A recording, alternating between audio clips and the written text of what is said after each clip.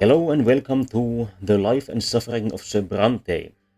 This is kind of a choose your own adventure game. It has also been classified as a visual novel, but the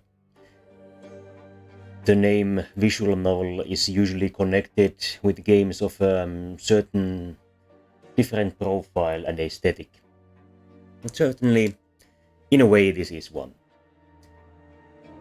It is about a person who is born into a fantasy world, vaguely based on early modern Europe, but in which the local religion is clearly and unambiguously true, which brings its own uh, edge to the social dynamics.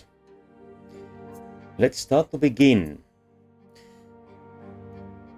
The setting is uh, English language, so all the other characters will have English names.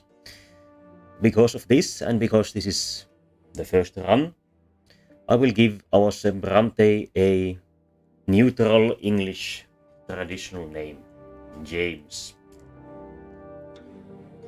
I have not played this game up to now. I have only seen it played, but just for fun, let's play Iron Man with hidden consequences.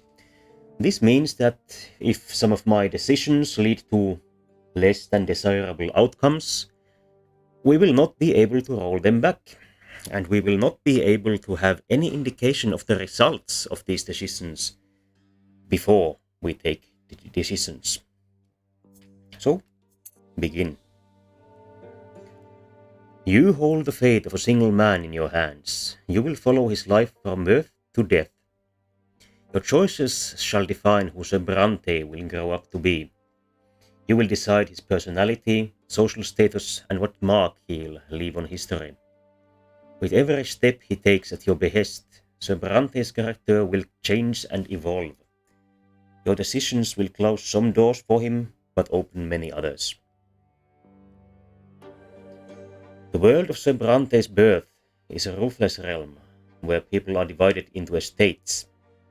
It is hard to be a hero here. Be ready to accept that Sir Brante cannot overcome every challenge in his path. Every hard choice will test his character and personal qualities. Often you will not be able to make the choice you would like to. It may happen because you chose a different route earlier, you exhausted your hero's willpower, or you haven't earned the right position in society. Every victory will be a struggle, a path paved with bitter losses and gut-wrenching failures. Accept the tragedy. This is how you will create a gripping and unique tale for your hero. What will become of yours, Sir Brante, his loved ones, and his world? It all depends on you. Or, actually, me. You, as a viewer, The story have of my life remains written on these pages. But my fate has always been my own.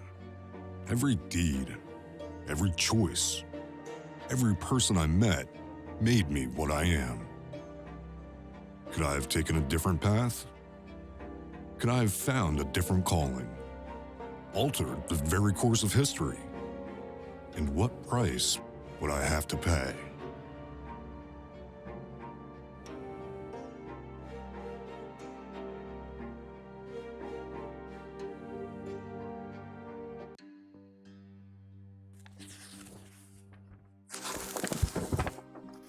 So, as I was about to say before Sir Brante so rudely interrupted me, you as viewers are certainly welcome, and I hope you will present comments, suggestions, your ideas on what Sir Brante perhaps could have done, should have done, as the person that he was at that point would have done. Chapter 1. At the end of time. Your fingers are stained with ink, your breathing goes ragged, your hands are shaking. Yet the words begin appearing on the page before you, one by one, clinging together to form a chronicle of your own life. Who are you, and how did you reach this end? You were born, raised, and lived your entire life in the blessed Archnean Empire. In this land, a man's destiny is predetermined at the moment of his birth. Whether human or Agnian, nobleman, priest, or low-born commoner, all bend to the divine will of the twin gods. And each life is naught but a single cog in the universe's immeasurable machine. Here we notice that there are 3 estates in this society. This is similar to France in our reality. In some societies, the commoners in this system were further divided into burghers and farmers, such as in the Kingdom of Sweden, for example. The burghers would be the city dwellers, skilled workers, the better kind of workers, and then the peasants would be farmers. The very lowest of the population, such as farmhands, non-landowners, were actually entirely outside the estates, and they had no say in the society. When we talk about estates, word that may come to your mind is are the estates general that were sort of early parliament that could be called by the king or other head of state to decide or approve of the things to be done. And these individuals outside of the estates would have no representation at the Estates General. If you have heard an expression like Landtag, so land day, or something similar, this is also the same thing but in a Germanic language. The memories come flooding back. They engulf you in a merciless wave, binding together days that are thrice dead and gone. The dreams of your childhood, your adolescence, your youth spent in the capital. Years of peace, teeming with life, and a war drenched in blood. High ranks and lowly deeds, opulent palaces, secretive city backstreets, fields of battle and faces. So many faces of the people you held dear, the people who walked this road by your side. Such was your life, now all exposed by ink erupting onto the page. With your every step, you sought to change the world as you saw fit, the choices of your upbringing, the path you carved in your youth, the fruits of your struggle and the consequences of your sacrifice. All of it led you here to the end of your time, and every choice had a price. Now, years and years later, the crossroads of your life echo in your memory, the pain and joy inextricably intermingled. Could you have taken a different path, chosen a different calling, found a different place in the world? You had the power to alter the very course of history. Now, on the verge of death, you struggle with doubt, seeking answers to the last and most crucial question of all. Your life. Of all the paths in life, why did you walk this one? Did you choose your own fate, or was your life shaped by forces beyond your control? What determines a man's destiny? As it is our first game, I shall take a, let's say, historically believable path of an early modern individual and pick higher power. Your destiny was forged by a power greater than your own will.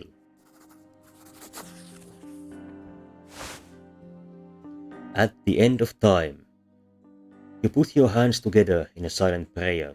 Death is near, and you are ready to step beyond the final threshold. Your life was not lived in vain, it was part of a greater design. Like it or not, we are all guided by forces beyond our ken, so understanding. The same forces that shape the destinies of men and civilizations. No matter how much free will we think we have, we are nothing but obedient instruments in the hands of eternity. True freedom has always lain in understanding the greater laws that govern our tiny lives. So this narration appears to be in character as the Sir Brante that believed that his life was guided by the gods. But are you right about this? Is it all true? To learn the truth, you will have to return to the very beginning, remembering every step you took along the way. On these pages, the story of a man called James Brante will live once more.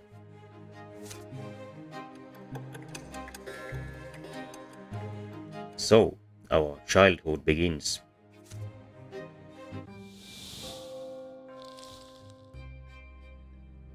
Chapter 1: Childhood.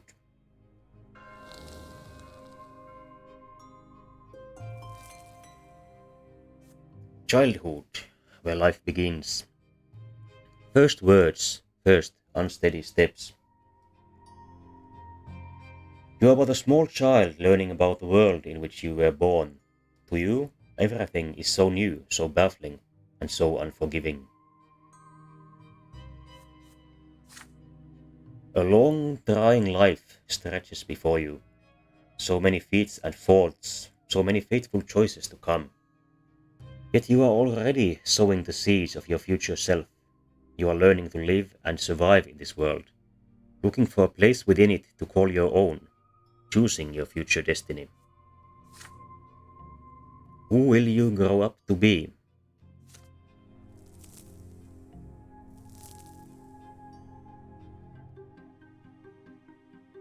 Prologue: Growing Up.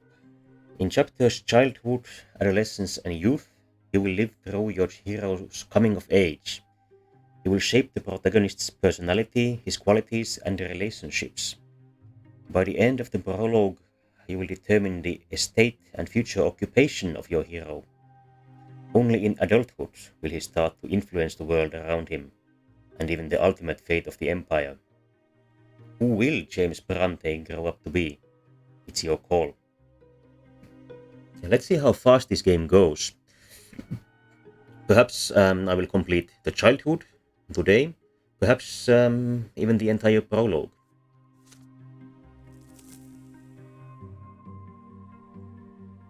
Childhood, where life begins.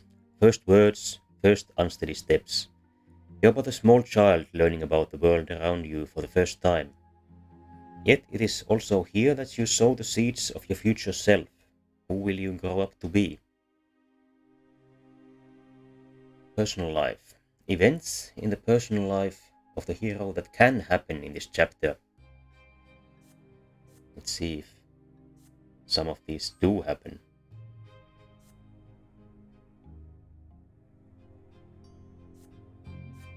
Fencing lessons with our father. We must be determined to accomplish that. We may die. Our first death. This is a fantasy world where people have 3 lives. So even if we manage to die, it is not the end for us. You experience an insight when your mother tells you about the ways of the world and the lots of its inhabitants. You must be perceptive to have insight, and a nobleman's sacrament. In this one, we try to become a noble against our specific birth.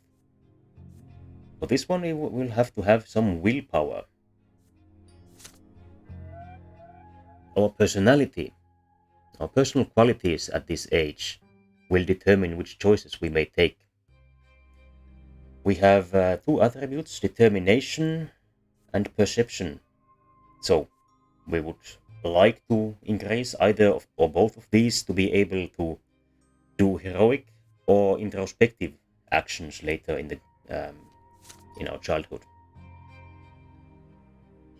Our willpower is like money. We will be able to gain it and use it to commit actions that would otherwise be very strenuous for us.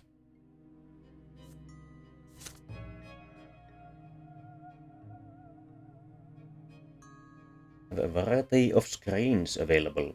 I assume these will show us a current status of our life. Let's begin.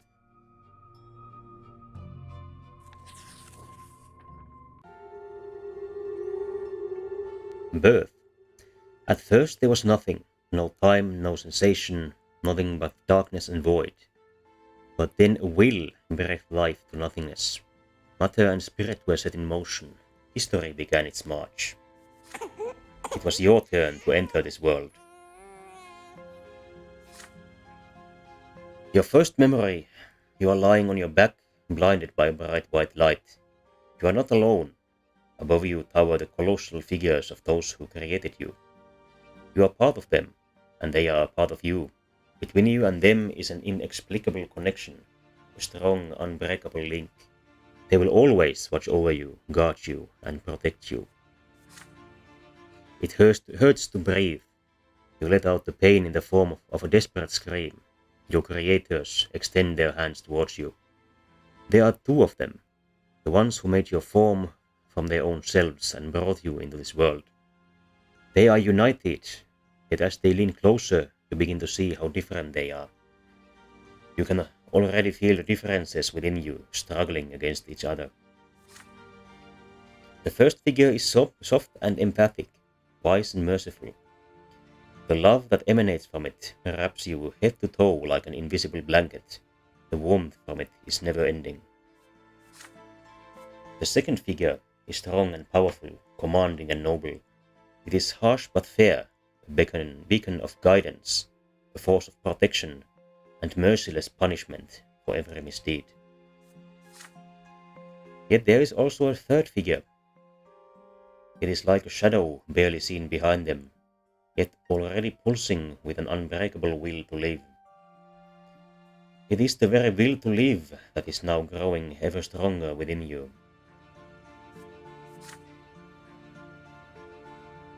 A soft open palm, a strong closed fist, a lingering distant shadow. You struggle to loosen the swaddling clothes wrapped around you and extend a tiny hand into the world.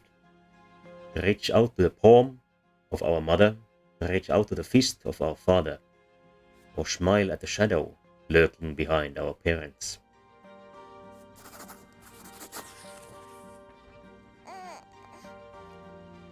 Your first smile appears on your face, awkward yet genuine.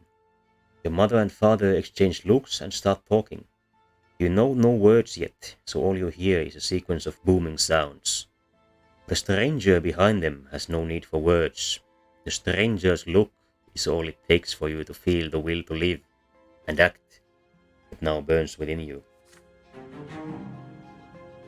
The shadow brings a finger to its lips, as if to say, there, baby, don't cry.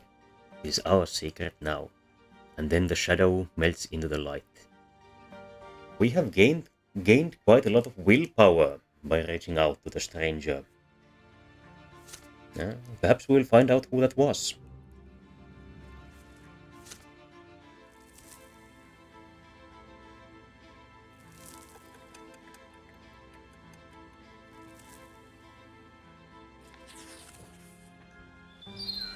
Our first year.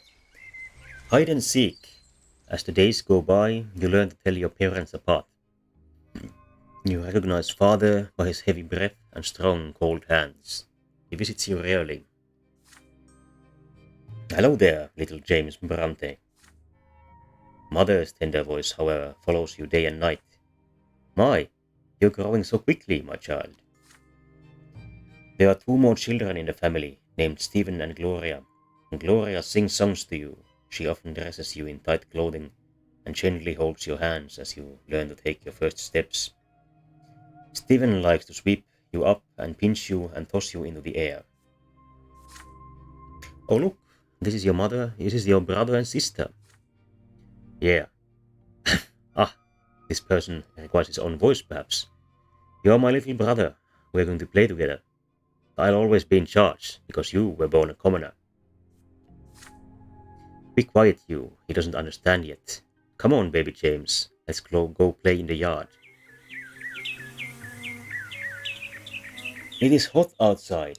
You grab your brother's hand with one hand and your sister's with another, as they help you walk down the giant stone stairs.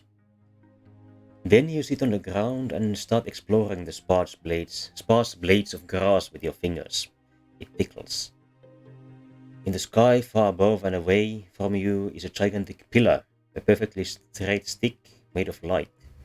It is so bright it hurts to look at it.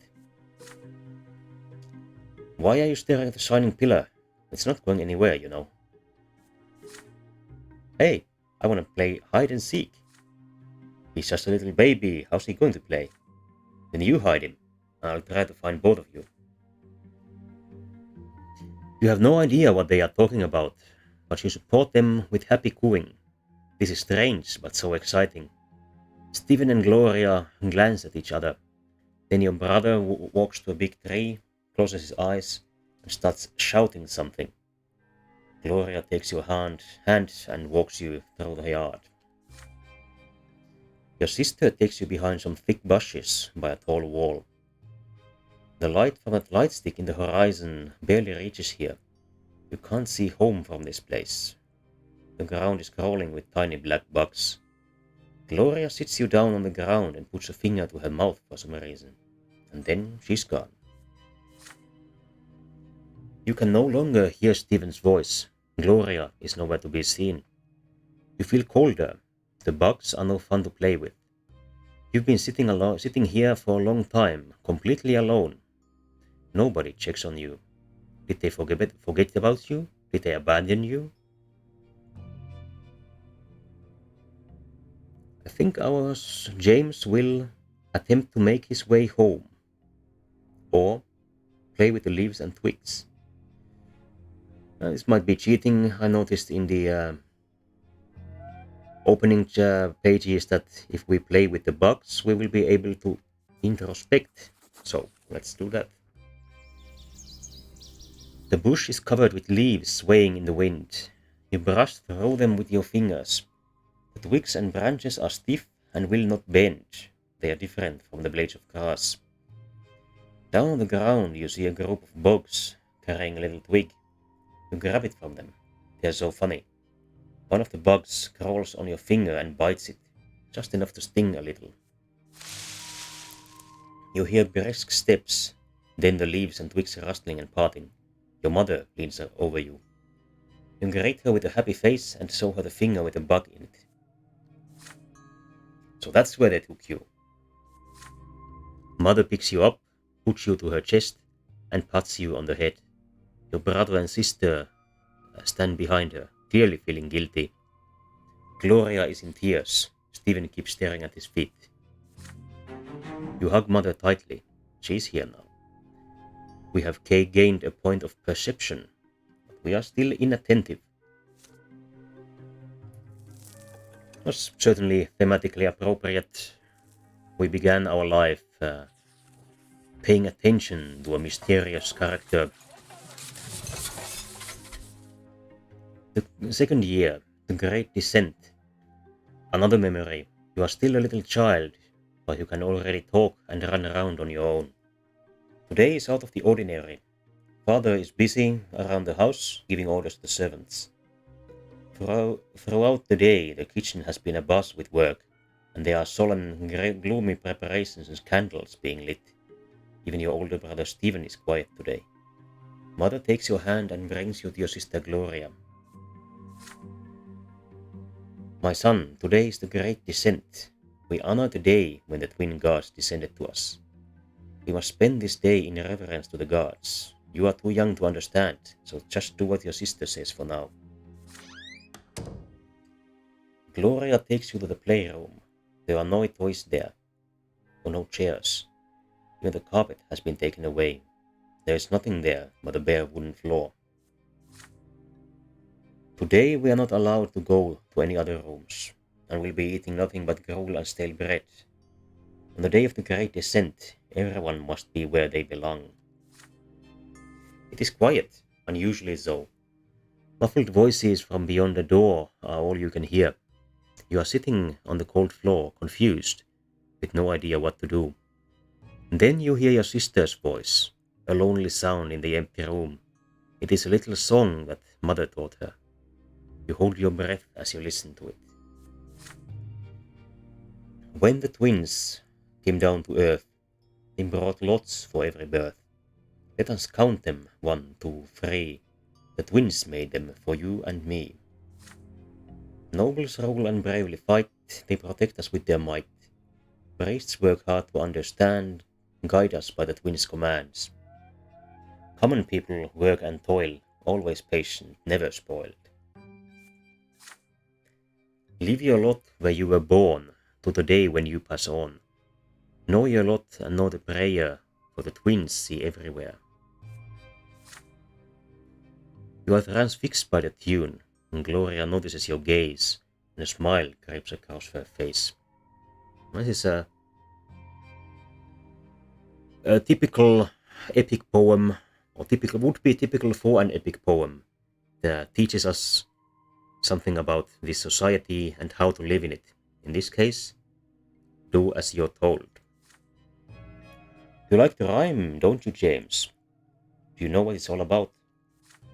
Look, there are 3 lots of the estates. They were brought to us by the twins when they descended to us from the shining pillar. Remember that pillar of light on the horizon? That's it.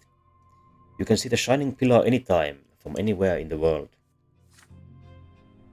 If you follow your lot as you live, you'll reach the peak of the pillar, and if you don't, you'll get eternal torment at the foot.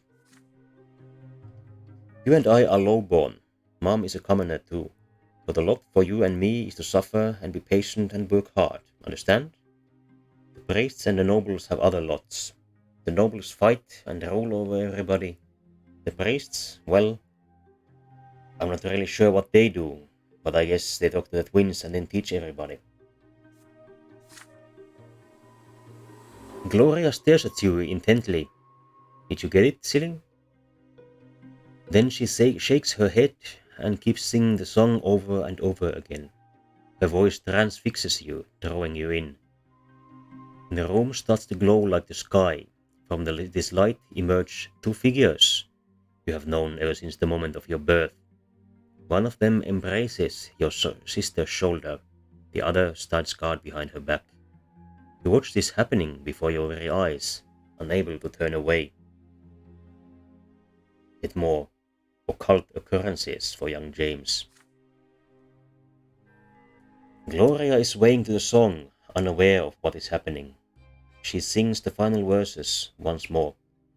Know your lot and know the prayer.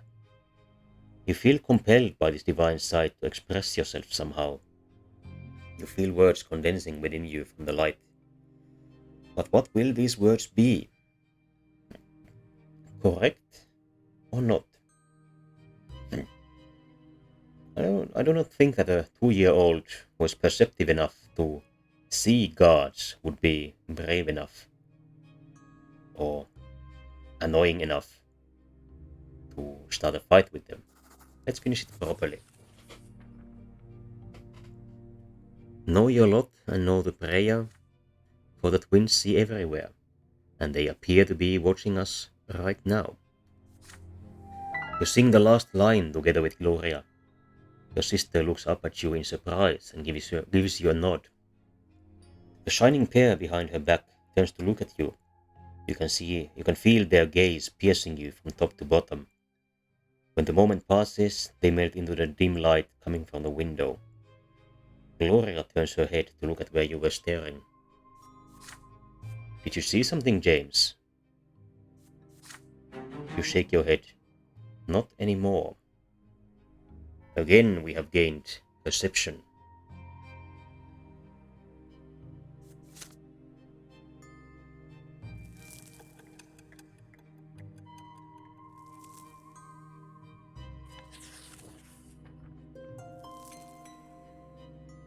Our 3rd year.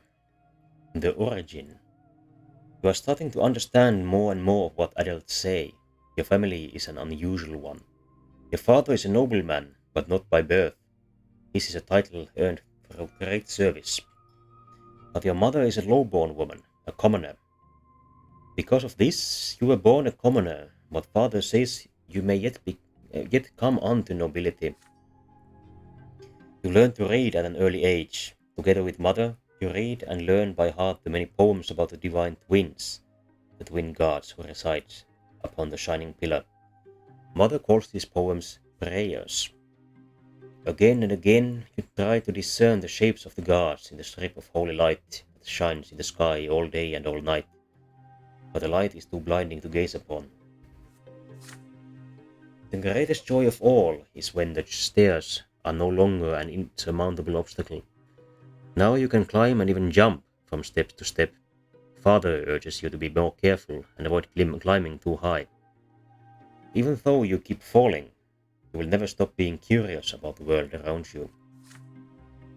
Your older brother Stephen now spends less and less time playing with Gloria and you.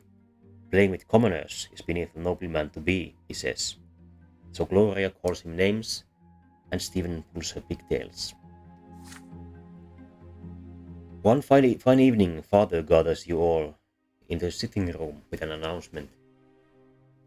You will have another little brother or sister soon. Gloria asks him to bring home a little sister. Another brother would be too much. Stephen gets frustrated. There are too many little siblings getting in his way as it is. Soon you will be an older brother too, and it doesn't really matter who the youngest will be. A boy or a girl, you will love them the most. When Father comes back from his trips, he reads his adult books aloud to you. You find those stories of wars, generals, and rebellions quite enchanting. And Father approves of your fascination. Study hard, and maybe one day you will become a noble of the mantle and earn your sword. But first, you need to grow up. Growing up, the concept is as terrifying as it is alluring.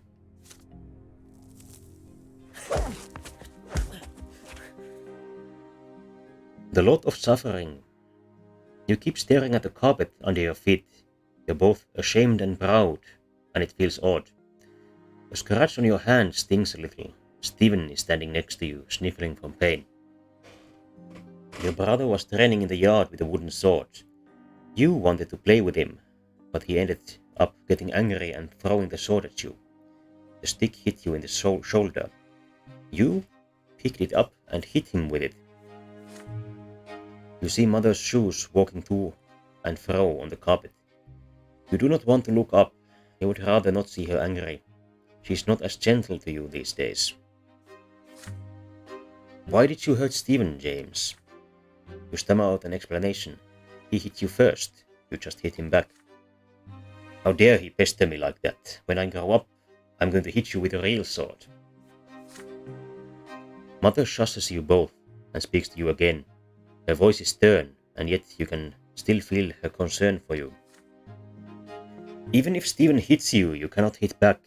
You are my son, and I was born a commoner. Our lot is to suffer. But your brother was born from a noble father and a noble mother. His sacrament is coming soon. And then he'll roll over the likes of us. So, Stephen is our half-brother. If you hurt a noble, you must be punished. That is your lot. And the sooner you learn it, the better off our entire family will be. Now Stephen looks at you in triumph. You look up at Mother in fear, not sure what to do. We cannot accept our punishment as we... We could accept our punishment because we have more than 0 willpower.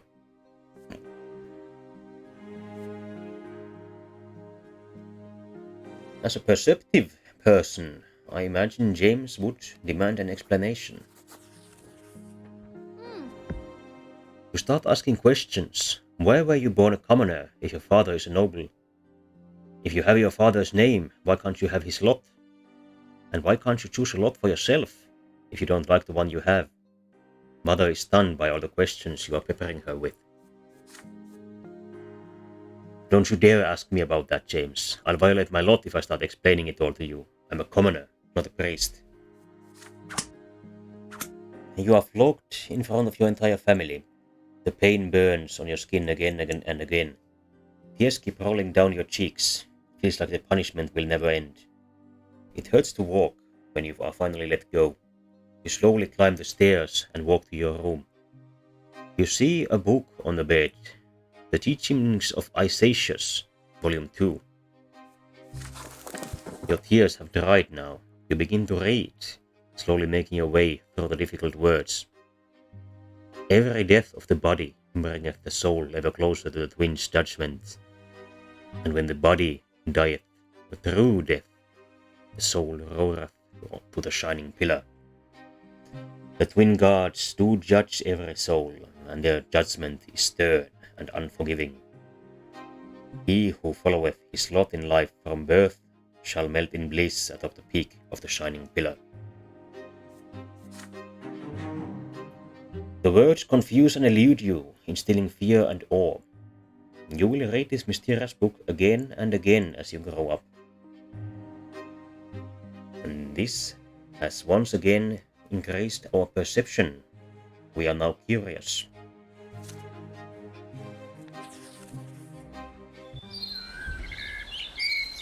Let's have a look at the other items. Here we can see what has happened, what might happen. None of these have yet happened, I think. We need to have a perception of over 4 at some point to get the insight.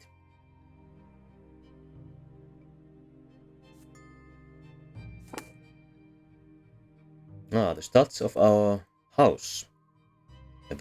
Low in honor, some money, but a lot of peace.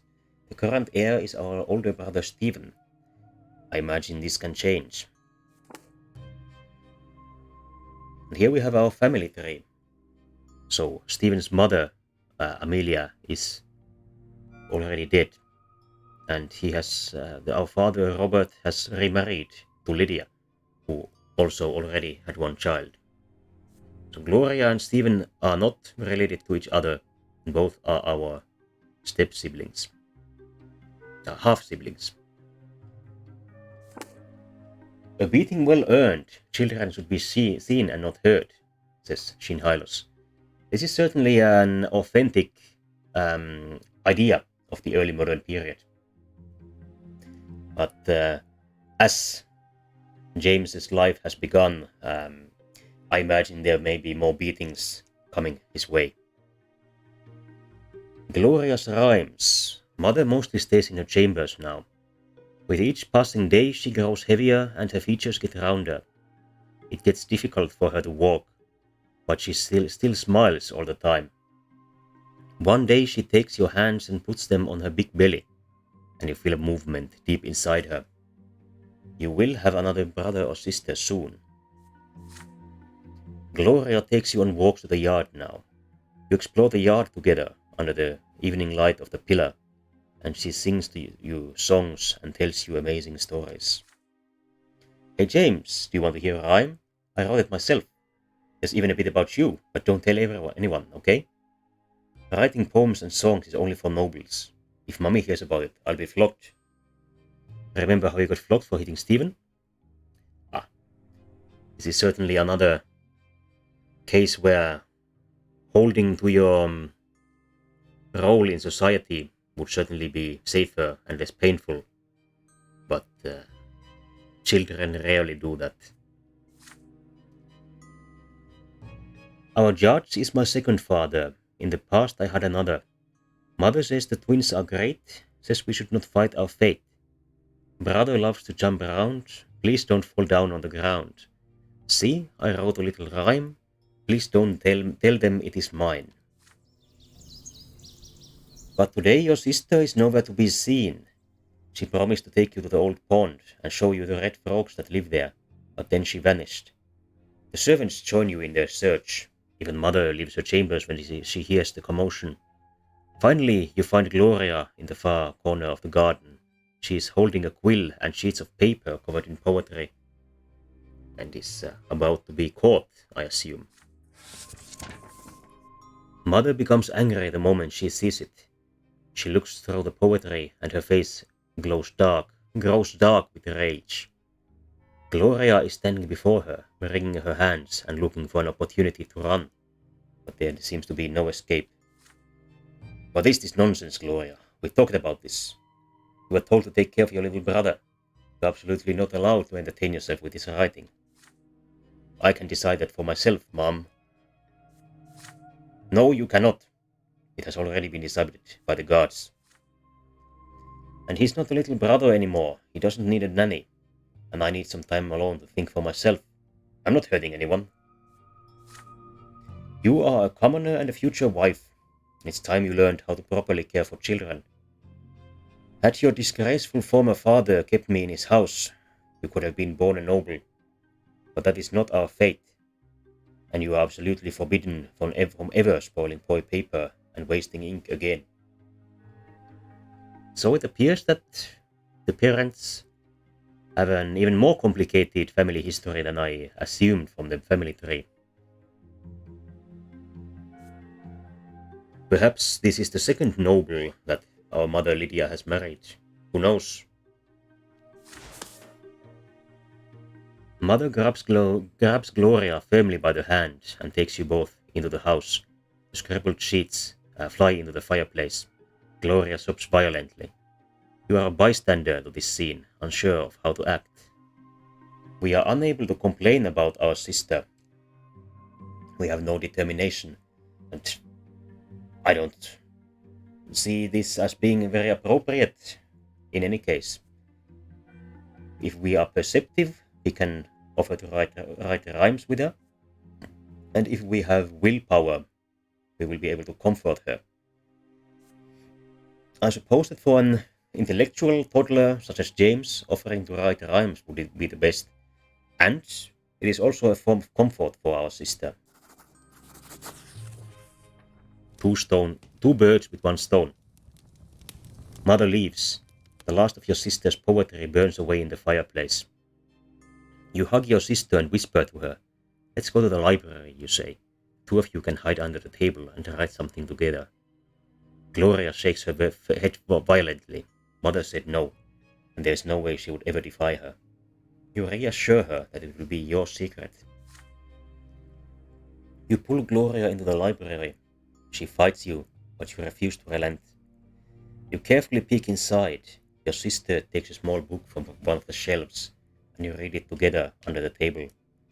It's a book of poetry about eternal love. Gloria clearly adores it. But unfortunately, I foresee a future with more an arranged marriage with perhaps a small amount of love in her actual future. We'll see. Perhaps we can influence that. You decide to write a poem of your own. She recites a line in an ecstatic voice, and you repeat it after her and offer a rhyme of your own. She nods happily. You do this until the day ends.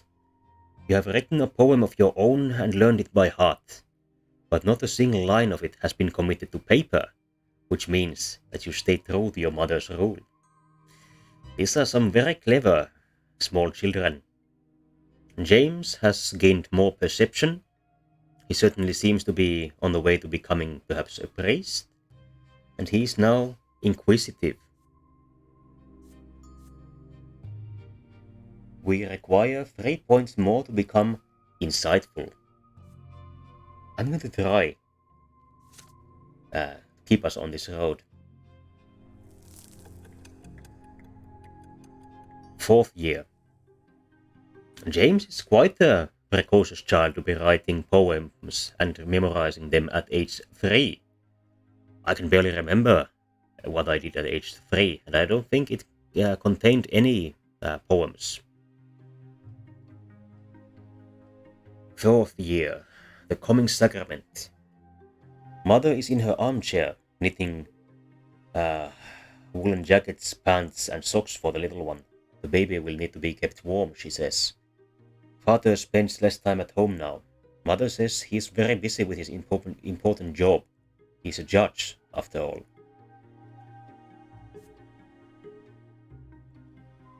An aside on the word sacrament. Going back to Latin, this is produced from sacramente, so in a holy way. And within Christianity refers to such religious processes of religious significance, such as naming the child, confirming them into the congregation of believers, marriage, the last rites. There's a dozen or so sacraments in Catholicism, maybe 3 in Lutheranism. I don't know if Calvinists have any. They are relatively stringent about papery, so it might be that Calvinists and most American Protestants that are derived from Calvinism might not have any sacraments as such, even though I assume they still engage in these rituals, such as baptizing their children and having marriages at the church. One day you decide to ask Mother about Stephen and Gloria. How come they're brother and sister to you, but not siblings to each other? We already found this out. Well, my dear, I didn't give birth to Stephen, you see. He's the son of another mother, and Gloria is the daughter of another father. Come on, don't knit your brow like that. You'll understand when you're older. How is that even possible? You're all family, are you not? Several days later, Mother calls Stephen and Gloria to the sitting room. You sneak in after them. At first, Mother gets angry and asks you to leave, but then she relents. You are told to sit still, be quiet, and remember every word you hear. When you enter the temple, bow to the twins, first to the elder on the right, and then to the younger on the left. Stephen, you are a nobleman to be, so walk along the side paved with marble where the benches are. Gloria, you walk along the sharp side. When you're there, you must get down on your knees, each to your own side. Stephen, kiss the sword. Gloria, my daughter, they will strike you with the lash. Don't be afraid of it. Resign yourself to the suffering it brings. It is the blessing of your lot. This is perhaps a little on the nose. Initiation rituals such as this one are often a way to indoctrinate the children into the social structure of their society, and as such they reinforce often very unfair structures, but they are not usually this open about it. The unfairness is usually more hidden. It appears that the Agnian Empire is not a society of particular subtlety. Gloria doesn't like the idea of the lash. There's a tense feeling in your chest as well. You were told to remember this. Let the lash strike you too one day. On the next day, they take your brother and sister to the temple. You run towards them when they finally come back. The back of Gloria's dress is soaked with blood. She's hunched a bit, sobbing quietly. Stephen is putting on airs, acting prouder than ever. Nothing else looks different about them, like it's all the same, and yet everything has changed. Each of them has accepted their lot. Our relationship with our older brother Stephen has worsened slightly. Well, we weren't exactly friends with him to begin with. And our family unity has weakened as well.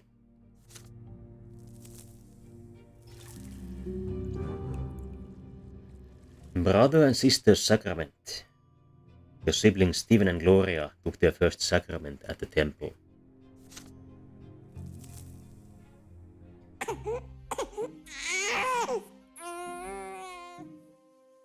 Another comment from Shin Hylos. It seems like the lot is a concept so important it justifies all the practices surrounding it. That is a way that you can look at it.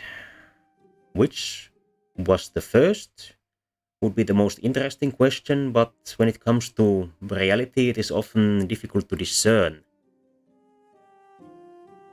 The practices surrounding it are certainly there to reinforce it. We might also take this as an indication that the lots are perhaps not quite as divine as we are told. Perhaps not everyone sees the gods, like little James does. And if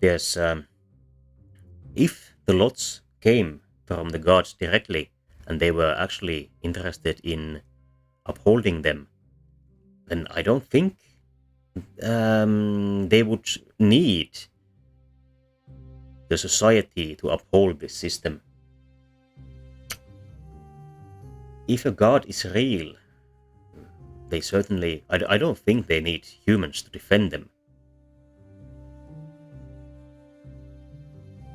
This is... I had not yet thought about this.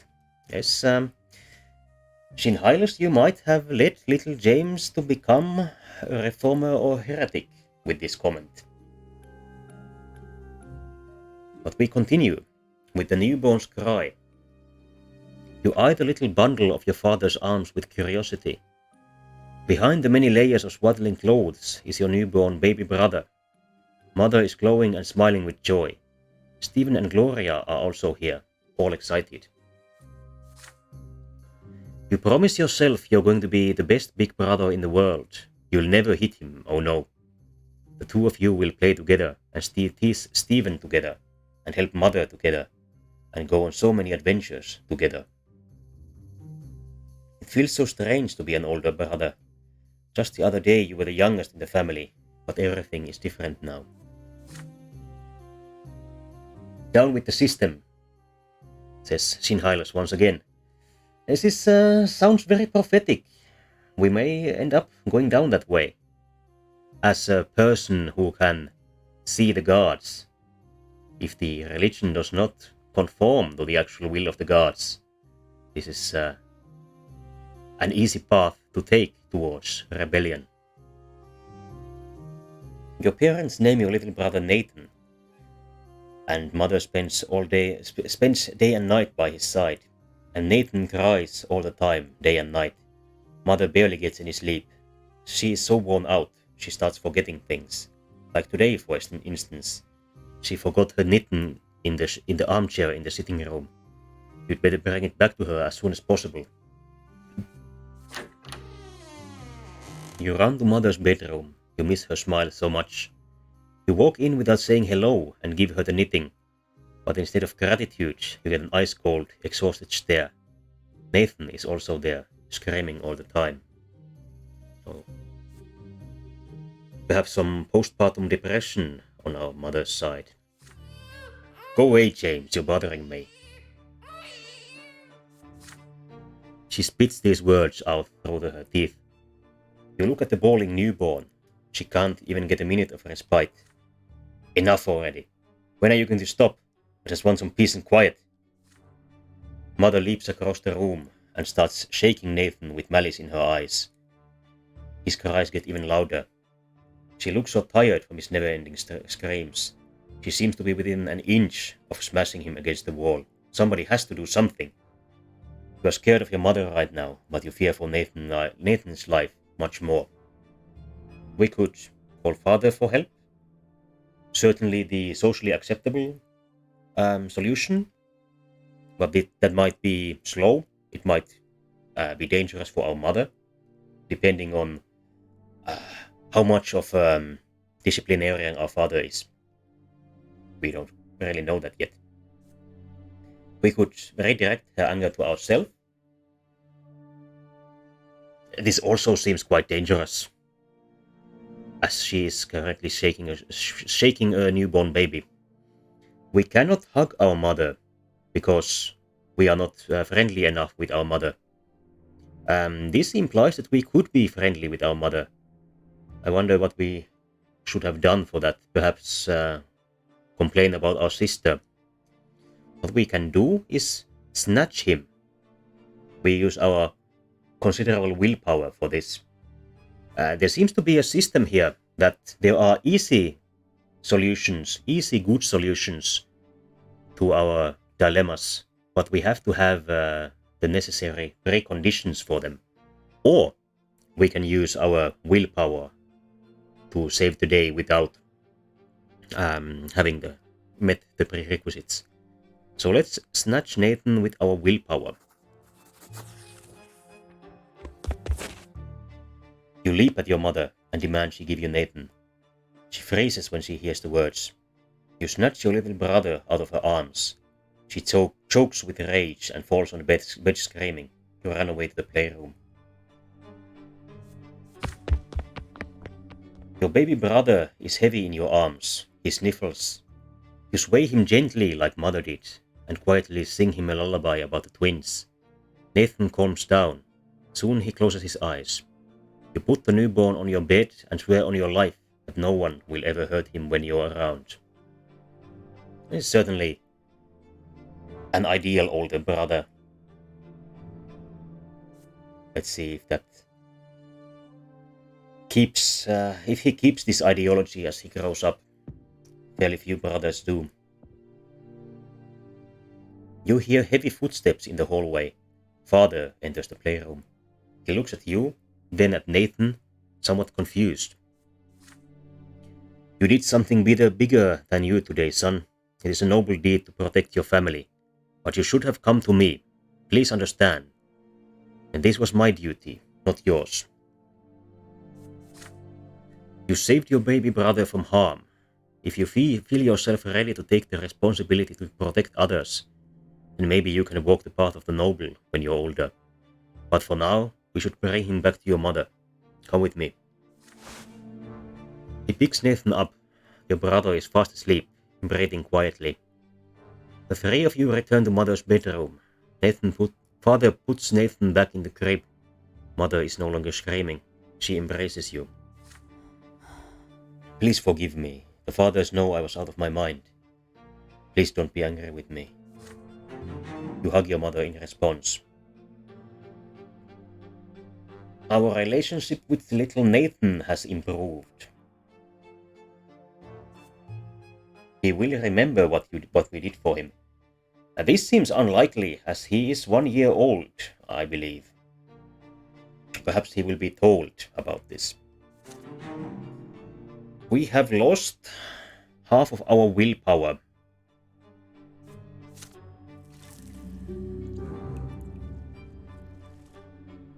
Or perhaps we have enough willpower for another heroic deed down the line. We'll have to see.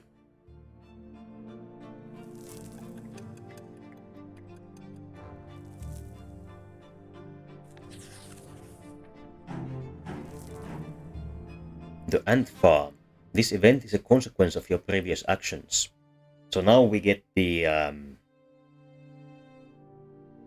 destined event. We have enough perception, and we did play with the ants as quite a small child. Your younger brother Nathan is growing. Mother spends more time with the rest of the family now. You help her and play with your brother and take care of him when she asks. You often go to mother's room to sit at the foot of her bed after Nathan falls asleep. She reads you the sacred books and asks you about the things you learned that day. During these moments, you see the world through her eyes as well. One day the door to your room opens and she brings in a large box covered with a piece of cloth. It is rare for you to see her so overjoyed. She sets the box on the floor and removes the cloth. The box under the cloth is made of glass and has a wooden base. Inside you see a layer of earth shaped into carefully crafted passages, and these passages are full of hard-working ants. James, this is my gift to you. An ant farm. It's a little world in a small box. We can watch them through the glass. Look, this is the queen ant. She is the reason all these little ants were born. You sit by the box together. You hold your breath as you watch the ant colony at work. There turns out to be a method to the ants' chaotic movements. Every single one of them has a task to perform. This is beginning to sound like an allegory of the social order of our society. Some of them have larger mandibles. They are the protectors of the colony. They can draw blood from your finger. Others work all around the colony, repairing the walls and clearing any debris from the passages. There are also workers who collect food you put in a special tray. Leaves, bits of meat, maggots. and bring it to the rest of the colony. You take a worker ant and put it right next to the food. However, the insect has no interest in it. It starts circling around the tray aimlessly. Mother takes the stray ant and puts it back where it belongs. It is my understanding that this is in reality governed by some sort of hormones. And for example, the sort of sterile female ants that live their life as drones in normal society, when taken outside a colony and then put back, will try to mate as if they were the queen. Certainly interesting. Unfortunately, I'm no entomologist. I do not particularly enjoy insects, so I don't have any actual insight about this topic. Only a small, superficial piece of information. Why did you do that, my son? The ants cannot do what they weren't born to do. Each of them was born for their own job. You shake your head slowly. If only the ants could do whatever you wanted them to. This is your gift now, so they belong to you. Or maybe Mother's presence is the reason they won't obey you.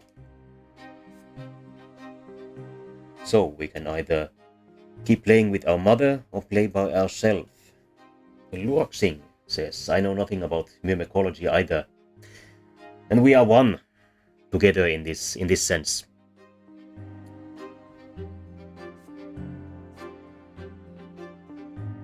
I'll pick keep playing with mother, as we have a neutral relationship with our mother. Let's see if we can improve it. Mother's look is full of warmth and love. Nathan, Gloria and father are away right now. For the first time in a long while it is just the two of you. And mother takes great joy in watching over the ant farm. She shares her knowledge of the world with you. The things she tells you are true. Our mother seems to be somewhat suspiciously knowledgeable for a person who pretends to enjoy the social order and not answering any questions. Perhaps she was also a dissident in her younger days. You move closer to her and suggest going outside and finding some bugs for the ants. She agrees happily and holds your hand as you leave the house. Soon you are busy catching bugs and sharing your thoughts on how the ants will feed the colony with them. From time to time you laugh together, making up stories about errant flies and caterpillars overthrowing the ant kingdom. You and mother hold hands as you return to your room. She can't help but smile. It is a faint smile, a child's smile, a smile full of sunlight. You are so happy to have seen the world through her eyes today. We have gained. Our relationship with our mother has improved slightly.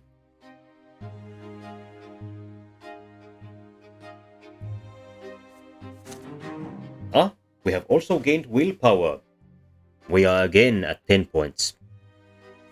This was a very successful event for us. Toy soldiers. You wake up to father's touch on your shoulder. He is finally back after a long trip. James, today is a special day. The day when you will begin your studies. Now teachers will be coming to our home to teach you, and you must do everything they say. Be diligent in your studies, and you will grow closer to the nobleman's lot. And since you must remember this day, a present is in order.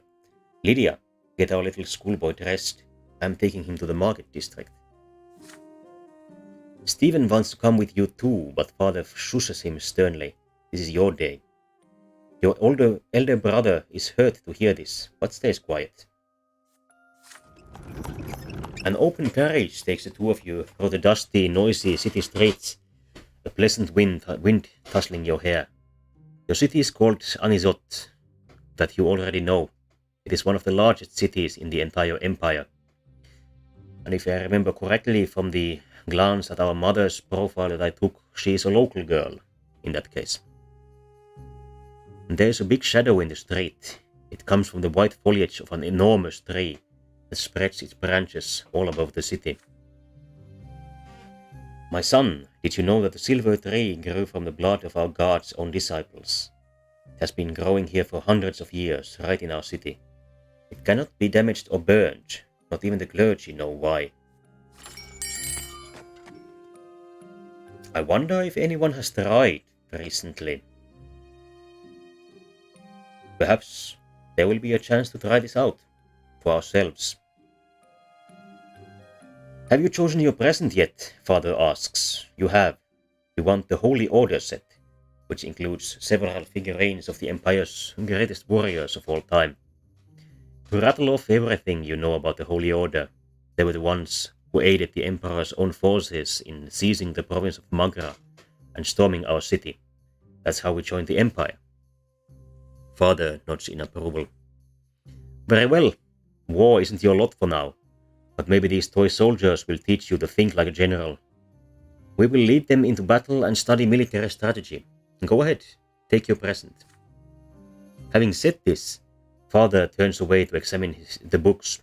You run to the box of toy soldiers, delirious with excitement. But there is a fancy-dressed boy in your way. He is about to take your warriors for himself. He elbows you aside and reaches for the box. Anger overcomes you, and you push him from behind. Your opponent falls to the floor. The rich boy screams so loudly, everybody in the shop hears it. He hit me! He hit me! A tall tower of a man looms over you. This is the boy's father. But then you feel your own father's hands on your shoulders. What happened? You press against father, your mind more at ease now. He will protect you. Yes, you shove the boy to the floor in front of everyone, but he tried to take your present for himself. Father turns you around to face him when he hears these words. Is this true, James? Did you strike the son of a nobleman? We can deny our guilt. I don't think James would do that. We can tell him the truth. Seems legit. Or we can admit our guilt. This certainly seems like the most adult and insightful. James certainly knows that as a commoner, he should not be defending himself against the unfounded aggression of a noble. And perhaps he already understands that this is against the social order. The question is, would he accept his place in the social order? Or would he oppose it? I think he would oppose it, as seen with his annoyance at the strict social order of the ants, as well as previous encounters with insight.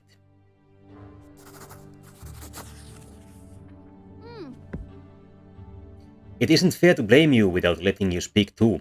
You didn't want to shove that stupid boy. He was the one who shoved you first. But the angry nobleman, the boy's father, will not let you finish. Nobody cares a whit for your so-called truth, little lowborn. The law is the law, and your punishment is due. Your father nods in agreement to these words, no matter how sad they may make him. They lead you and the nobleman's son out of the shop. You are told to bow to him and show humility. The bad feeling sends a shiver down your spine. With a satisfied grin on his face, the boy swings his arm and slaps you on the cheek. He strikes you again and again. Enough. He got what he deserved. We're leaving. Get out of our way. Your head is swimming from the heavy blows. You return to your senses back in your bed, with servants treating your face. Father stays by your side all day. So we received heavy blows from the rich child. I assume he must be much older than us. As I recall, we are 5 years old at this time. Yes, we are 5 years old. And we wanted toys. This other child wanted the toys as well. But if he is capable of delivering staggeringly heavy blows to us, he must be clearly older than us, which makes him seem even more despicable than these actions on their own for a 5-year-old would make him seem.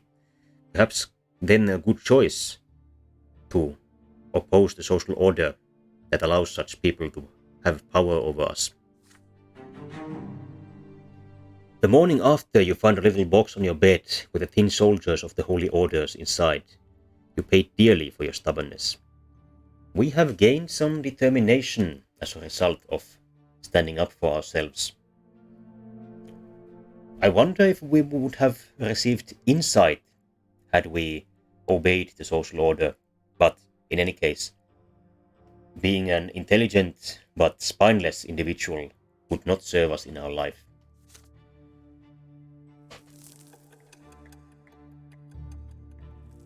"6 years. The family dinner. Today father ordered the dinner table to be brought out into the yard. For the first time in months he is home, outside of the confines of his always locked study. He spent the entire day playing with Nathan and you, discussing various matters with Stephen, now an adolescent, and walking in the garden. And now a dinner under the open sky. Your entire family gathers together, with father at the head of the table, smiling. He asks each of you about your studies. Nathan climbs up on his knee and recites a counting rhyme in a funny sing-song voice. Stephen mentions that his fencing teacher praised his accomplishments. He rises from the table together with father to show his skill in a practice duel. Next comes Gloria's turn. She stands on her chair and recites a lengthy prayer by heart. Mother showers your sister with praise. Father chuckles quietly, hiding a smile in his moustache. When your turn comes, you recite all the ranks in the Legion from common soldier to high commander. Stephen listens to you with a skeptical look on his face. Another comment. Jin Hylos, it is a bit hard to take a stand against the social order when at a position of such little influence and significance, at least to any meaningful effect. That is certainly true. To have any hope of an actual effect on the social order, we would have to have some institutional power or the sort of charismatic authority that we might gather a band of rebels around ourselves. Well, perhaps that will yet happen. We are only 6 years old at the time of speaking, after all. Night slowly falls, but the servants ensure that the yard is well illuminated. You don't feel cold in the dusk tonight. It feels good, yet so important. All of you are finally together, sitting at the same table. No fighting, just smiles. No arguing, just pleasant small talk. Then a servant approaches father with a letter in his hand. He reads it in the dim light, and each line gradually washes the smile of father's face, until only a stone-cold mask remains. Mother looks at father with an unspoken question in her eyes. Gregor Brante is coming back to Anisot. He is the head of our family, my father.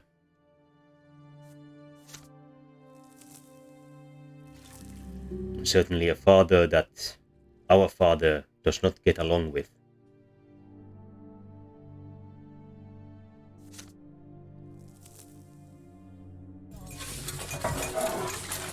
The intrusion. Ever since the news of grandfather's impending arrival, there has not been a single day when the house has not been cleaned or decorated. Your parents anxiously make sure everything is in order.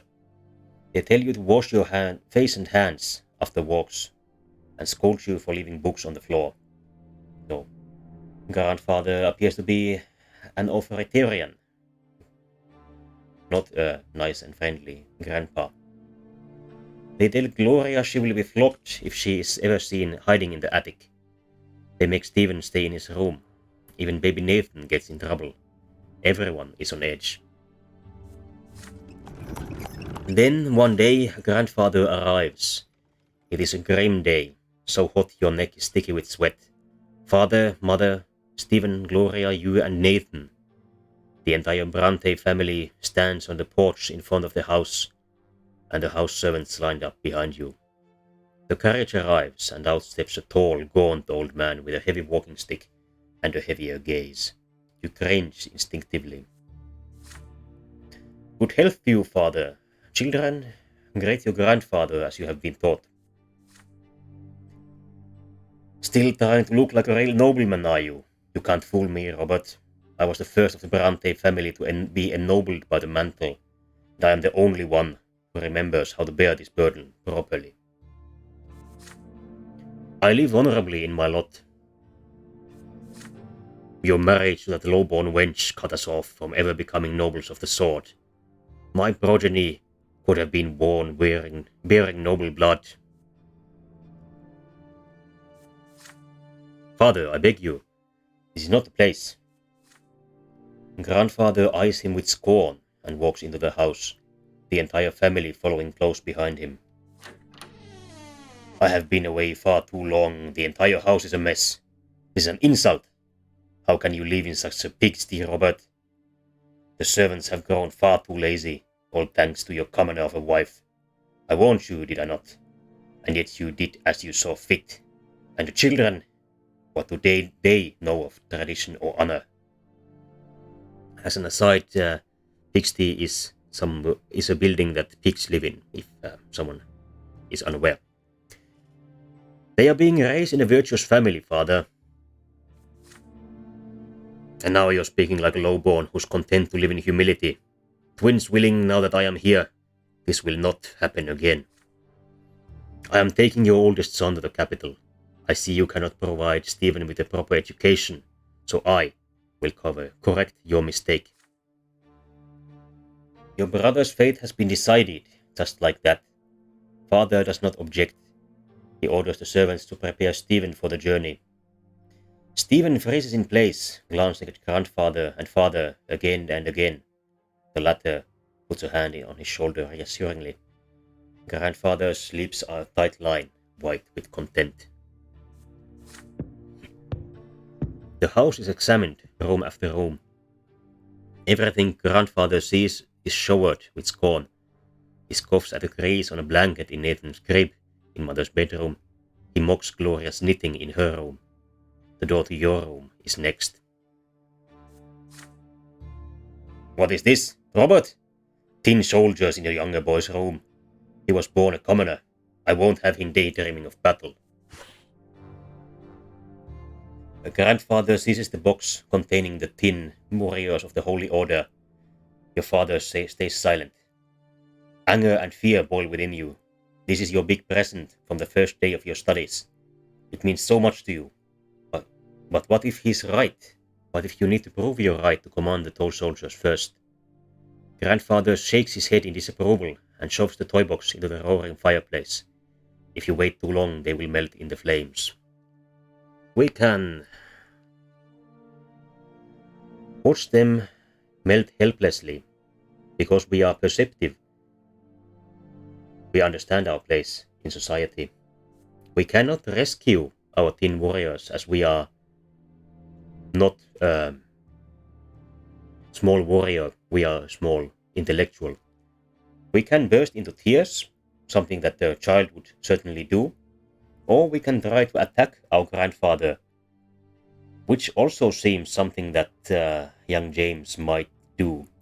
The question is, would he resist again after getting one beating, or would he learn from his mistakes?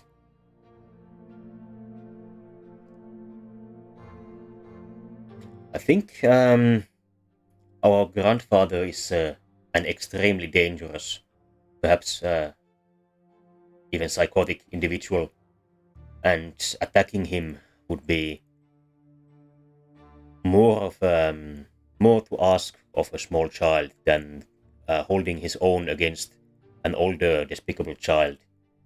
I think James will use his intellect to survive this. The wood crackles, the tin melts. The unpleasant smell of burning paint fills the room. Father grimly orders the servants to douse the fire and clean the mess that was your birthday present just a few moments ago. You watch the servants at work with a strange fascination, experiencing an odd feeling of freedom. It all seems right now. It's time for you to grow up. Grandfather leaves to examine the other rooms of the house. We have gained both willpower and perception. This is somewhat surprising. I would have imagined we would lose willpower as a result of controlling ourselves. Perhaps this is because we used our perception to unlock this possibility.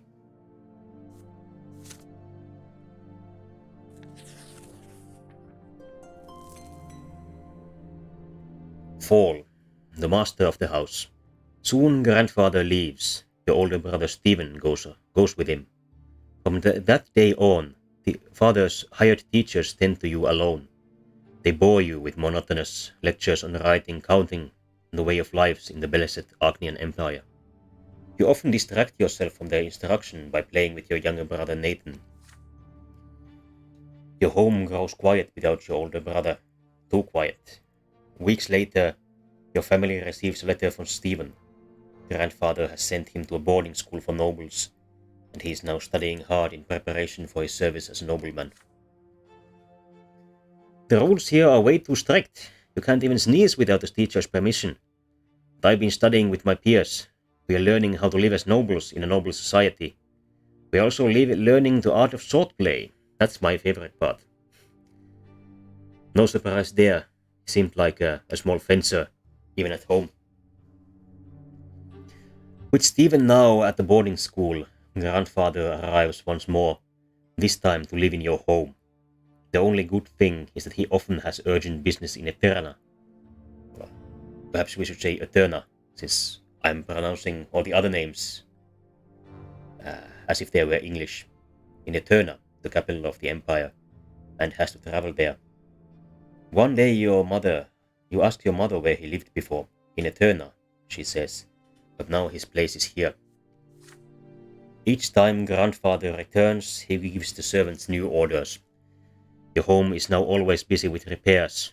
The servants are redecorating grandfather's chambers, including his library and sitting room. Sometimes father tries to gently talk him out of this. Why subject the house to constant reconstruction? Grandfather's answer is always the same. This home is mine, and I will live here as befits a man of the nobility. A man who benefits from the social order, and because of that, wants to uphold it, as opposed to our mother, who perhaps wants to uphold the social order because of her belief in the organized religion of our land, or perhaps because she has been beaten down when she was younger and perhaps more rebellious. An illustrious guest. Some days grandfather stays home, and on those days you try your best to stay out of his sight. But there is no way you can avoid a family breakfast. The food is there, but you cannot bring yourself to eat it. Mother's eyes are red and swollen. She has been crying all night again. Grandfather sits at the head of the table where nobody used to sit before. Robert, it is high time for your youngest sons underwent their sacraments. Sir Brante, please. Let them live free of the lot for a little while longer. They are but... Shut your mouth. Robert, that wife of yours is impertinent enough to interrupt me. If this ever happens again, she'll be eating her gruel with the servants in the kitchen where she belongs. It's time you considered a real marriage, Robert. One to a woman of the proper station. Gloria drops her fork. Grandfather shoots her a scathing look. A tear rolls down mother's cheek. Father does not look away from the plate, his hands clenched into fists. Baroness Elodar is one such woman. She is a comely widow and a fine match. She is suing for her inheritance right now, and could use proper support and a husband. You can keep your lowborn Lydia around if you like, servant mistress, I don't care. I will not do that, father. I am the head of this family, and the family's standing took a severe blow after you married that commoner. It is unthinkable. How could you give up the memory of beautiful Amalia Elborne for this lowly woman and a bastard child of hers? But now you have a chance to set things right. Don't disappoint me.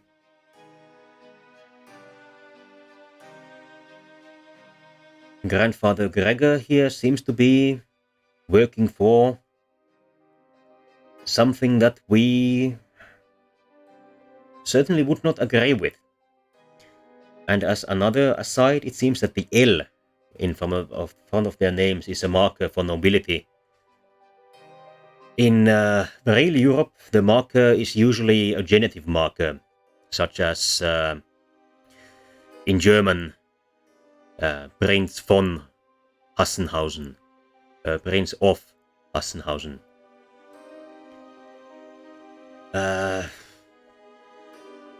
For some languages or cultures, practically all family names are derived from a genitive like this. This is the case for Japanese. Historically, Japanese full names were in the genitive. For example, Taira no Minamoto. Here the no is a genitive, Taira is the family, so Minamoto of the Taira family. This is also the case in Italy, where today family names are in the plural. For example, you might have Carlo Giovanni. So Giovanni here. Giovanni is perhaps a bad example, as the singular and plural are not differentiable.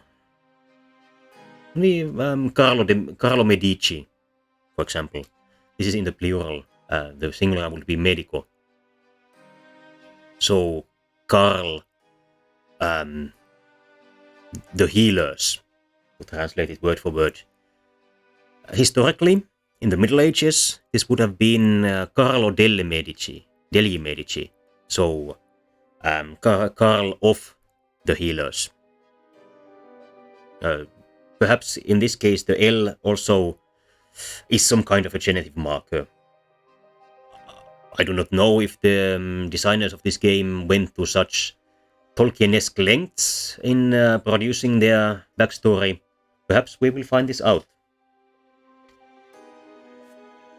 But let's get back to our grandfather trying to have our father marry someone else while he is still married to someone he appears to love and who appears to love him.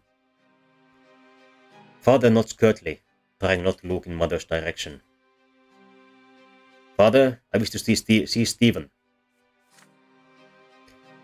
If I find your conduct in the Baroness's presence satisfactory enough, then you may see him. She is coming for a visit tomorrow. Be prepared. Grandfather wipes his mouth with his napkin, throws it onto his plate and leaves.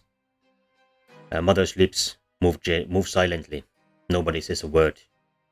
Then father stands up and orders you and the other children back into your rooms. He needs to speak to mother in private.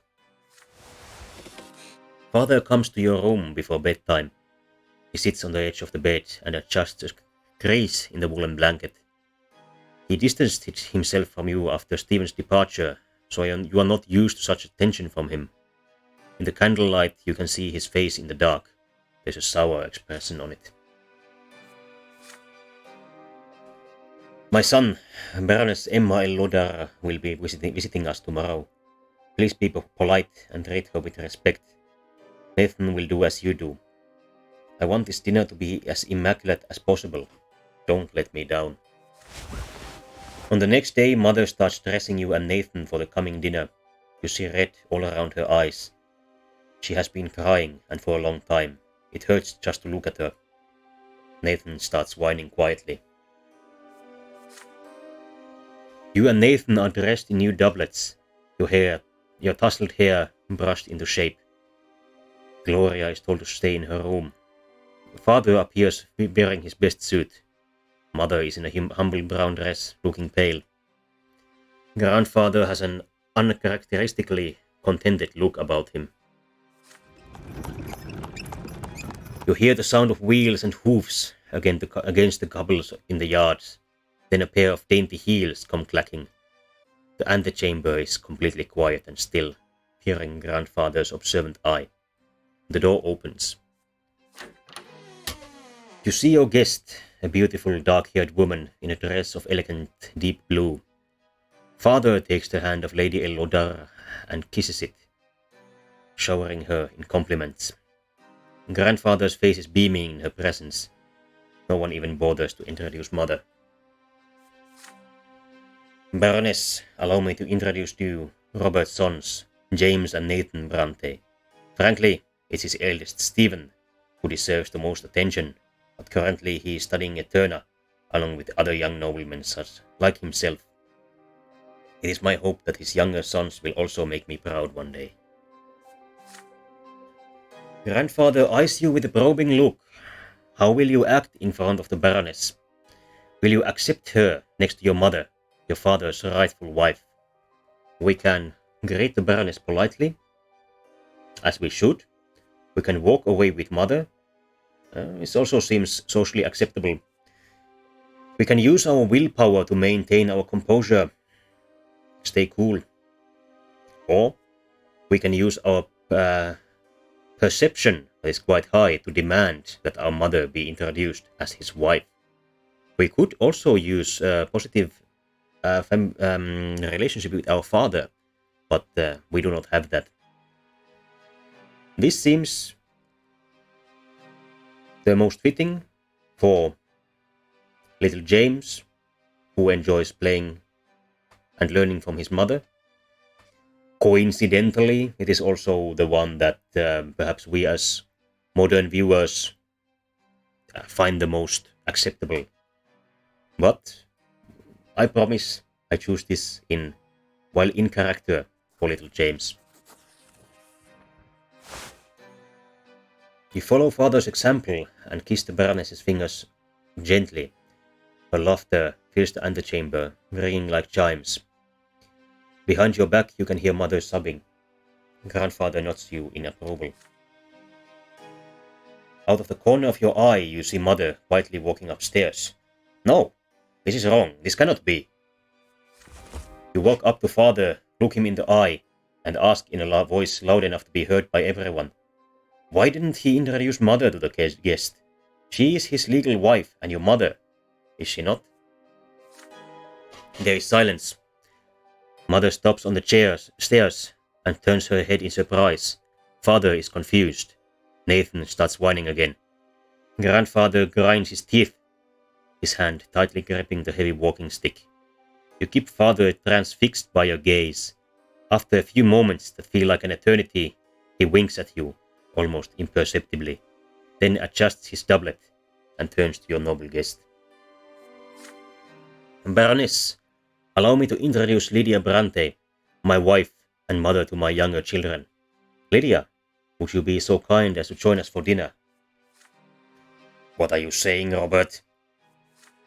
Father, it would be a disgrace to hold a family dinner without the lady of the house. Father marches up the stairs and offers his hand to mother. She accepts it and walks down with a shy smile on her face. For the first time in those many days. The Baroness presses her lips in contempt at the sight. After a long moment, Grandfather finally breaks the uneasy silence and leads everyone into the dining room. It appears that we might have saved the presumably happy marriage of our parents, but this may have undesirable social consequences. Certainly our grandfather will be very annoyed with us and the entire family. Mother sits at the furthest corner of the table, claiming that she needs to watch over Nathan. There's barely any small talk over dinner, apart from the Baroness and grandfather discussing her widowhood and inheritance litigation.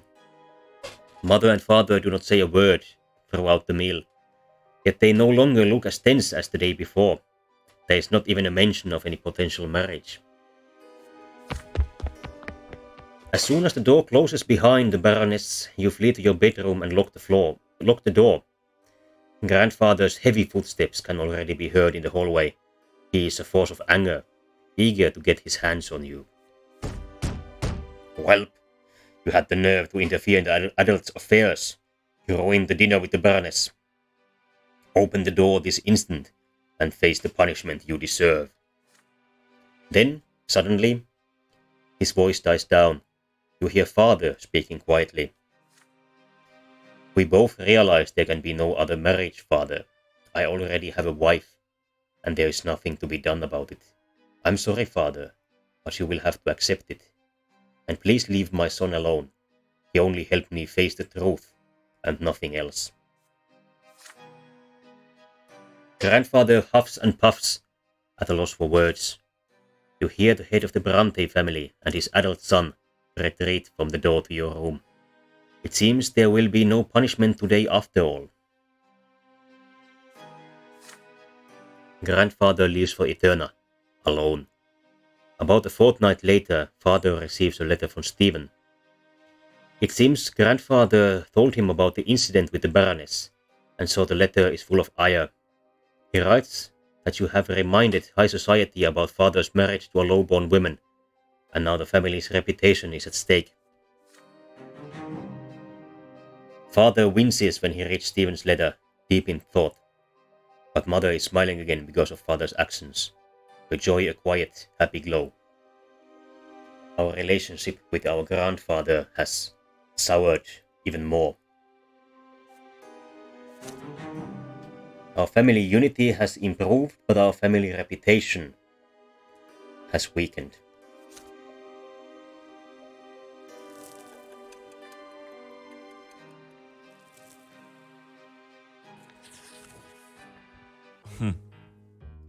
Our 7th year, the kaleidoscope. Father now checks on your studies often and nitpicks you for sitting or eating or speaking in an incorrect fashion. Once he becomes so annoyed, he says that he wishes Stephen had been the one to stay home instead of you. You never expected to hear these words from your father, of all people. Grandfather's trip to the capital took longer than expected. It feels lighter around the house without his presence. You allow yourself a little change of scenery. Instead of your room, you now busy yourself with reading and calculations in the sitting room across from the open door to the yard. Gloria has joined you today. She has already helped you progress through several complex passages in the book. Right now she seems preoccupied with a strange tube. Aren't you hurt by the way Grandfather treats you? You ask. Gloria just shrugs. Grandfather always says they should get rid of me. I'm used to it by now. He hurts you a lot worse when you're closer to him, because you're closer to him. I just have to stay out of his way. That's it. She shows you the strange tube she has been holding all day. Look, it's a kaleidoscope. I got it as a gift. Want to see inside? Excited by the idea, you close the book and peer into the tiny hole on one end of the tube. Your eye sees a multitude of intricate patterns. Each turn of the tube reveals a new web of interwoven colors. They mesmerize you. The kaleidoscope turns the fire burning in the fireplace into a cavalry made of flames. You are riding at the front of a fiery horseman, ready to face the enemy. Grandfather's face emerges from the intersecting lines, and you swing the kaleidoscope like a sword, cutting it in half. Now you look at the blue sky through the window. Patterns are unending, secretive and calm and peaceful. Just like Father's smile before Grandfather's invasion. The deep blue gives way to a scattering of gold, radiating gentle warmth, like Mother's arms. This fleeting beauty too soon gives way to a hypnotic new pattern. Again and again you see your family in these interconnecting figures as they come together and break apart. And in the middle of the golden glow you see Gloria's green eyes, gazing at you observantly. Your sister left you long ago. The books are abandoned and time slips away unchecked. But you are still busy peering into the kaleidoscope. Order emerges from the chaos before your eyes again and again, but you cannot preserve it, no matter how you try. It seems very prophetic. You are caught in an inner conflict. There is so much that can be done with this kaleidoscope. Should you take it apart, or ask Gloria how it works, or keep enjoying the patterns it shows you, but you still have lessons to do today? We can use our willpower to take the kaleidoscope apart, but I imagine not put it back together. We can keep looking through it, or we can return to our studies, which also uses willpower. Little James is certainly an inquisitive individual. He has some idea of consequences, but he does not shy away from everything. I think he might take the kaleidoscope apart. You examine the kaleidoscope as curiosity overtakes you. There is something strange rumbling around inside it. It has to be a mystery of some kind. You are dying to figure it out, itching to understand how it works. You rip away the wooden cylinder on the wide end of the kaleidoscope. Inside you see 3 elongated mirrors put together to form a triangle. Transparent glass shield falls out and onto your knees. A bunch of glittering tiny glass baubles scatter on the table.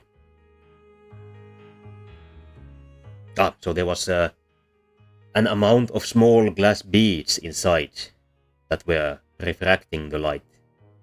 I wondered for a moment if a lens broke when we opened it, but apparently not. There was nothing infinite inside it, you realize. It was just a clever trick. With a heavy heart, you go to your sister's room and confess to breaking the kaleidoscope. Gloria is sad, but not angry with you. She asks you to promise never to take her things apart again. You promise. We have improved our perception at the cost of our willpower.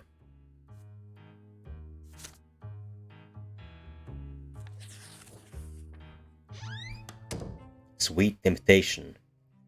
Grandfather's visits are no longer a cause for fear and panic in the house. He has become something you are used to, something nagging, yet not unordinary, like a splinter or a stain on your trousers. The tension still remains, however. Sir Gregor's disdain for everyone in the house is so palpable, it almost stings for real. Your lessons with the tutor are done for today. You are walking down the stairs when you spot Gloria peeping into the sitting room through the slightly open door. You sneak up on your sister and tap her lightly on the shoulder. She is startled. Oh, it's you, James. Look, Sir Gregor's eating something. Grandfather is sitting on the sofa, flipping through a book with one hand and reaching for a glass bowl with another now and then. Inside the bowl you see candied fruit, a sweet confectionery forbidden to the common estate, like all sweet things. Yet grandfather's face shows no pleasure as he keeps consuming the highborn treats. The clock strikes 3. Grandfather rises from his seat, puts away the bowl on a shelf, and leaves for the yard. He always takes a walk in the city at this time. Gloria nudges you with her elbow and looks at the candy bowl when you look at her. The first emotion you feel is fear, but the next comes curiosity, and it is stronger. Stephen used to boast that candied fruit tastes incredible, and now you have a perfect opportunity to try it. You try a candied fruit first. The sugar starts to melt as soon as you put it on your tongue. It is so sweet. You have never eaten anything as good as this. You take the whole bowl off the shelf and give it to your sister. She takes the fruit and brings it to her mouth, carefully, like a rare treasure. There is a thumping on the stairs, footsteps accompanied by the knocking of a walking stick. You have no idea why, but grandfather is back. You quickly hide behind the sofa and pull Gloria after you, but she is frozen in place with the bowl in her hands. The door opens. Grandfather's menacing figure advances on Gloria. His hand seizes her arm. You squalid, ungrateful, low-born child. How dare you bite the hand that feeds you? You and your trollop of a mother would be sleeping in a ditch if it weren't for my spineless son. The sweet and pleasant things in life are for the noble estate, not for the likes of you. Did you forget your lot? Oh no, that's probably exactly right. Highly unresponsive. This seems to be a very dangerous situation for our dear sister. His hand swings and hits Gloria on the cheek. She falls to the floor right next to where you are hidden. Her fingers glisten with the warm melted sugar that brought you here. Grandfather advances again, his walking stick ready. But then he sees you huddling behind the armchair. Please don't hurt him, Sir Brante. This is all my fault. He tried to stop me. Again with these unrealistically virtuous siblings. I have an older sister and I don't think she's ever stood up to me. Stood up for me. Let me correct myself. You can already see a bruise on Gloria's cheek. This is only the beginning of her punishment. Gloria was caught red-handed, unlike you. You can still avoid your punishment. What is it then, Milksop? Did you try the sugar too? Or were you trying to stop this piece of filth, like she says? We cannot mock grandfather along with our sister. Because our sister is not grateful to us. This is somewhat surprising. I thought we had a quite good relationship with our sister. Let's see. We can certainly check that somewhere. I think.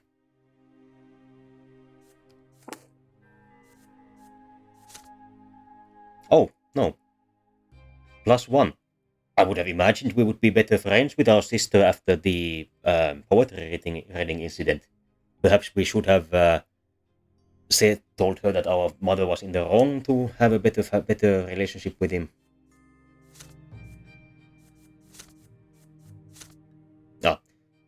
We have no relationship with our dead former stepmother. Well then, we will tell the truth. Nothing that little James has done in his life up to now has been the kind of thing that a coward or someone who would betray his beloved sister would do. You stand up and tell the truth, even though it takes you an effort to do it.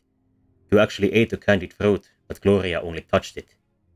You hope this will help your sister avoid punishment. You are quickly proven wrong. Grandfather's face is red with rage.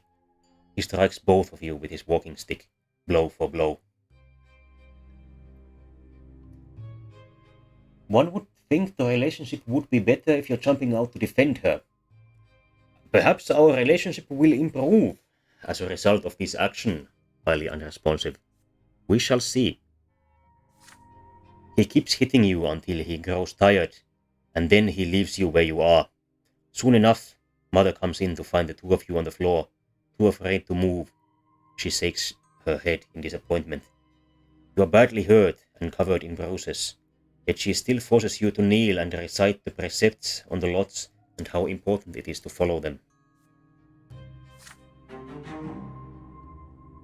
Then you stand before father and grandfather and swear to never take things that do not belong to you again. Surprisingly, our relationship with our grandfather has improved. I have to assume that he found our standing up for our sister and honesty somehow admirable. We have gained yet more perception and lost willpower. We only have 5 points at the moment, enough for one heroic action, I assume. The sacrament. Father and mother have been focused on Nathan and you since early morning. Instead of breakfast, you are told to say your prayers, wash your hands and faces, and get dressed in plain white shirts. Today is the day of your sacrament. I am surprised that our relationship with our sister did not improve. We certainly got a beating standing up for her. Mother, I want to play in the yard. No playing today. You and James are big boys now. It is time for both of you to have your first sacrament. No one can live without a lot. I don't want a lot. Be quiet and listen. You were born commoners, so you must accept a lone-born lot before the twins.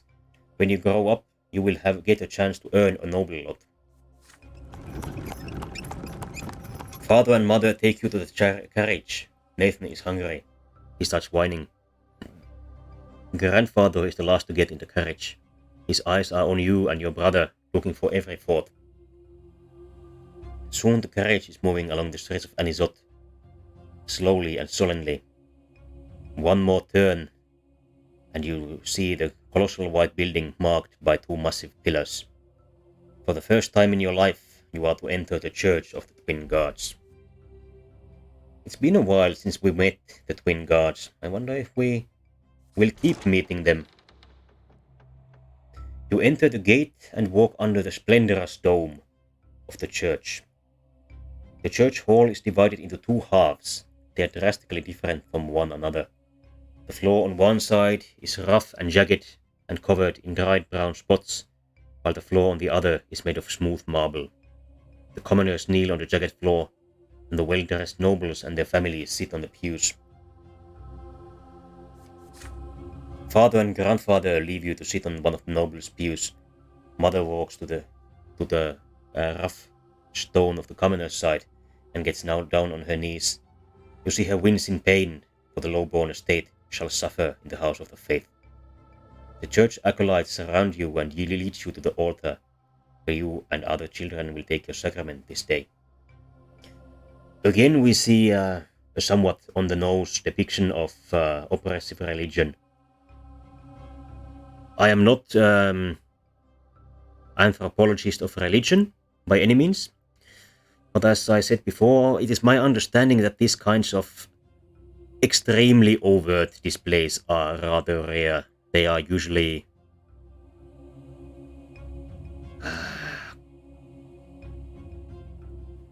I can't find quite the correct word in English yet now. Somewhat more covert, more insidious, not quite as obviously evil. Before you stands a tall priest, dressed in black, the sword in one hand and a hefty whip in the other. Nathan's whining grows louder. He dislikes this place. He is scared. You remain quiet, but your stomach roils in uneasy anticipation. The first child to take the sacrament is a jaunty little boy from the family of nobles. The priest extends the sword before him and recites the words of his lot. From this day forth he will fight and rule and pursue the arts, his mind now forever free from the throes of suffering, for he now belongs to the noble lot. The boy proudly touches the flat of the blade with his lips. Nathan is the next to receive the sacrament. He suddenly snaps out of his fearful trance and tries to break free, but the acolyte pulls him towards the altar and throws him on the jagged floor on the low-born side. The sharp edges bite into Nathan's knees as he lands, spraying drops of red around him. I don't wanna. James, why do they want to whip me? What did I do? You try to break free and run to Nathan's side. You want to give him the courage and protect him, but the acolyte's grip on you is too firm. You feel utterly helpless. Your little brother has to face the world all by himself. The priest starts reciting the words of the lot as he swings the lash over Nathan's shoulders. From this day forth, Nathan, thou shalt endure and work and suffer. Thou shalt be ardent in thy labor and humble in obedience to thy rulers. And now cometh thy first true suffering, which thou must accept with gratitude. The lash cracks. It strikes his right shoulder. It strikes his left shoulder. The blows are so powerful that Nathan falls to the floor. The priest tells him to rise. He has received his lot. Nathan gets on his feet and drags himself towards Mother, his knees torn and bloodied, his spirit broken. It is your turn. Your feet will not move. You can barely muster enough strength to walk to the altar. You get down on your knees and feel the sharp stones below. So sharp your clothing cannot protect you. Your skin begins to burn. The acolyte forces your head down, and you feel the lash being drawn above you, ready to strike. The priest's words are for you now. This is thy sacrament. Thou shalt work and endure and suffer. Thou art about to receive thy first true suffering by the sacred lash. We could accept it. We cannot raise our head because of our low determination. This would be something for a brave and sporty young man. We can catch the lash with our hands, or we can kiss the sword. We can use our willpower to do this. If we use it, we are out of willpower. I do not think that the rebellious young James would just accept his fate. Raising his head seems like the most appropriate of these, but he cannot. He can either resist physically or resist ideologically. Resisting ideologically is of course more subversive and perhaps more fitting for him, but after that there will be no more willpower to draw upon. I will do it anyway. The whip slices through the air, about to strike, but your eyes are transfixed by the blade the priest holds in his other hand. You jump up and away. The lash misses you. You grab the blade with your hands. It cuts into them without mercy. The priest wrenches it away from your bloodied fingers. You look him straight in the eye. I am James of House Brante. The priest freezes in shock. You seize this moment to pull the sword closer and kiss the smooth, cold blade. You hear the cries of outrage among the churchgoers. Mother prostrates herself on the jagged floor, racked with fear. Father remains still, baffled by what you have just done. But grandfather looks at you intently, as though thoroughly seeing you for the first time. There is a semblance of respect in his gaze. You are forced back to the commoner's place at the altar. The acolytes seize you by the arms and legs and keep your face bent closely to the bloodied, jagged stones of the floor. The lash strikes your right shoulder, then your left shoulder. Then you are told to rise. You are a commoner. Mother takes your hand and leads you out of the church. Once you are outside, she scolds you for being insubordinate and bringing shame to your family. Nathan holds your hand as you walk, his tearful face a mixture of confusion and awe as he looks into your eyes. You do not feel as though you have made a mistake. You did what was right for you. Our relationship with grandfather has improved, yet again by standing up for ourselves. Seems that he is able to respect, even if the respect power, even if the power is being applied in a socially unacceptable way. This has made us more determined, but less perceptive, and now our willpower is at its limits. We did receive the commoner's lot.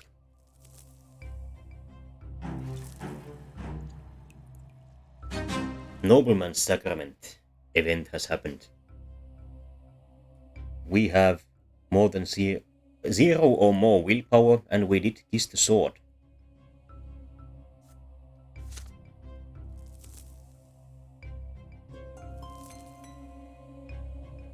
Childhood's end. So, the next chapter begins. The mark left on you by the sacrament takes a long, long time to heal. Mother says it is a reminder of your lot, suffering and sufferance, pain and patience. Gloria shows you the mark of the lash on her shoulder one day. It will never disappear. You are a commoner now. This is the lot you were born into. But father keeps telling you to study hard, so you may yet earn a different lot and become a noble of the mantle. You recall the past with warm sadness, when Stephen still lived with you, or when he wrote to you for a time shortly after he left. Now he thinks it beneath him to write to the commoners in his family. Mother didn't lock herself in the bedroom as often back then. This changed shortly before Nathan was born. But most importantly, you missed the time before the terrifying figure of your grandfather was constantly looming over you. You learned the true power of the lot only after the head of family's arrival. In grandfather's eyes, a commoner deserves to be no commoner deserves to be treated with kindness. Is this just him, or is it the way of the entire world?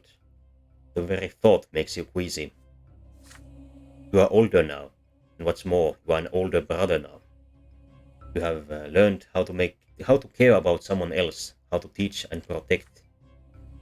Soon you are a small boy no longer. As the days pass, play gradually gives way to laborious study. Now your choices will decide your place in the bizarre and ruthless world of adulthood. Your childhood years are over.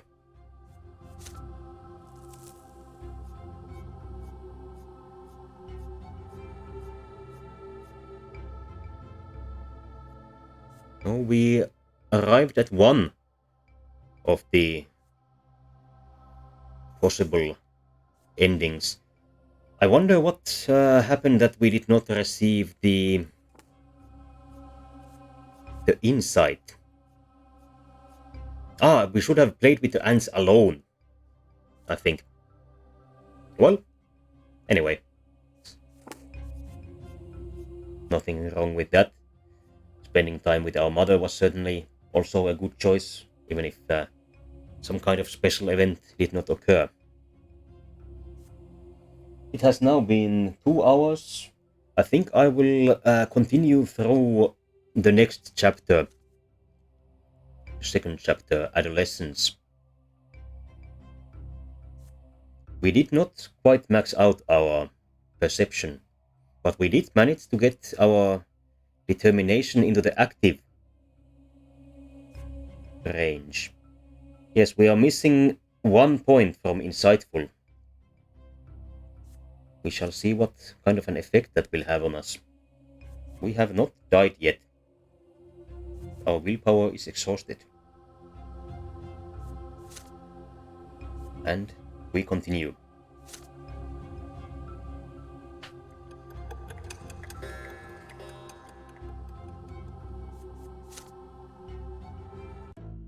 I was growing up fast.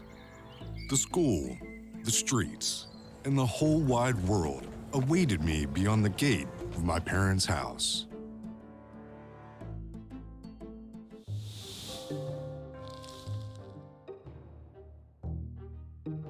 Chapter 2, Adolescence. We now have new windows. Let's see if we get an introduction to them.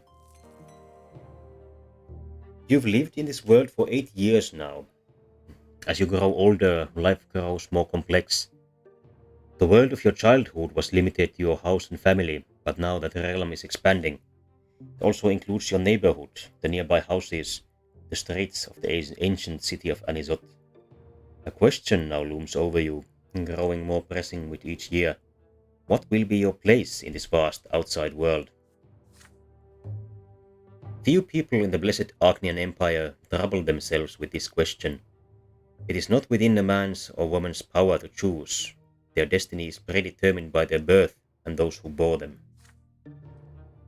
And yet, your peculiar birth has granted you a choice.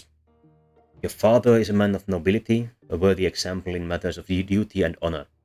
Your mother is a commoner of lowly estate, humility and patience made flesh. And your sky is ablaze every day and night with the light of the pillar, the beacon of the clergy. Your back bears the mark of the lash. Will you accept the drudgery and suffering that is the lot of the lowborn for your entire life? Or will you follow in the footsteps of your father and your father's father and fight for the right to serve the empire as a noble of the mantle? Perhaps you will follow the twin God's words and offer spiritual guidance to others. The answer lies out there in that vast, terrifying world. What awaits you beyond the walls of your home? Certainly what awaits me is a drink.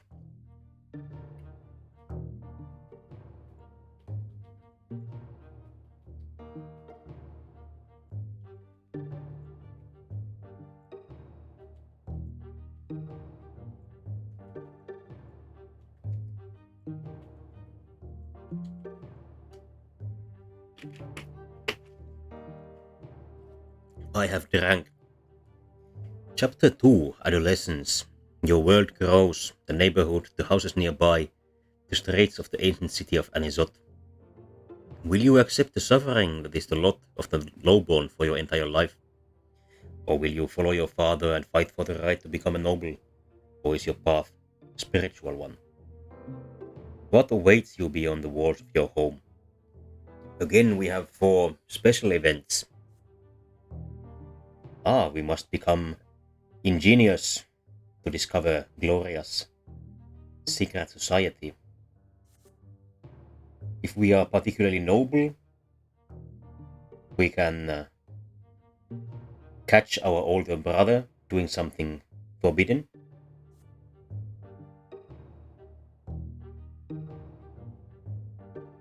We have to participate in a ritual to join the blood tide of our family. It seems like some sort of an occult ritual. Or if we are quite spiritual, we can give our brother an admonition.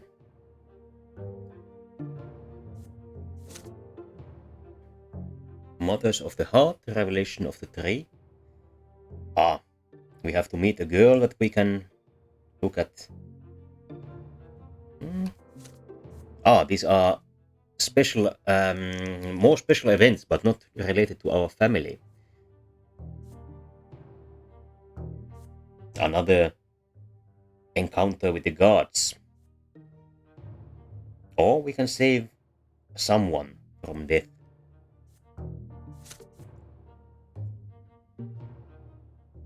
Our personal qualities are 0 at the moment. These are again on a scale of 1 to 10. Our willpower is low. We have not died. So, the new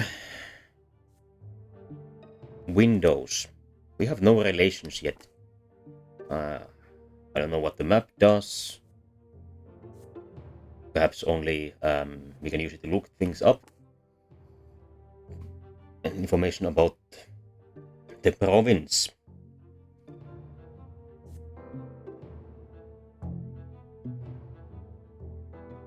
This is a very decentralized province.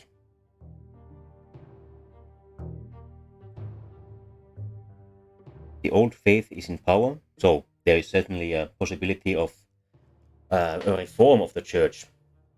Highly unresponsive. You can die more than once? Yes. In this fantasy world, you can die 3 times before you die for real. That is the reason that we have a death counter in our status screen. We have not yet died even once. I think one of the special events for childhood was to die. I am not quite sure how to die. Perhaps if we had stood up to our grandfather too much, perhaps he would have beaten us to death. I would have imagined that this display at the church might have been something that would end with our death, but it did not.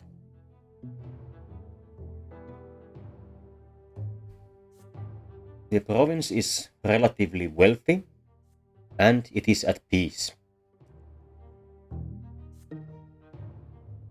We have no special relationships with either the temporal or spiritual leader of the land.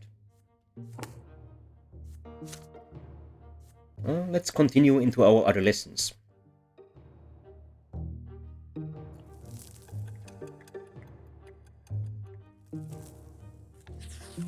We did not age. We are still 8 years old. Speaking of the fantasy elements of this game, the opening mentioned humans and Archnians, so there are some sort of non-human individuals wandering this empire, named after those very same individuals. We do not yet know what they are. If they are somehow magical humans, or if they are visibly different from human. Chapter 2, The Boy Down the Street. The family expects more and more of you as you grow up. The teachers and tutors hired by your father keep you on your toes all the time. Your life these days is dedicated to studying for your future, for the future of the Brante family. Your younger brother Nathan keeps growing up too. He can hold a conversation now. You never refuse him when he comes to play, provided you have a bit of free time between your demanding lessons. It is a rainy day today. Father and mother have gone to a ball and they left Nathan in your care. You lose track of time over the books in the sitting room, and Nathan goes off alone to splash in the creek. Soon you hear his voice begging you to come outside. He is on the porch, sobbing, all covered in dirt. You walk up to him as he continues to bawl. It's all that kid. He pushed me into the ditch and called me names. He said I was a fancy pants fool. I said I'll call my brother. He's still there. You have to go punish him, James. Nathan points to a lopsided wooden house further down the street where the poorer artisans live. You see two boys lingering there on the porch. They are clearly both commoners, but far from poor. One of them is almost as tall as Nathan, and he frowns in a funny way, just like him. The other looks older, almost your age, but he is more broad-shouldered and taller. His name is Thomas. You've heard it before. There, James, that's him. Nathan points at the younger boy and hides behind your back. Thomas grins and rolls up his sleeves to reveal strong forearms. He must have been helping his father with manual labor for quite some time. Thomas Guerrero, or Guerrero. Let's go with the Spanish pronunciation. Listen up, rich boys. We don't give a damn about you or your friendship. We don't let nobody call our home a stinking rat hole. Your little brother earned his ditch dive. Maybe next time he'll dress normal and stop picking fights with people who can throw him in the mud. Well, it certainly seems like our brother started it. Your hands clench into fists before you react. Nathan called them names first. No wonder they did the same, that's how it goes. But pushing your brother into a ditch is too much. Thomas stands tall and confident. He sees no threat in you. You are about to get ready for a fight when you feel a tug on your sleeve. You turn your head to see Nathan, the one who started the whole mess. We can try to fight Thomas. This would certainly make us a more martial, noble individual. We can blame our brother, as is factually correct. We can try to reason with Thomas. Seems unlikely to work, but perhaps the most fitting for young James. Or we can listen to our brother first. We can do this because we saved him as a baby. Let's listen to him. That seems like a smart thing to do. Nathan keeps tugging on your sleeve harder and harder. Finally turn and look at him. Don't fight him, please. Look, he's huge. Let's go home. Who cares about them? You're all sweaty. Are you gonna listen to your little brother and walk away like a coward? All you rich boys are chickens. You do nothing but squawk.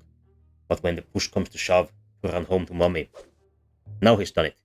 Your patience has run out. You swing at Thomas, and he jumps back, surprised by your assault.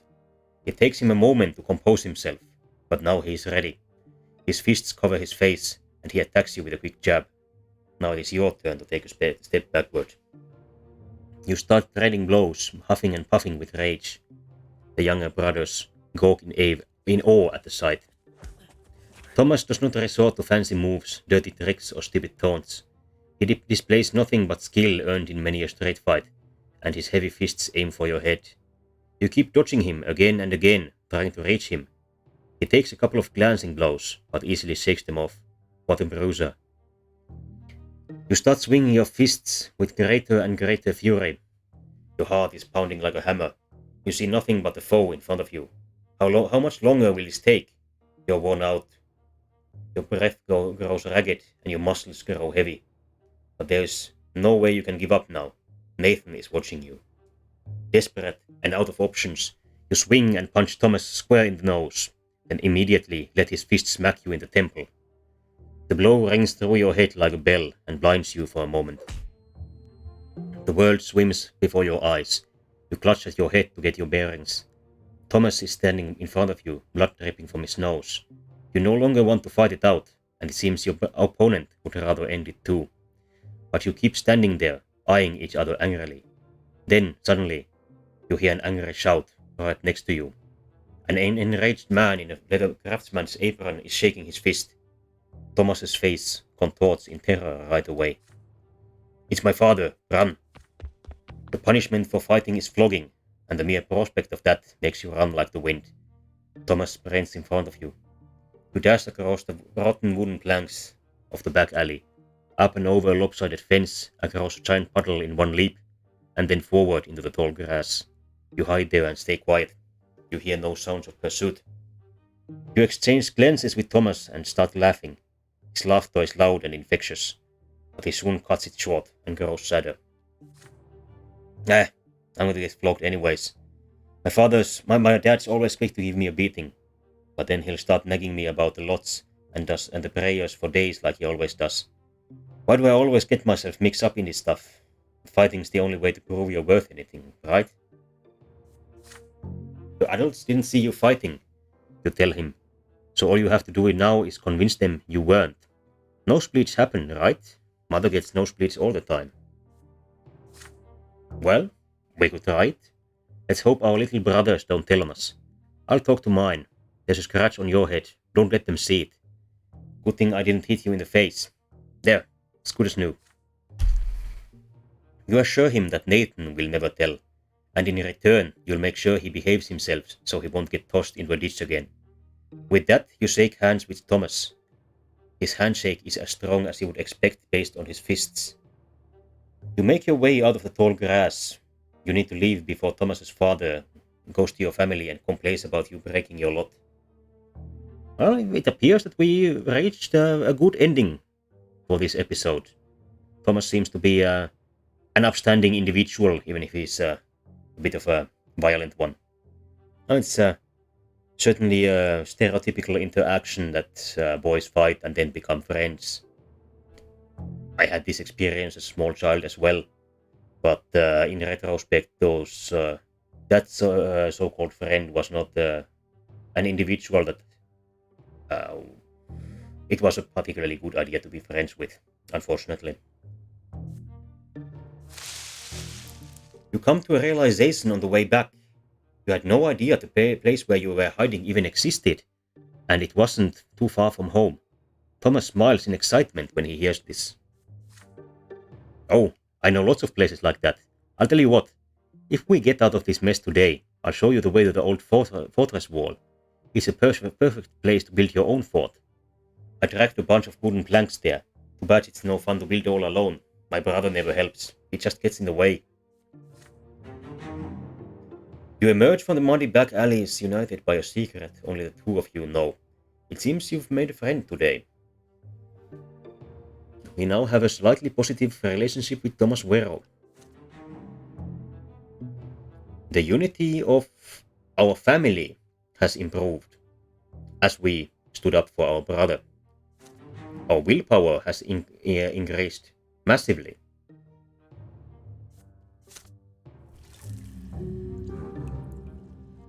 We made a friend in the year 1126.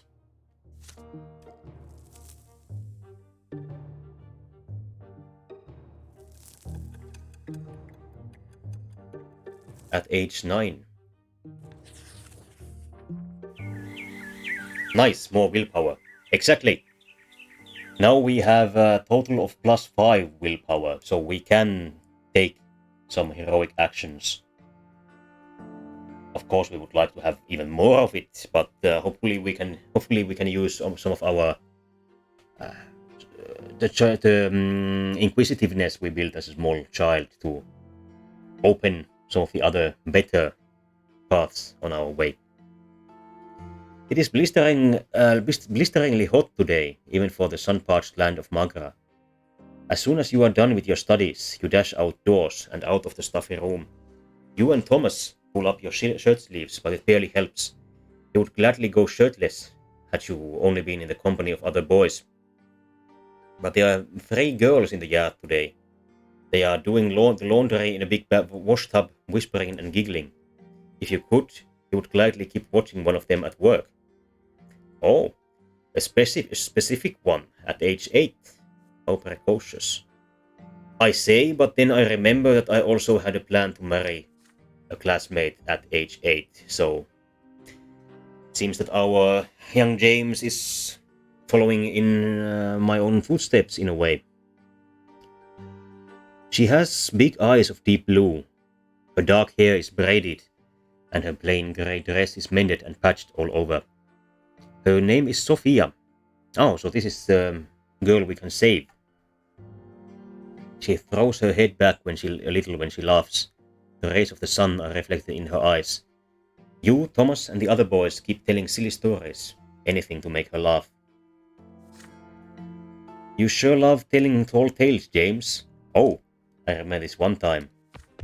But then Sophia hears a voice calling her home. She nods to you and runs across the street smiling. Her light steps carry her forward, but her eyes are looking elsewhere.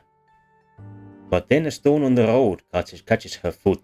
She stumbles and falls flat into the dust. Ah, this sounds very ominous. Interlinked and I believe a smug face from highly unresponsive and Shinhylus. Let's see how far the interlinking goes. Yes. We get immediately to the part where we might be able to save Sophia. The streets start shaking from the thundering of hooves. Riders appear on the road from around the corner. They bear the coat of arms you recognize right away, a sable serpent blade upon a field of vert. It symbolizes the Milanidas dynasty, the family of your province's archduke. The horses dash forward. A lost wooden toy on the road cracks under their hooves. They will not slow down. They are the nobles, and the rest must make way for them. Let's take a look at the coat of arms. The names for the colors are derived from relatively old French, which I do not fluently speak. Vir is clearly green, so the field is green. But sable is a color that I do not recognize. If these follow the usual rules of Western European heraldry, you can put a metal color on a normal color. So if the field is green, the serpent blade, which we can sort of see in the picture, would have to be either gold or silver. I think these are Jules and Argent, neither of which is sable. So perhaps you who have access to Google can Google what sable is. Perhaps blue? Azzurro? Who knows? So, then moving forward. Sophia is in their way, just now starting to get back on her feet. Her mother is crying for her desperately from behind the fence door. You freeze in terror. The riders surely see the girl. Are they going to stop? Or are they going to trample her? In only a few moments, the beautiful girl will be toppled, trampled, and crushed. We are able to save her because we have a reserve of willpower, which we will use up. Luoxing says Sable is black, if he remembers correctly. That is entirely possible. The usual name for black should be something like Nero, Neger, who knows, with this time period. But it's not necessarily the... it can be black without being called black. I think sable is also a kind of fur animal. So it might very well be that this animal is shiny black, and because of that, the black color would be called sable. We could stay where we are, or we could say shield Sophia from the horses. Well, we will. Even if James is not the most brave person, he has kept on using his little bravery, particularly recently. Unfortunately, Mr. Lurksing, I am not currently able to read the article, so would you just write in if you were right about black? You throw yourselves blindly into the road, swinging your arms wildly, dazed by the sound of the thundering hooves. You can see nothing in the dust.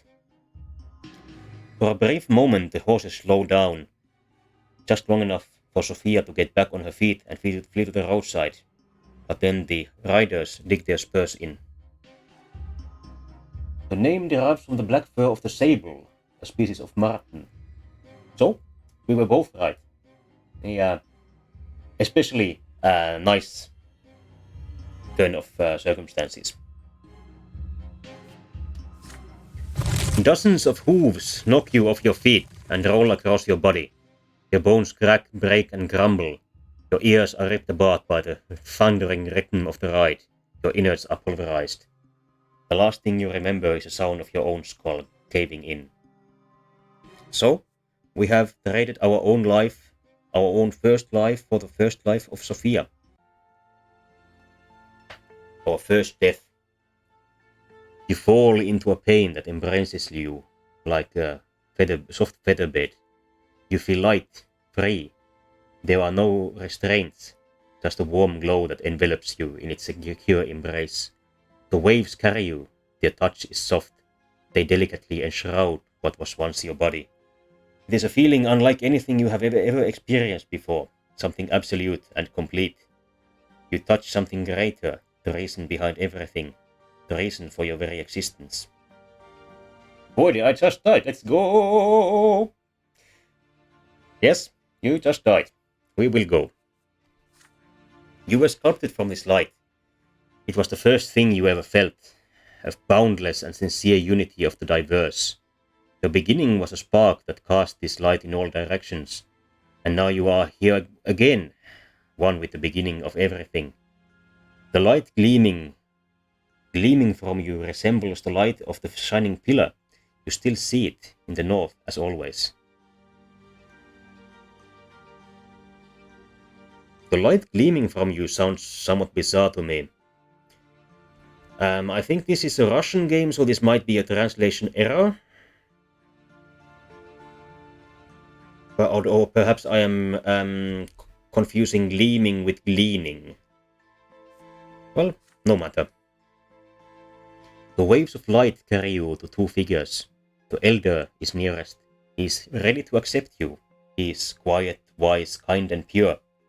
The younger awaits further back. You do not know what he is yet. The waves pause at the elder's feet. He leans over to you and plants a feather-light kiss on your forehead. The kiss spreads all around you. You are filled with unparalleled delight and bliss. You exist. You are unique. There is no one else like you. They know this, and they love you. You will never be alone. You are a part of them, a part of your family, a part of this universe. The twin gods will never leave you. They watch over you constantly. The elder softly touches you as you lie spread amongst the waves, sending you further down the torrent of light. You float on to the top of the silver tree's spreading crown. The closer you draw to the silver tree, the heavier you become. The waves draw you down along its trunk, but you do not wish to be part of the warmth and softness. You do not wish to part with the warmth and the softness, with the love. You turn around. The elder is still watching you. He nods. All is as it should be. Go. Your time has not yet come. You must return to the world now. As you tumble down towards your body, you comprehend the true meaning of your lesser death and the divine love that has been revealed to you. Love exists not only in the hereafter, it is present in the entire design of the twins. That is the origin of all life in this world. What is the manifestation of this love in your mortal life? Empire, lot, family, cause, yourself, or remain silent? We certainly seem to have no manifestation of love for the lot, or father, has brought us up to love the Empire, but this seems to be more of indoctrination than authentic love. We have no cause, but perhaps we will in the future. Do we love ourselves? That seems somewhat self-centered for young James. Would either be family or remain silent. I think as a child such as young James would see love primarily in his family. A sudden comprehension of the love with which the entire world is imbued illuminates your mind, but then it fades away and vanishes. You regain the sensation of your flesh. It is heavy and unwieldy. It lacks that lightness, that light. It is a burden. It is smothering you. You gasp for air. Your chest expands painfully. You feel as though your lungs are ready to burst. The stagnant odor of the crypt fills them, revolting, but so real. You are back. Then you can feel again. You sense your body, head, arms and legs. The light fades around you, obedient before a will that is stronger than you. You return to the world. Such is the law of the twins. You will return to the world until the time of your true death. And this world you will have a body with which to feel pain and suffering and pleasure. You smell a sickly, moist odor. You open your eyes and see the figures of mother and father in the gloom of the family crypt, speaking to each other quietly. They stop as soon as they hear you gasp. Mother runs to you and locks you in an embrace, as father wraps you in his cloak.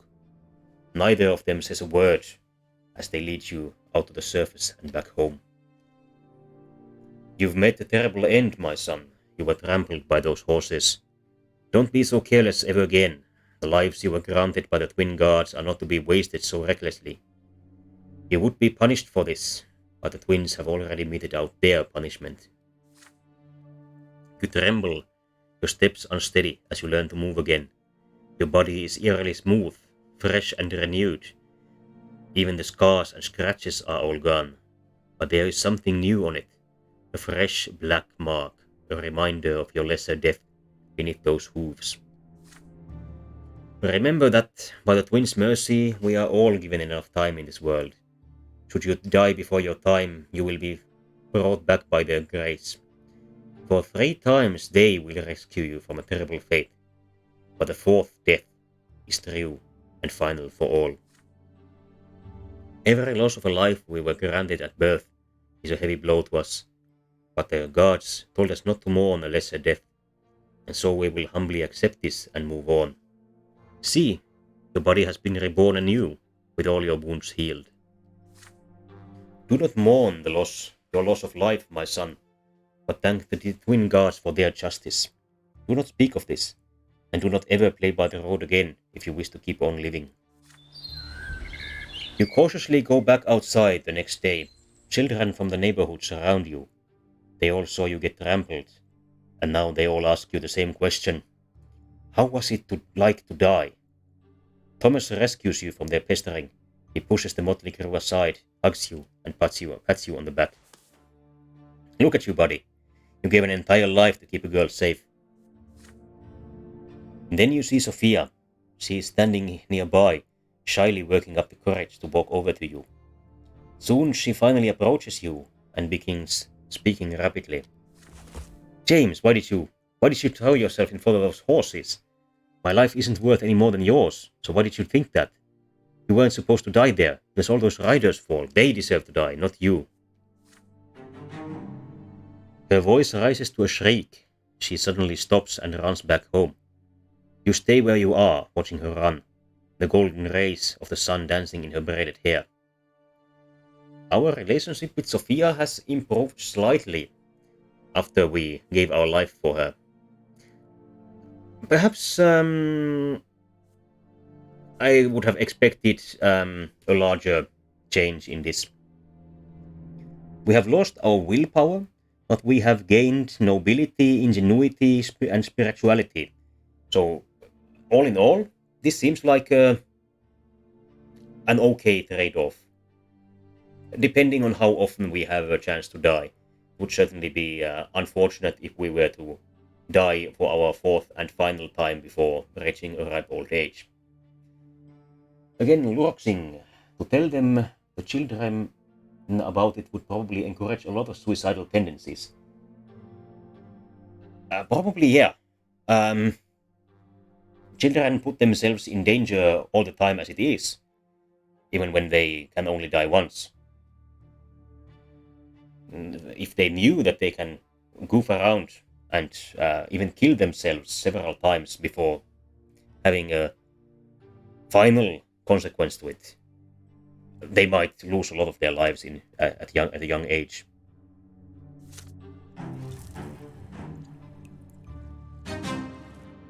The event has happened. We saved Sophia.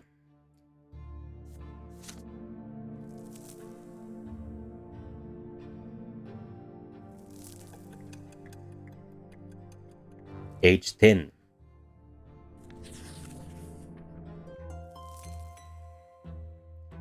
Sophia disappeared after the terrible incident with the horses. Her friends gossiped that her parents sent her off to serve a rich noble dynasty. You haven't seen each other since that day, but you still remember Sophia's eyes, the sunlight shining in them. But no matter what, life goes on. Perhaps we will meet her again. If not, we can... at least we did a right thing, and we gained some stats as a result of it. You are 10 years old now. Your studies continue and you are learning more about the land you live in. Anisot is an ancient city with an imperial province by the name of Magra. All soil in Magra was turned to ash eons ago, scorched by magic during the rebellion of Duke Shar. He has a Greek last name, so maybe this would be Kar. I should say Shar Milanidas. The magical arts are all but gone now, but the scorched earth has remained barren and infertile ever since. Since then, the entire province has laid barren, tormented by cold and scorching winds in equal measure, with few precious plants taking root on their own. All fertile land in Magra is bought elsewhere and brought here by an endless caravan of carts and carriages. To pay for food and soil, the cities of Magra became skilled in many trades, primarily mining and digging for metals and stone. Last fall there was an explosion just outside the city, followed by clouds of thick smoke. The first such incident frightened the citizens, but then explosions and smoke became an everyday occurrence. Soon everyone grew used to it. Father explains that the miners are using a new invention called gunpowder. It makes it easier for them to reach the precious stones and metals buried deep within the earth. And then one day a thunderous explosion rocks the city, and black, billowing smoke covers the houses. People are stuck in their homes, all windows tightly shut. The air is impossible to breathe. Nathan coughs all the time. Gloria and you cough only when nobody is watching. If mother hears it, she'll make you inhale those hot herbal vapors just like Nathan. It takes 2 days for the black smoke to disperse. People pour out onto the streets to meet their friends. Thomas is eager to share everything he knows about this incident with you. They took lots of burnt up people to the city temple. Mom told me she was helping the healers. There are many rumors. Some claim it was the work of a beast stirred from within, from its slumber, while others say it's the surviving witches that continue to threaten the order of the Empire with their accursed powers. But as for you patiently wait for Father to come back, and then you'll ask him all about it. Father spends day and night working at the prefecture, while Mother spends all her time in prayer. It takes a full week for Father to finally come home, and he's almost completely spent. You muster enough courage during dinner to ask him what happened outside the city. Father raises his head, his face a bleak, weary mask, and starts muttering his proclamation. It's almost as if he doesn't see you. It's the mine outside the city. They were trying to get to a vein of ore. There was an explosion. The mine caved in, and the black smoke started flowing. Many workers died there. It was all because Count El Velasco, who owns the mines, wanted them to start mining that vein before they were ready. Some of the workers weren't even reborn. Perhaps the twins thought their final time had come. The prefecture has been inundated with complaints from families that have lost their breadwinners, asking the judges for help. Many people also lost their cattle to the black smoke. I wonder if some of the workers weren't reborn because they were buried in the rubble. I have an ominous premonition that they did indeed revive, but within, and while being crushed by stone, and because of that, died immediately again. Count Velasco blames gunpowder for the disaster. The prefecture and the newspapers just repeat what he says, but it's plain old greed and tyranny of noblemen that are to blame. Why the welfare of our province is always paid for with commoner lives? Well, because they are expendable. This is a direct consequence of the lots and the social order of this country. Then, without warning, he grows silent again. You keep thinking about it for days. Can a human life really end so easily? A single moment of bad luck and you die, only to re-emerge from the temple or the family crypt with a new black mark on your arm. Or worse, to remain where you fell, dead, never to be reborn again. Ever. The local order has weakened while the wealth has increased. Stephen's arrival. During lunch, father tells you to stay home in the evening and prepare to meet some important guests. Your elder brother Stephen will return home by dinner tonight. Joining him will be your grandfather Gregor Brante, as well as a noble friend of the family. You are excited about your brother's return. It has been years since you last saw him. How has he changed during his years away from home? You and father await the guests anxiously. The doorbell rings. 3 people are standing outside. Grandfather is the first to come in, naturally. He has not changed a bit since his last visit, still eyeing the house with contempt, looking for any reason to demean it. Grandfather is followed by a stately young man dressed in a jacket embroidered in silver, whom you barely recognize as your brother. Stephen casts a glance at your threadbare clothes and your dirty fingernails, and smirks. The last to enter the house is a personable gentleman with a worn-out, wrinkled face.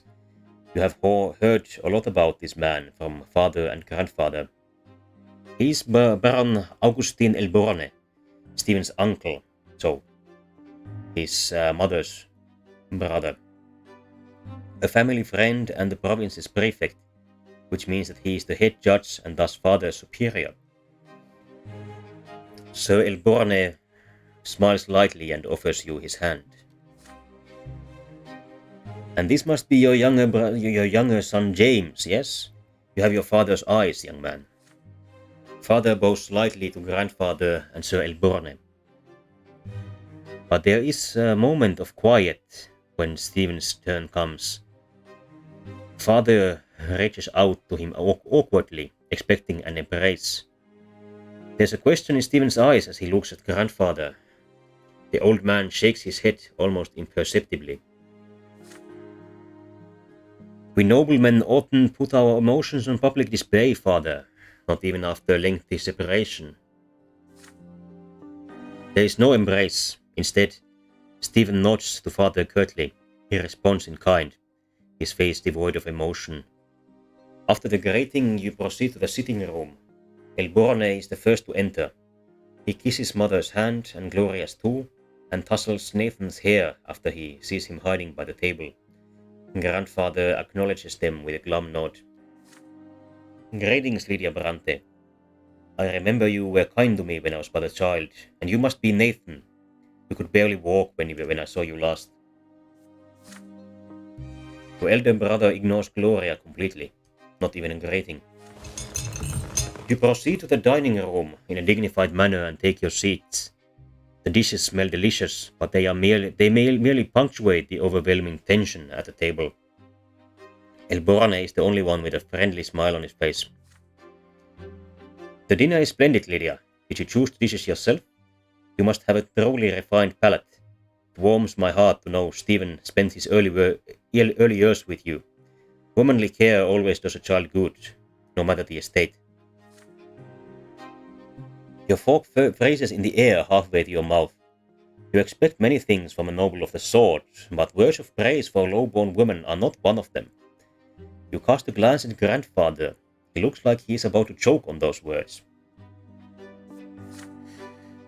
It would do my grandson more good to stay at boarding school among his equals. Please, Gregor. Parenting is no less important. Nothing can replace a mother's love, I cannot deny it.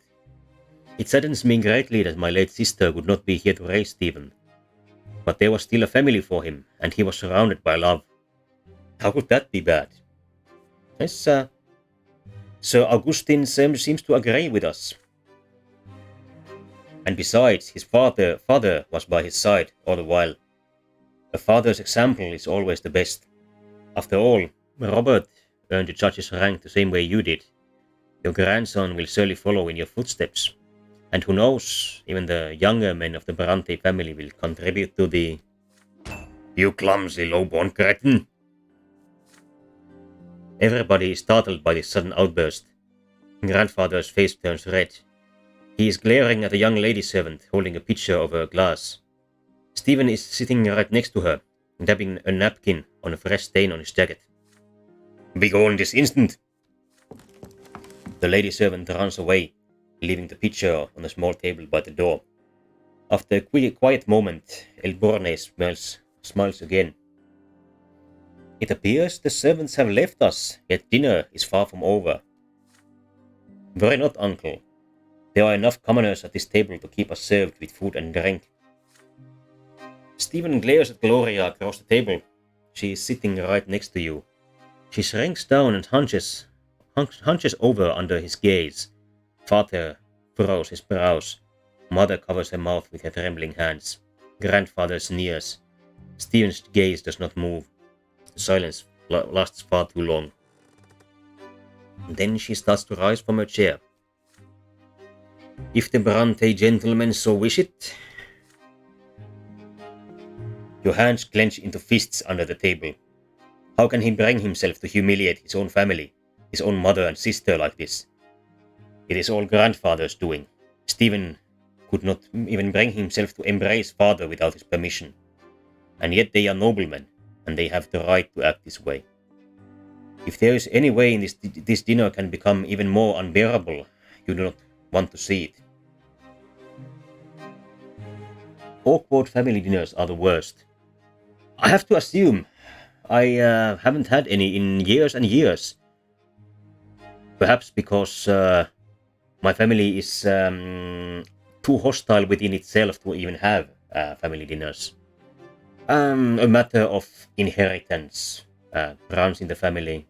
After my grandfather died, his siblings allowed the family estate to go to forced auction. And after my uncle died, his brothers ruined their relationship by fighting over his inheritance. But that was when I was a child, so I am not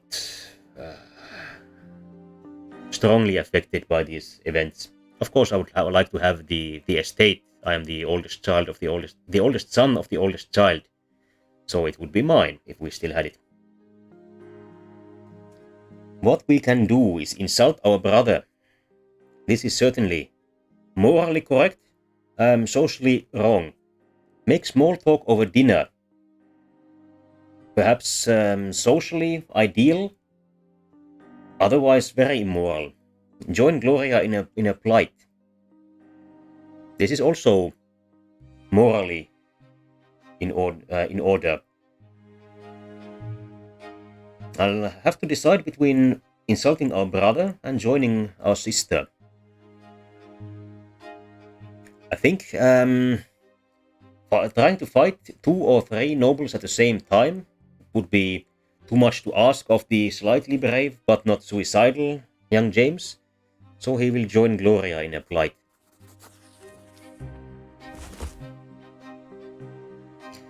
You deliberate for a moment, then take the napkin off your lap and rise to join Gloria. A moment later, you hear the sound of another chain moving. Your mother joins you. The three of you now refill glasses, serve food, and clear away dirty dishes. Sir Elborne tries to make small talk with father, but in vain, so he focuses his attention on grandfather and Stephen. Grandfather is pleased to inform him of Stephen's achievements at the boarding school, especially his exemplary sword fighting skills. He constantly stresses the importance of your elder brother for the future of the family. You listen to him dispassionately as he continues serving new dishes to the table.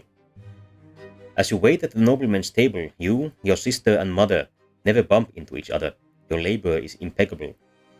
Grandfather could not have found fault with it even if he tried. And he probably would try.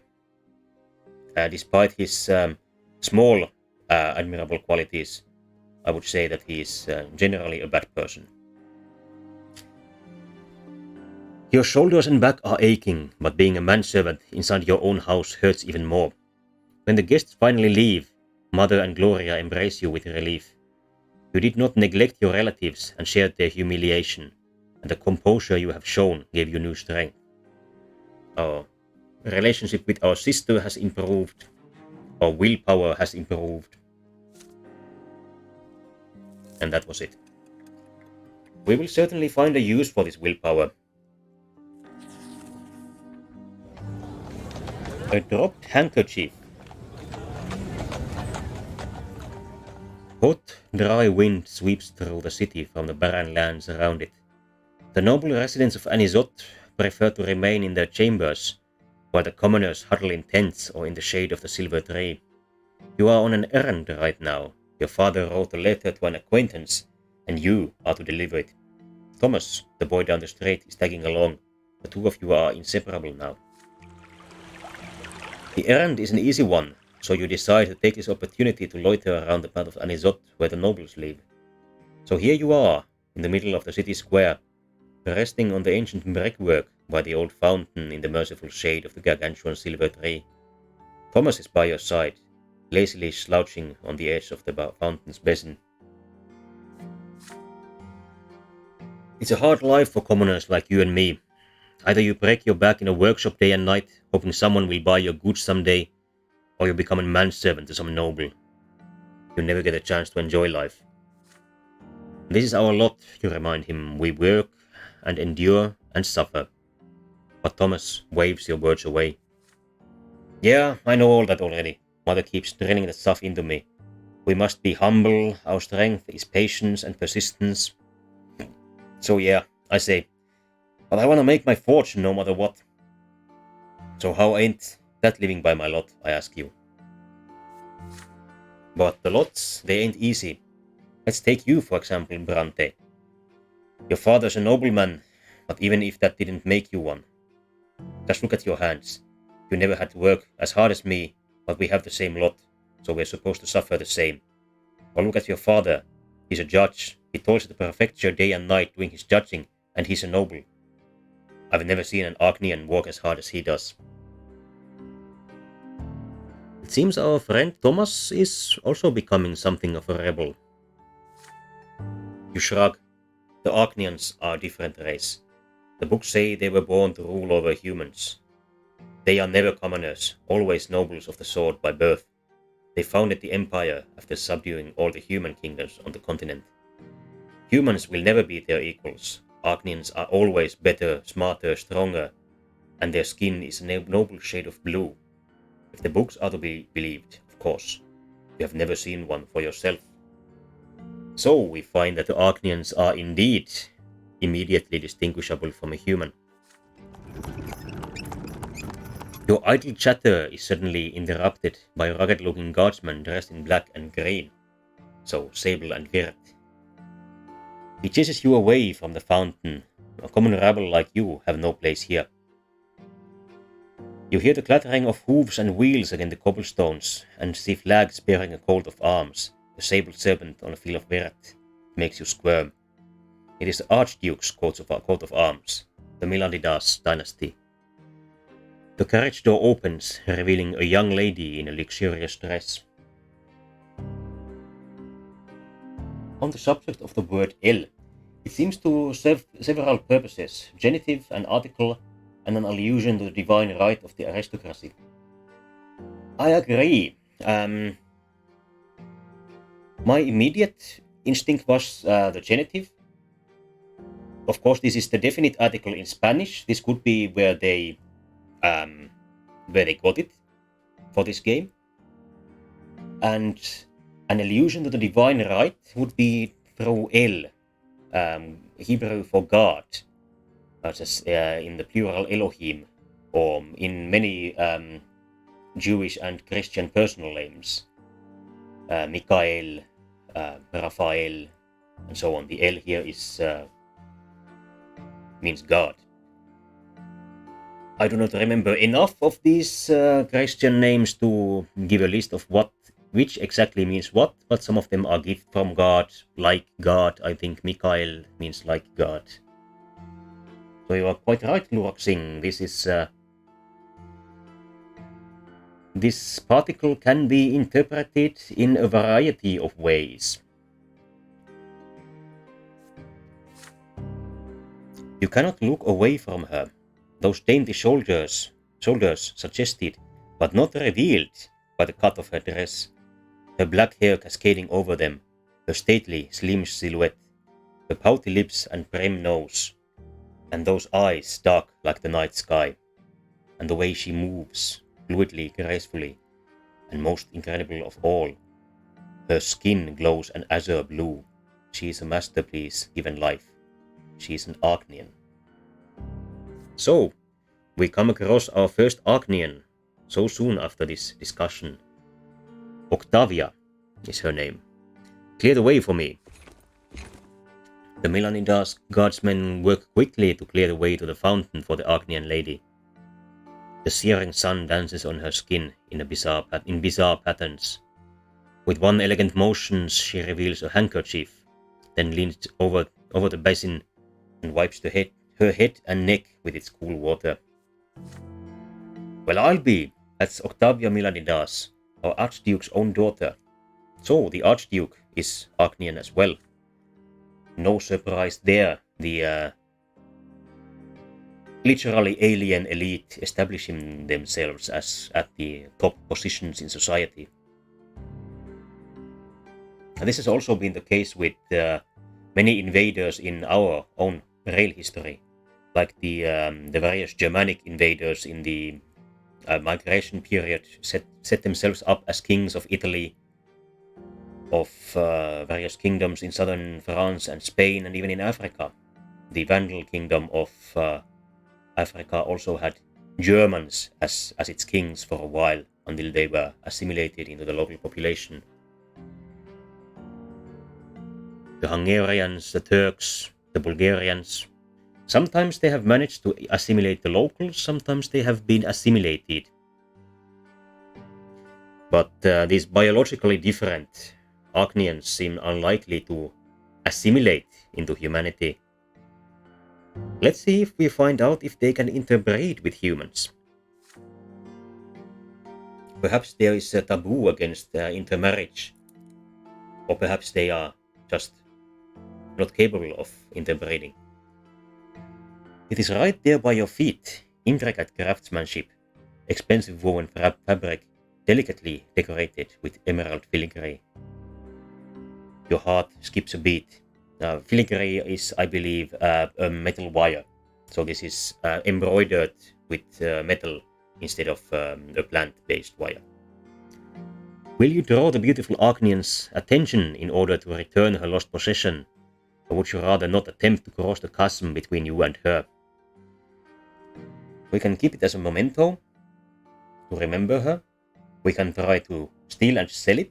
So in both of these we take it, but with different motivation. Or, because we have enough willpower, we can give it back to the lady. This seems like the right thing to do. Perhaps, again, not quite the socially acceptable thing to do. It takes a moment to overcome your fear. You follow the young lady Melanidas and call out to her in a nervous voice. She turns around, her beautiful face marred by a puzzled expression. You extend a dropped handkerchief towards her. Lady Octavia's face contorts into a sneer. She signs to the guardsman indifferently. A guardsman's gauntlet-clad hand slaps you in the face. It rings your head like a heavy bell. Your nose cracks obediently under the staggering force. The rest of you follow suit, and you fall prone. You can discern the guardsman's voice through the painful din in your ears. Should I take the handkerchief back, lady? After a commoner's hands have befouled it, let him wipe himself with it, for all I care. Unexpected. Expected, not unexpected. That she would be this kind of a person. Perhaps we have learned something. Certainly we have made her remember us, and this might come in handy in the future. I'm sure it will affect something, but for good or bad, we will have to see. I expect this might have ended badly either way. Yes, I have to agree. Certainly, trying to steal it would have...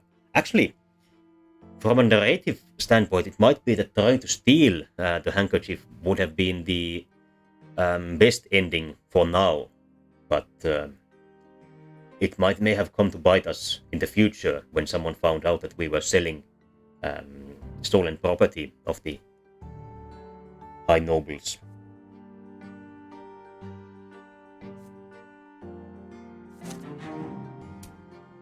We lost some willpower, but we still have some. The carriage drives away. Thomas runs up to you and drags you back to the fountain. Your head is still ringing from the blow. The fateful handkerchief is still crumpled in your hand. I suspect that the Arknians are described as having blue skin as a reference to Hindu gods. This may well be. My first mental association was Argyria. I imagine this is not what they are thinking about, because Argyria is a disease. It's when you imbibe silver in some particular chemical form, and your skin turns blue. Some, let's say, alternative proponents of alternate medicine believe that they can heal all ills by drinking a solution of silver. Of course, they don't. They just turn blue. But if you Google for Argyria, you might be able to find photos of such individuals. Ah, yes, I remember the fact of drinking colloidal silver a few years ago. Yes, exactly what I was thinking of. Colloidal silver. Colloidal was the word that I could not remember, and now that you mention it, I have no idea what it means. I have to assume it has something to do with the chemical structure of the silver solution. We have had a special event. We have experienced our first romantic feelings. This is surprising. I would have expected us to have our first romantic feelings for Sophia, not an extremely unfriendly, if gorgeous, blue-skinned alien woman. Little James appears to be turning into something of a xenophile. Let's see how this turns out for him.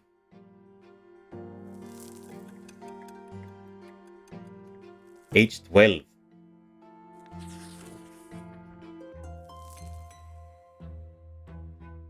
The quorum decree. I think this is the plural genitive of demonstrative pronoun. So of whose, of which decree. 12 years old now, you overhear an important conversation. It is a spring night, and mother has just sent someone to bed. You walk past father's study and hear voices coming from beyond the door. Grandfather is yelling, and father is replying quietly. The elder Brante men are fighting, arguing about the place of the commoners in the city. You sneak outside to avoid mother's attention and hide next to the open window of the study. Perhaps they'll mention you too. Shinhailos whipped finally a protagonist with good taste. Ah, so you are a person who agrees with a 12-year-old falling in love with what appeared to be an adult woman who is not even a human. If this individual was more morally or ethically upright, in my opinion, of course she believes that she is completely correct in her own cultural context, I would agree with you. But I think Octavia is a bad person. I would not suggest little James to try to woo her in the future. Age is a bit iffy there. Yeah. From the illustration, I got the idea that she would be at least in her late teens. Maybe, I imagine, since she will remember us, that we will meet her again.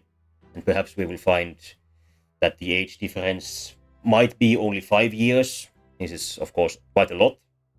If they are 12 and 17, let's say 20 and 25, wouldn't be a problem. Many people have married with larger age gaps. That low-life idiot had the gall to pay me a visit and beg me for some service. He had the insolence to ask me outright. He thought I was going to support his claim for the chairman seat in the lesser quorum. How dare he?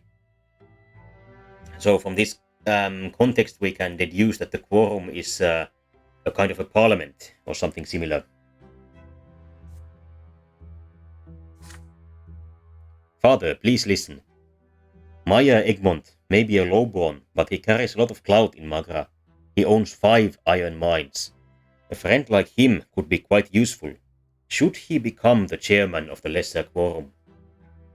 And I assume there's also a greater quorum, in which case this would be similar to our upper and lower houses of the British Parliament, where the lower house is selected by elections, and the upper house consists of nobles appointed for lifetime service. I don't care damn who this Egmont is, Robert. What he is, however, is lowborn. His lot is humility and obedience. The likes of him can never rule anything. They are nothing but a flock of sheep that need a firm, noble hand to guide them. I wasted so many years trying to quash that quorum decree, but that accursed Cornelius tempested everything in his power to make the Emperor sign that pathetic screed. And now even lowlifes can wield power. True power, Robert. Just the right to discuss the size of the Archduke's tax, nothing more. That is only the beginning. What's next? Are they going to arm the lowlifes now? Make them into judges? If the Empire rejects the foundations and the lots, the entire edifice will crumble. Bah! Who am I telling this to? It's already crumbling, and you, my son and heir, are a harbinger of its destruction. Father, I'm begging you. I do not wish to marry a 3rd time. Lydia is a good wife and a dutiful mother to my children. If you would only allow her to, I will allow them nothing. Neither Egmont nor that freeloading wench of yours. What will you want me to do next? Live by the laws of the lowborn? I can already see where this is going.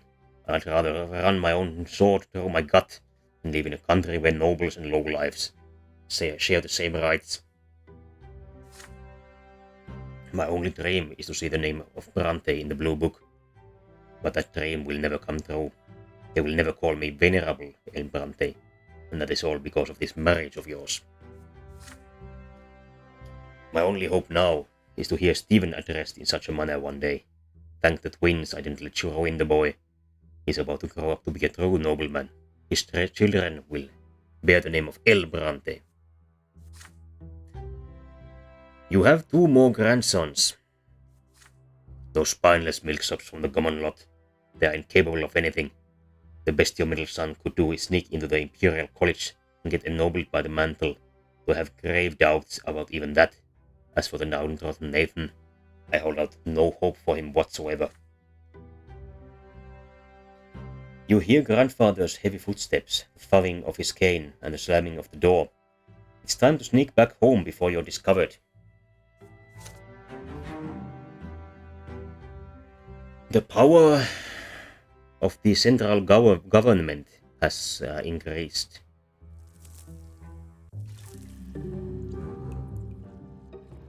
We go to school. You started studying at the school of Sir Tibor and began to master the sciences.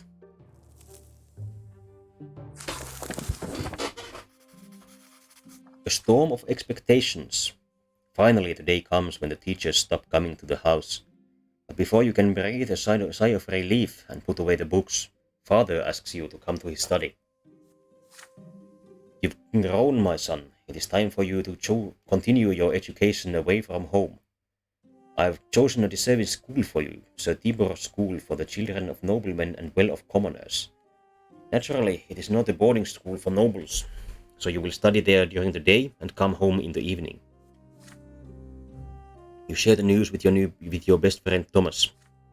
Sir Tibor School, eh? Yeah, I gotta ask my parents to send me there too, as soon as they get the coin together. Father says his workshop has toiled day and night for years to save up for my education. The school is based in an ancient estate of Archnean design. The classrooms are tall and spacious with massive benches.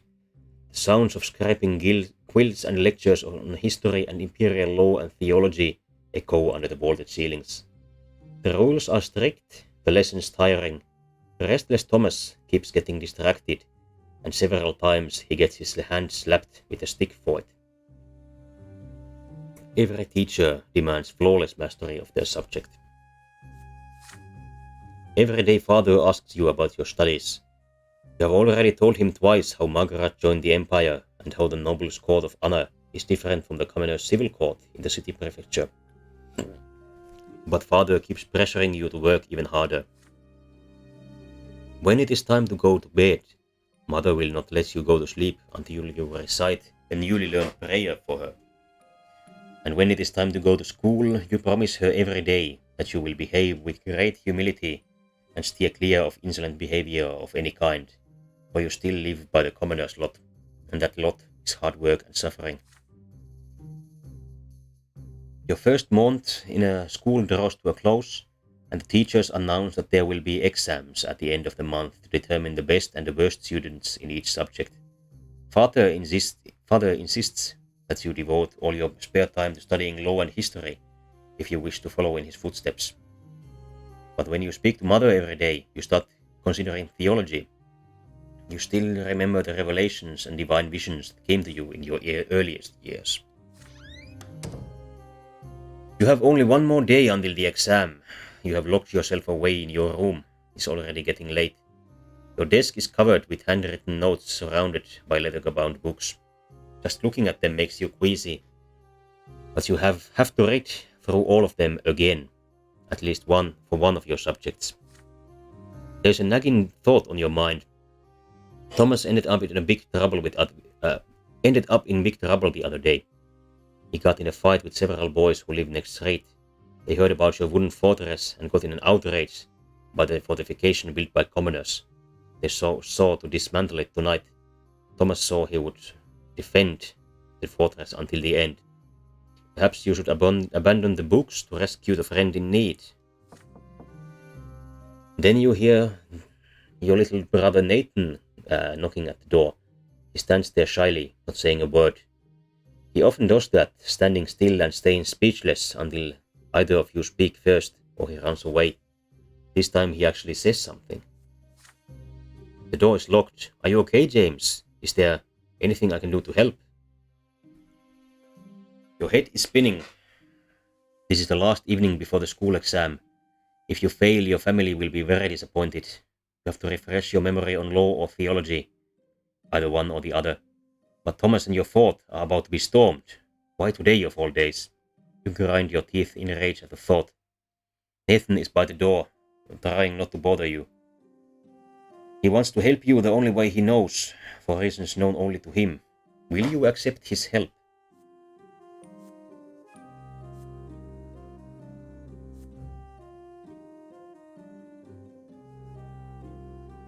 Well, I would pick between theology and Nathan. The last time we met the guards, we told them that Love manifests itself in family. So, it seems that the theological thing to do is to spend a moment with Nathan. You cannot help but pay attention to your brother's quiet, weak voice. You push the books away. Nathan runs to you and wraps his arms around your legs. They should just leave you alone. I don't want you to get sick. Warmth emanates from his hands. You feel the burden of responsibilities thrust upon you fall from your shoulders. At last you realize something. You can make your own decisions rather than submitting to the will of others. You laugh at this realization and feel a new spring in your step. Nathan laughs with joy when he feels this. He takes your hand and pulls you outside. You've studied enough. You spend the rest of the evening playing with your little brother, teaching him how to build a watchtower out of wooden planks, sticks, and old rags behind the house. Nathan's success in construction leaves much to be desired, unlike his skill in covering himself with mud. Still, he is absolutely overjoyed. And honestly, clearing his mind might be the best for James's academic success as well. Cramming on the last day is not a very good method of studying, after all. The morning comes. You barely have time to wake up before you are walking to the menacing edifice of the school. The entire day is a constant flow of questions demanding answers. You give satisfactory responses on law and history, although you are somewhat confused by the many technicalities and chronological orders.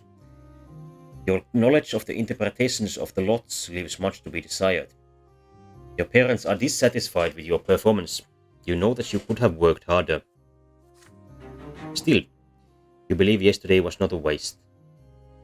Our relationship with our brother has increased, and our willpower has increased massively.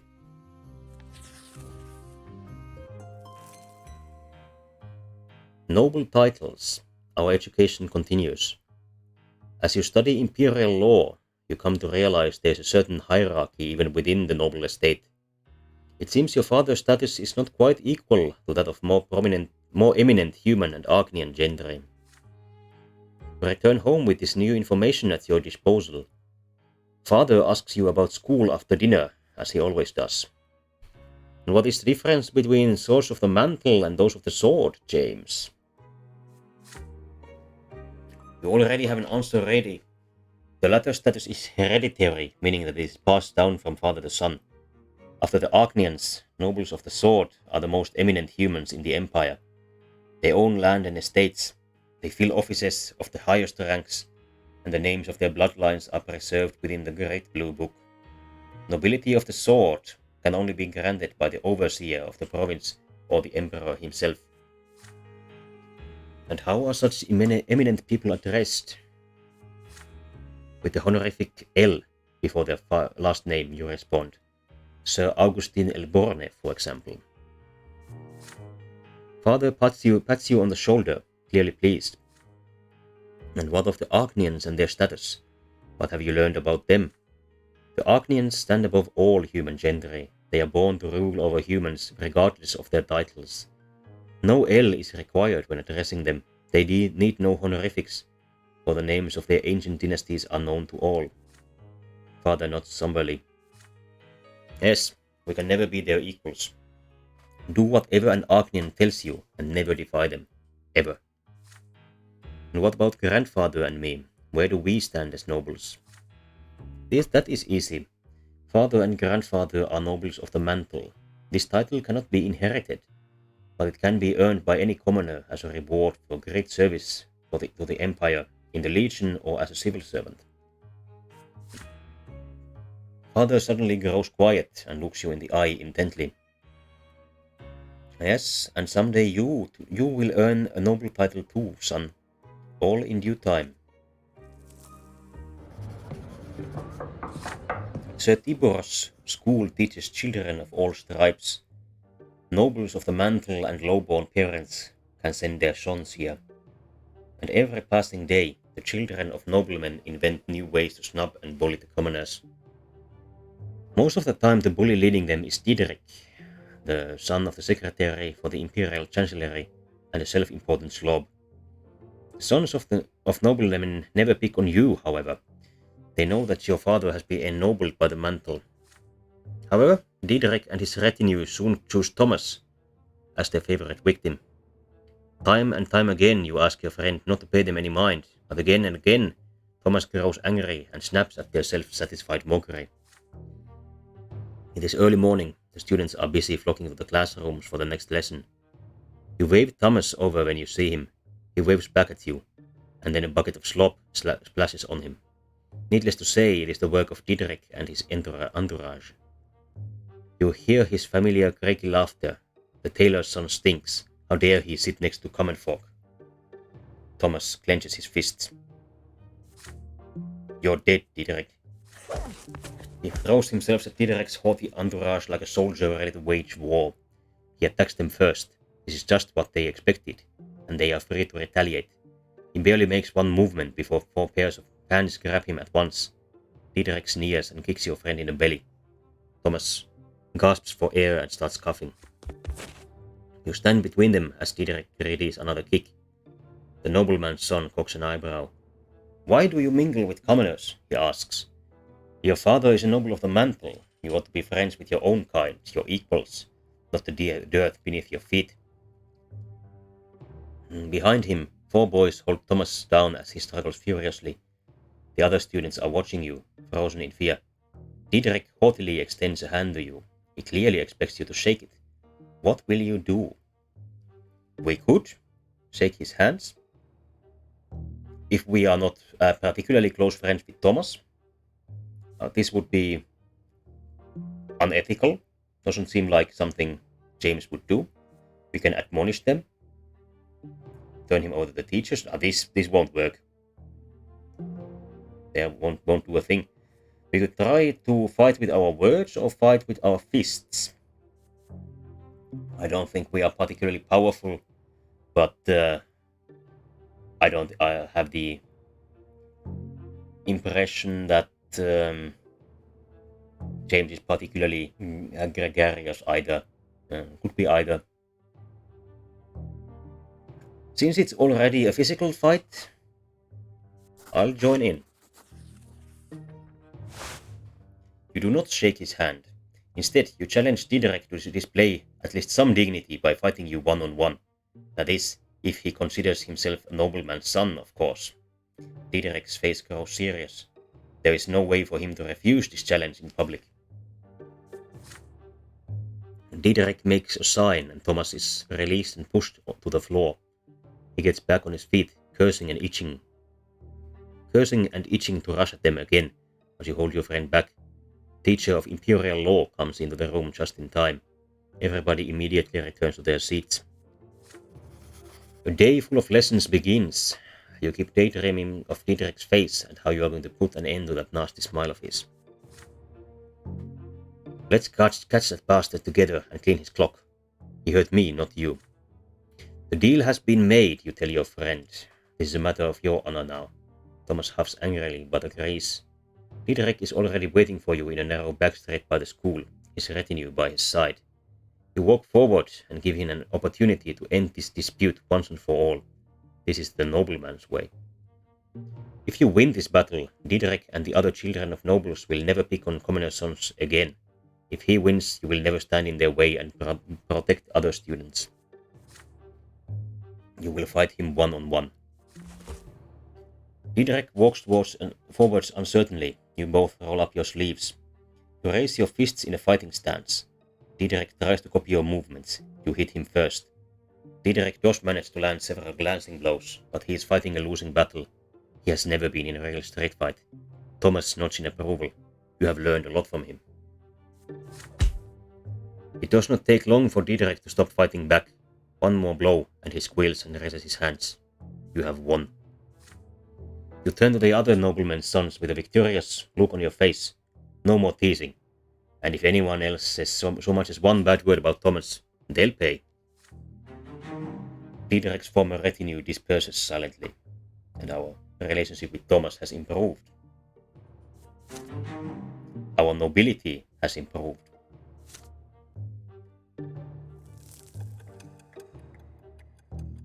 age 13.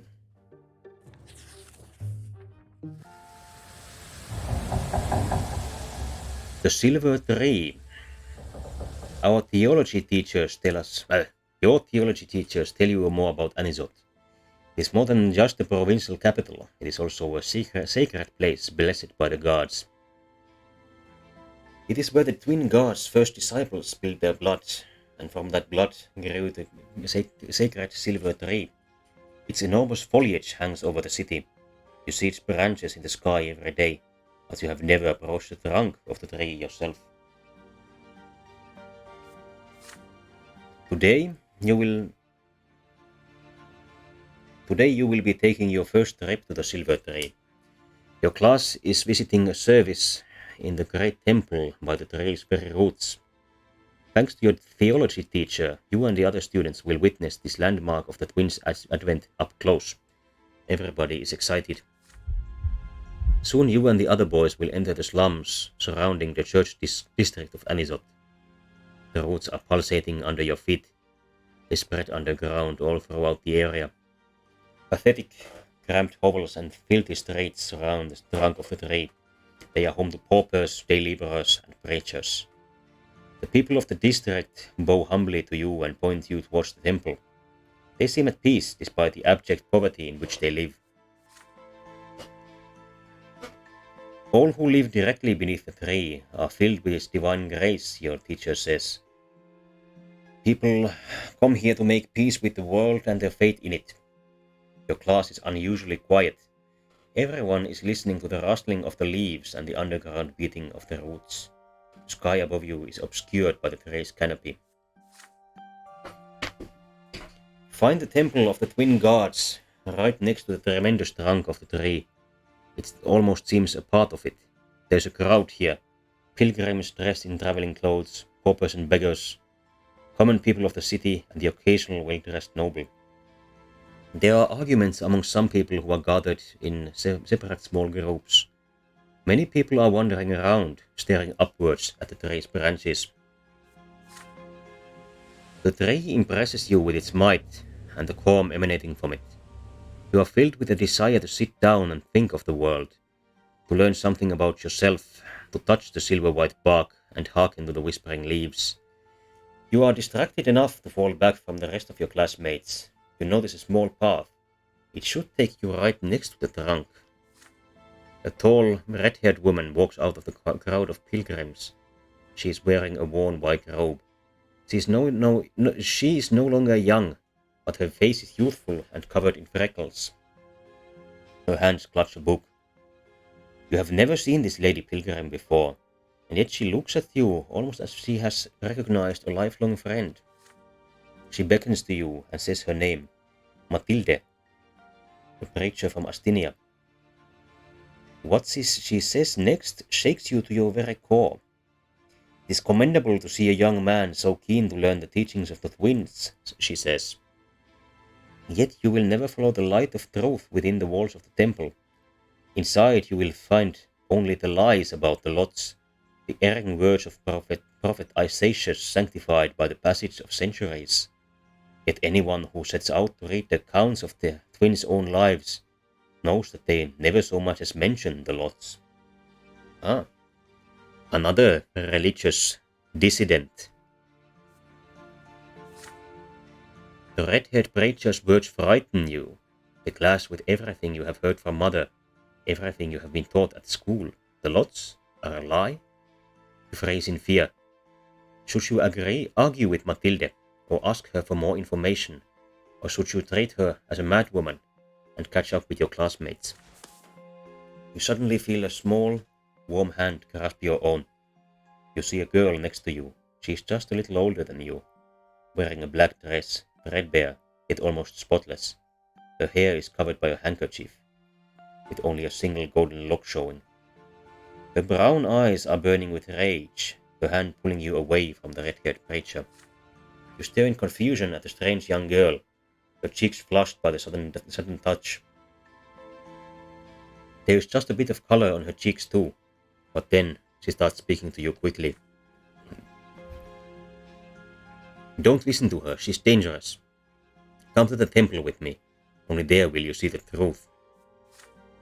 You stand there, surrounded by the crowd of praying pilgrims, and the sounds of shuffling feet torn beneath two people you have never seen before, and each of them expects you to follow her. But all the while you hear the whispering of the wind in the tree's branches. The branches reach out to you, almost as if the tree wishes to speak to you itself. Can you hear its voice? Unfortunately, we cannot, because we did not play alone with the ants. Unfortunate. We could follow the girl into the temple. We could stay with the red-haired pilgrim, or we could approach the tree.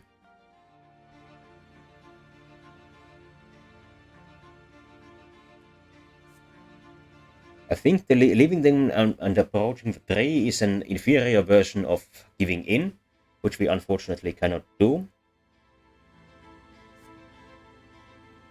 So the question is between the older lady that we find ourselves agreeing with and a young lady who claims to have the truth for us. I'll go with the dissident. You shrug, smile sheepishly at the girl, and walk towards the red-haired preacher. It's Matilde of Astinia. She speaks too strangely to be ignored. You feel she will be leaving soon anyway. And the temple? Surely the temple is not going anywhere. The lady preacher hands her book to you. There are words on the cover, the lives of the twins. The book is so heavy you almost drop it. The crowd around you barely allows for proper reading. The best you can do is flip through the pages and hope to get a glimpse of a message or two from it. Matilda's hushed voiced comments on each new page. This book was written by the disciples of the twins. When the twin gods descended and brought faith into the world, they walked the lands with them. It is filled with many stories of wonders and battles, as well as records of the twins' own sermons and dialogues. They discuss many things that now guide the living, the fate that awaits us on the shining pillar, the eternal life after true death, the profane evil of magic. Yet Matilde points out something that you cannot help but notice yourself. There is not one mention of the lots in this book. How can this be? You ask her. It is what it is, she responds. The twins never spoke of them. They never left any teaching behind. Nothing but their deeds and their own lives in this world. You frown. Then how come we know about the lots now? They exist thanks to Isacius, she says. Isacius, favored by the gods, the elder's favorite disciple, walked the lands by his side, and through all his hardships until his end in Eterna, they came to be, she explains. They came to be, she explains, when people came to Isacius and asked him how they should live. Yet Isacius was but a man, and his teaching of the lots were not a divine revelation but a speculation of his own devising. So this appears to be the Paul of this religion. This feels much rougher than learning prayers. So if the teaching of the lots come not from the gods, but rather from their students, what does that mean for you? What does it mean for the people? A new faith, the red-headed preacher says with a smile. You think about her words for a long time, as the silver tree whispers over your head. The very tree grown from the blood of the people who walked the land with the younger and the elder. You keep on thinking about it, even as you make your way home and into bed. Your conclusions bring you no comfort. If that strange lady preacher was right, then you are supposed to be free to interpret the twins' words yourself, which means that you, and only you, should be responsible for your life and faith in the hereafter. But who can tell for sure? You cannot fall asleep that night, so they were lying to you all this time. In the morning you still mutter off a prayer and say the words to your lot. Work, endure, and suffer. But is it all worth it if the lots don't really exist? Or is it the will of the twins after all? Did they speak their will through Isacius, and those who defy that will are defying the true order of the world? These questions will remain in your mind for a long time. This young lady Jeanne now slightly dislikes us. Our spirituality has increased. We are now a searcher.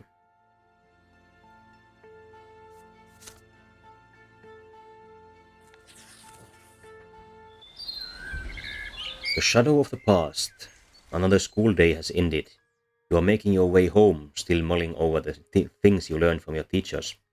The founding of the empire, the eternal and unshakable rule of a single dynasty. The 3 estates, each with its own rights. What an odd sort of order the world has, and yet so mysterious. At least, it sounds that way when your teachers talk about it. Mother is waiting for you on the porch. She smiles gently when she sees you, and yet her expression still shows great concern. Father left on a trip to several distant migrant towns a few days ago. Since then, Mother has been trying to tell you something, but she seems uncertain. Son, would you put your things away and come pray with me? You join Mother in a prayer to the twins. She prays with vehement sincerity, her head bowed low, reciting the words of obedience to them and their greater designs in a barely audible whisper. You repeat after her, just as she has taught you ever since you were a little boy. When the prayer ends, Mother sighs and turns to you. James, my son, you are 13 now. You'll be grown soon. It's time you learned about certain things that are important to our family, difficult things. It's about your father and me, about our marriage. You gaze curiously into Mother's eyes. I'm sure you've not wondered about this before. Your father is a nobleman of the mantle, so how could he marry a commoner with another man's child? But you see, James, your father, when his first wife, Amelia Elborne, died, it was a painful blow to him. He lost the will to live, lost all purpose. He felt like his own destiny was cut short that day as well. And then he met me. You know the troubles I had in the past. I went to the prefecture as a petitioner to ask them for help, protection, justice. Well, I personally don't know the troubles she had in the past. Let's see if we can look into them somewhere. It does not appear to be the case. When I was a young girl, I worked at a small shop that sold crockery and dishes. The nobleman took a liking to me. May his name be forgotten forever. The twins know I was humble and honored his lot to rule, but he took me by force. Mother falls silent, summoning the courage to continue. Gloria is that nobleman's daughter, but he was outraged. How could I have the gall to burden him with low-born progeny? He turned me out on the street with that little baby girl in my arms. Mother's voice is shaking now. You take her hand tenderly. I had no home, no honor, nowhere to go, no one to help me.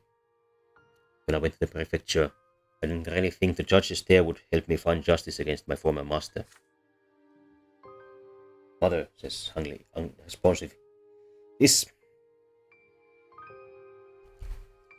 have to wonder if this is perhaps related to the being beaten down as a young person that I suspected earlier. But when Sir Robert heard my plea, his eyes met mine, and I believe that at that very moment the twins themselves granted him the gift of their love.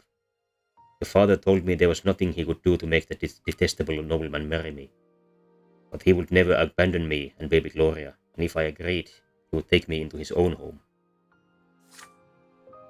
Tears are running down Mother's cheeks. And I knew it, my son.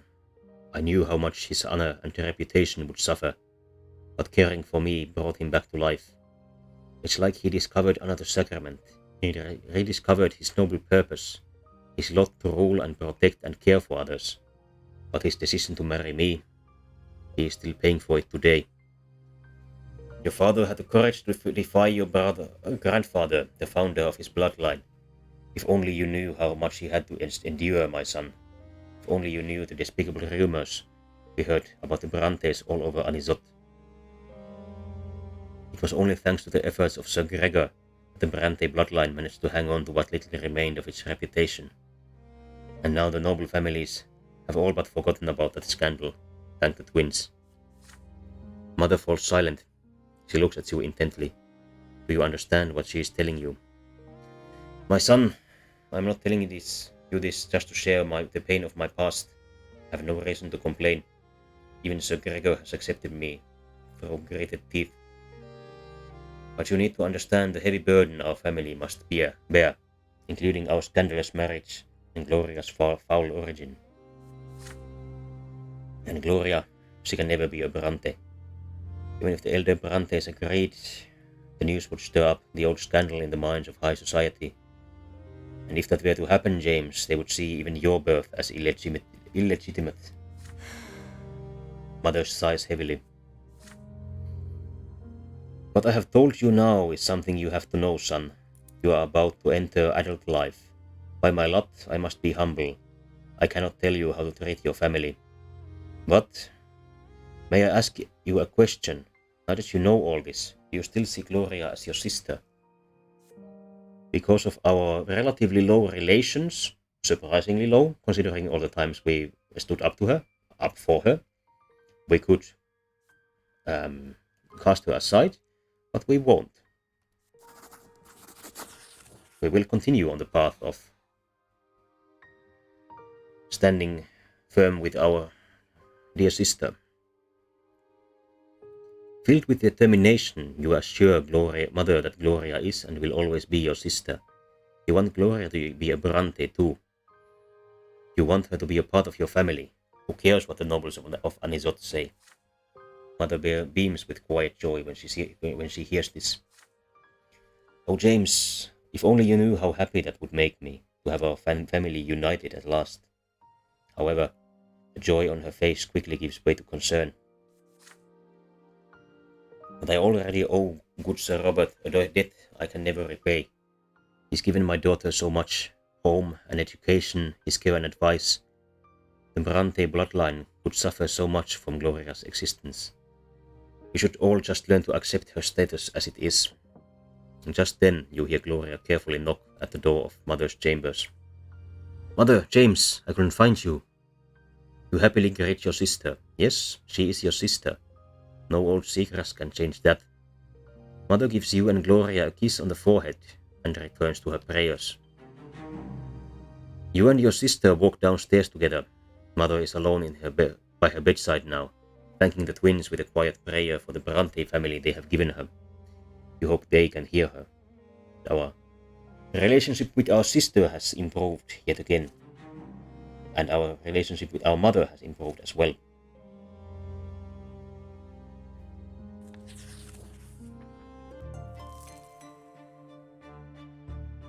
The Flash and the Flame. You are 13 now, another theology lesson. Today's sermon is about the priests and why the clergy is the only one of the 3 estates with the right to interpret the lots and guide the other 2 estates accordingly. Thomas sits next to you, huffing and puffing as he fervently writes down the teacher's every word. You have heard all this from mothers many times before, so you take this moment to daydream a little.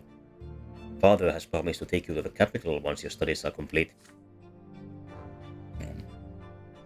But the teacher suddenly casts a stern look around the lecture hall and raises his voice at one of your classmates. A boy by the name of Brian jumps out of his seat. The teacher asks him to repeat what he just said. Brian freezes and seems to shrink. He tries to muster a reply, but nothing comes out.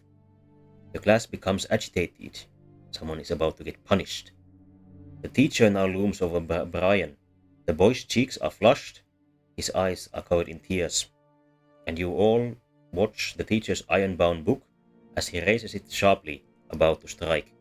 Brian shrieks and raises a hand in front of him. A sudden flash. The teacher screams and buries his face in his arms. His hair is ablaze, and his skin is covered in horrible burns. It's magic, real magic, just like in the books about the Magra Rebellion. The class freezes in shock. There's a dull thud as the iron-bound book falls to the floor.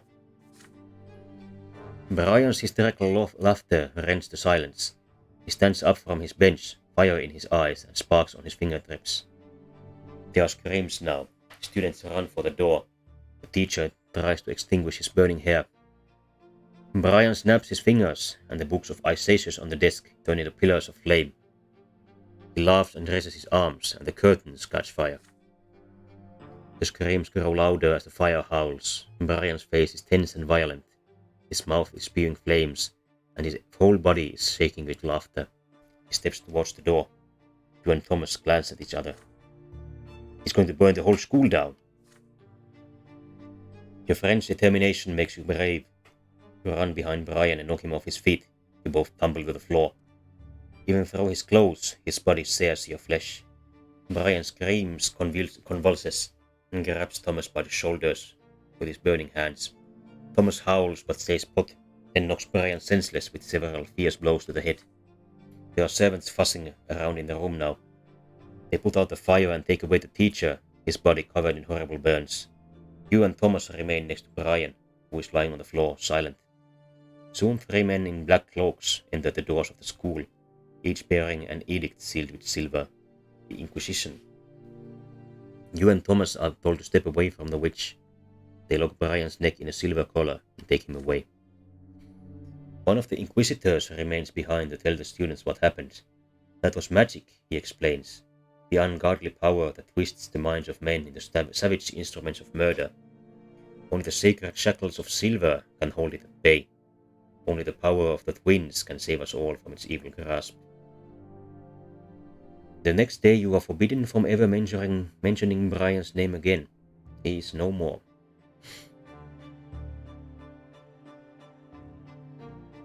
This is certainly ominous. I am not quite convinced that either of these sides is good. Brian certainly was going to burn the school down. I am suspicious of these Inquisitors and their anti-magic collars.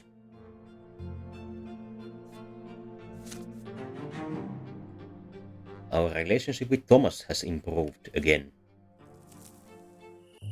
We seem to be quite socially successful as of late, but perhaps not quite as successful with our academics. The nobleman's lot. A great day looms ahead. 100 years ago, Uther Tempest was anointed to rule over the empire. Blessed by the twins themselves, the emperor's reign continues into its 2nd century. Celebrations in honor of the Tempest dynasty are held throughout the city. The school is closed for 2 weeks because of that. On one of these evenings, father tells everyone that grandfather is going to bring Stephen back for the holiday. They say families should celebrate the day of anointment together. You could benefit from your older brother's company. With his noble education, Stephen might be able to teach you how noblemen are supposed to act. One moment for a long overdue drinking break.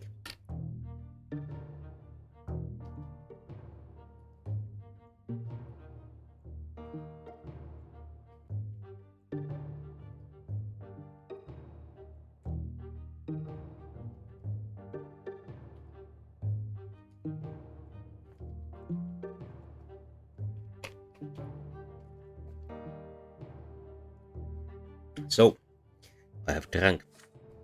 Soon Stephen arrives. He now handles himself differently. When it comes to ordering servants around and ignoring Gloria, he is still grandfather's double. But he is more grown up now and far less haughty to you.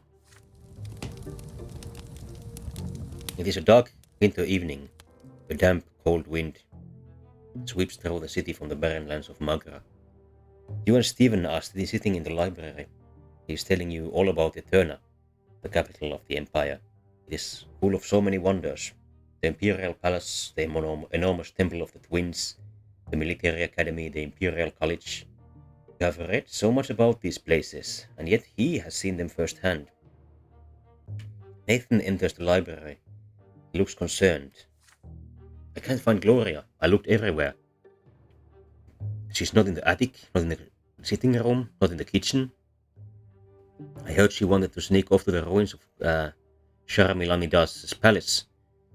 She could be lost in there. You and Stephen exchanged looks. Sharamilanidas, the rebellious duke. The ruins of his palace are a dangerous place. Some children claim his tainted magic still lingers there. Which means you absolutely have to make your way there and back again to prove that you are not afraid of the long-dead witch. Your brother tells you to wait. He leaves and soon returns with his sword in his sheath. Get ready, James. We're going to rescue Gloria. She must have gone to the ruins in search of inspiration for another one of her little rhymes. The two of you instruct Nathan to tell your parents that you've gone for a walk in the square. You and your elder brother head outside. You are confused by Stephen's actions. He refuses to treat Gloria like a human being, so why is he still so determined to rescue her? Stephen notices your expression. Are you wondering why I care about Gloria all of a sudden? I can't act in any other way, can I? The law of honor compels me to protect my family. Gloria will never be a Brante, but father still took her into our house. I must respect his seniority and defend Gloria like she is one of our own. You are a Brante too, noble or not, which means it is your duty to aid me. The ruins of Sharmilanidas' palace span an entire district. The palace was abandoned centuries ago, and its remnants are overgrown with thick underbush. The ruined palace is empty, nothing but cold wind blowing over crumbling brickwork. Even the worst scum of the land steer clear of this place. You make your way through the ruins until you spot scattered sheets of paper covered in writing, your sister's writing. You hear loud laughter coming from behind the dilapidated stone wall nearby. You pull yourself to peer over it. Gloria is lying on the ground face down, twitching and sobbing. A gaggle of drunk young thugs surround her, cackling and swinging their arms about. You hear their shouts. Look at the lass, sitting there rhyming words together. She thinks she's all noble. But don't you worry, you low-born tot. We're going to teach you your place. One of her loud spits at Gloria as she lies there. Get away from her this instant, you bastards, or I'll spill your guts. They respond with mocking laughter. Stephen draws his sword. The stray thugs recoil in fear, but they soon notice that he is only one armed man against many. They start reaching out for sticks and stones. Stay by my side, don't let them flank me. Stephen's hand shakes, but he looks ready for battle. He is outnumbered. For a moment you hesitate. Perhaps it might be better to run for the nearby district and call for guards. The young thugs are already armed with makeshift weapons. They start approaching you and Stephen cautiously. We could charge, follow our brother, or we could run away. Charge or follow orders seems the best. Assumably, Stephen has learned how to fight at his fencing school, so let's do it.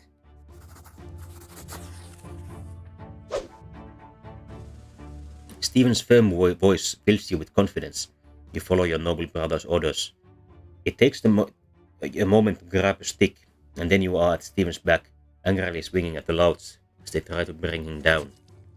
One of the louds lunges at your brother with a stone as you hit him with a stick, and he falls down right at Stephen's feet. The sword flashes. The blade sinks deep into the young man's stomach. He wheezes. Blood starts pouring into the ground. The thugs freeze. Stephen pulls the sword out, his face an inscrutable mask, and returns to his fighting stance. You are stunned to see Stephen take another man's life so easily and effortlessly, like picking his own teeth. The thugs look like they are about to flee. There's rage and confusion on their faces. They never expected the young nobleman to use that sword. Stephen just scoffs at them.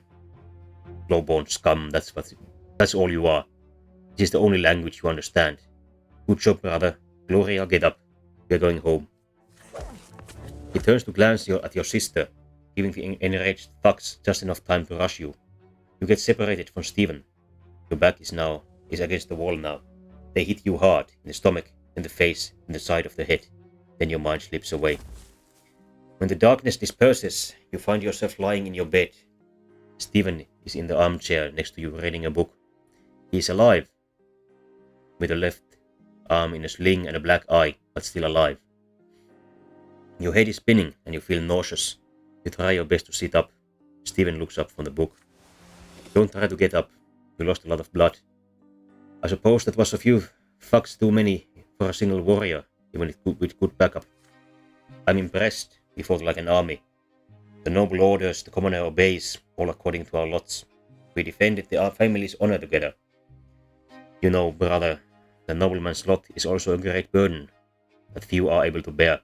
It takes courage, not to fight everything you see, but to do your duty. Each and every decision a nobleman makes becomes a part of his family's legacy, flowing in the blood tide forever. I think about it often. A noble mustn't act weak. A noble mustn't suffer like people of the low-born lot. A noble must rule over them wisely. A noble must ensure that they have work to do. It's not merely your own lot that you have to look after. You have to ensure that 1,000 others can live by the lot as well. There are so many things, so many more matters to take care of. Honor, dignity, tradition. It's tough, but it's what it takes to be a nobleman. Do you understand what I'm talking about? There's approval in your brother's eyes, for the first time in a long while. It was a pleasure to fight side by side, brother. Now, the relationship with our older brother has increased markedly. Our nobility has increased, our willpower has decreased. Trial of the Assailants. Before long, the entire city hears how a gang of low-born thugs assaulted Stephen Brante. Grandfather ensures that the brash young men are found. Some of them are taken into custody as soon as lesser death releases them. Grandfather seeks vengeance on those who've hurt his favorite grandson. Prefect El Borne, a friend of your family, promises to personally oversee the trial and ensure that justice is served. Of course, this is something that we modern people would see as corruption, that a friend of the person involved in this fracas is going to judge at the trial. Stephen and grandfather decide to stay in Anisot until the trial ends. Grandfather demands true death for every single assailant. You ask father to explain something. How can a legal court sentence criminals to true death? How can worldly judgment overrule the twins' law? Your words are true, my son, and their law is second to none. Yet the twin gods also made the empire and all its ways. The court of law exists to execute the laws of heaven here in the world. Should the court of law sentence a person to death, the law high above will always enforce it. And so every execution brings true death. The commoners who assaulted Stephen, a born nobleman, have committed a grave offense. There is no doubt about that. And yet, according to the Emperor's decree, even commoners have the right to defend themselves if they are about to face true death. This means that all of us will have to appear at the trial, testify before the court. Evening comes. Gloria visits your room.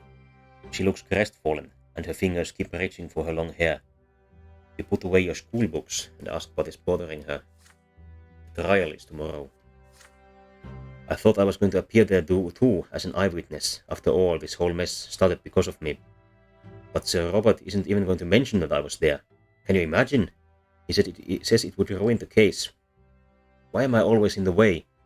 Nobody ever mentions me, nobody has to listen to me. It's like I don't even exist. I thought Stephen standing up for me finally meant something. Maybe I will become a part of the family. But no, everything is back to usual now. Gloria tries her best to hold back the tears. You do your best to comfort her. Father just needs to keep the family out of trouble. If Sir Robert believes that I only bring trouble, why did he took me into the house at all? Gloria runs away. You return to your books, but you can't help but get lost in thought. What if they told the court you weren't there either, how would you feel then? There's a knock at the door. His father. He closes the door behind him and sits next to you. There is an exhausted look about him. Son, you will be testifying before the court tomorrow. Please remember what I am about to tell you. Gloria wasn't at the ruins at all. You went there with your brother to inspect this historic site. The low-born men insulted Stephen first and then attacked him. Stephen had managed to deal with the assailants on his own by the time the guards intervened. Gloria will cast suspicion on the case. If we mention her very existence to the court, the reputation of the family will suffer. Your grandfather will never forgive me if that happens. Do not let me down. We are all counting on you. So we are being pressured into lying in court. Somewhat distasteful for modern audiences. You recall the night of the fight like it was a moment ago. Gloria sprawled under the feet of those cackling thugs. Her poetry, her greatest treasure, scattered on the ground. She thinks she's all noble. Those were the words they spat down at her. But doesn't grandfather mean the same thing when he denies that she is part of the family? But if you do what father tells you, the trial will end quickly. Those commoners will face true death for assaulting a noble. If you mention Gloria, things will get complicated, and you cannot predict how the trial will end. Which is more important to you? What is right or what is just?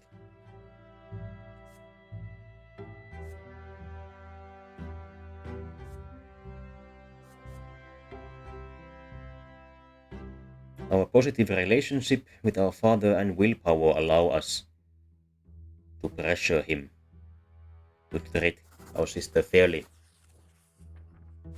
It's certainly at the beginning of this adventure, my plan was to follow believable, act as an early modern individual might act in this story, but since then I have decidedly taken a turn for the modern. Let's see how it ends. Probably not particularly well, but we shall see. You look father straight in the eye and tell him what you think. We are not going to bear false witness in court. He's a judge himself. How can he make you lie to Sir Elborne? What of Gloria? Is she not a Brante too? Does she not deserve justice? Or maybe grandfather is right and she is just a freeloader who deserves nothing but shame. If so, then how come father agreed to take her into his home and under his protection? Saying this to father is tough. Deep inside you pray he hears no weakness in your voice and sees no blood rushing to your cheeks. But it seems he is listening to you intently. The wrinkles on his forehead grow deeper as his fingers stammer out a staccato against the armrest. There's always got to be someone with a new perspective, Shinhylus. I suppose. And of course there were certainly individuals with different perspectives in our early modern period as well. They just usually ended up dead, murdered, executed. Let's see what happens with young Sir James. Perhaps it will be one of those, or perhaps he will win. This is going to be tough, Swan. But you're right. You are right. I took Gloria into my home, and so I must protect her like my own daughter. This was my decision, and I must stand by it. I will speak with Stephen in the morning. Now I pray your grandfather never hears of my change in heart. The day comes. The trial takes place in the lesser hall of the city prefecture. Sir Elborne himself proceeds as the judge. You are the first to testify to the court. You tell the court the truth about that night, how the thugs humiliated Gloria, how Stephen and you came to her help, and how Stephen defended his half-sister. Out of the corner of your eye you watch grandfather's face grow red. yet he remained silent. There are confused whispers in the hall. The commoners on trial cry out. It's the truth. Gloria was reciting poetry, and they simply told her she was defying her lot. The situation has changed. By this account, Stephen was not acting in defense of himself or another. He merely assaulted them first in order to retaliate against those who had insulted his half-sister. You spread your feet to stand firm and inhale before you speak next. To ask the hall, is it not a nobleman's duty to honor his family name? Gloria does not have the Brante name, but your father took her into his home. Therefore, it was Stephen's duty to protect her, just as he would have protected any of you. Contemptuous chuckles rushed through the courtroom. You have just reminded the city of father's shameful second marriage. Stephen is to testify next. He reluctantly confirms your testimony, glancing at father and grandfather all the while. His arm in the sling is his main argument. Stephen wanted the commoners to stop insulting Gloria, and yet in the end the commoners were the first to assault him. After a short recess, Sir Elborne returns and rises to deliver his sentence. The court of Anisot finds you guilty of assaulting Stefan Elbrante, a nobleman who stood in defense of the honor of Gloria, a member of his household. All 4 defendants are sentenced to true death by hanging.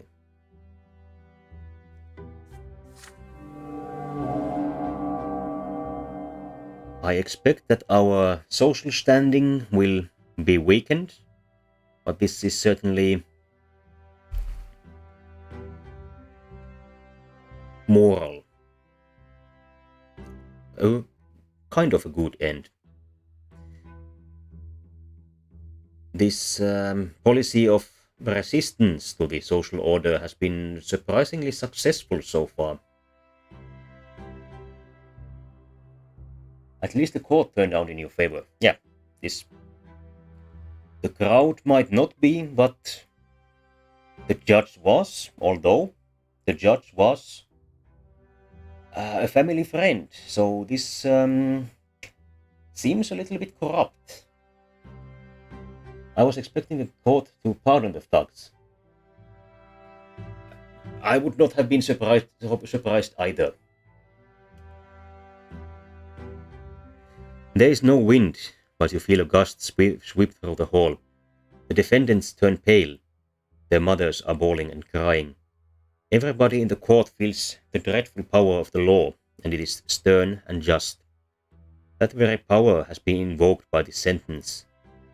And by that very sentence, the lives of the 4 young men are literally forfeit, for all eternity. The gallows await. Stephen stands in the front row. Father stands next to him. The wood creaks. Trapdoors under the young men's feet. Trapdoors open under the young men's feet. They dangle in the air, wheezing and reaching out for support with their feet in their final moments. Grandfather's silence ends at home. He screams at you and father, at Stephen and Gloria. His trial is a disgrace. His screams are punctuated by the thudding of his walking stick against the floor. Father says they had to defend their family. It would have truly been a disgrace if they had shirked their responsibilities. Stephen excuses himself to bandage his arm in order to stay out of the argument. Gloria is quiet but glowing. You stay quiet too. It is all over now.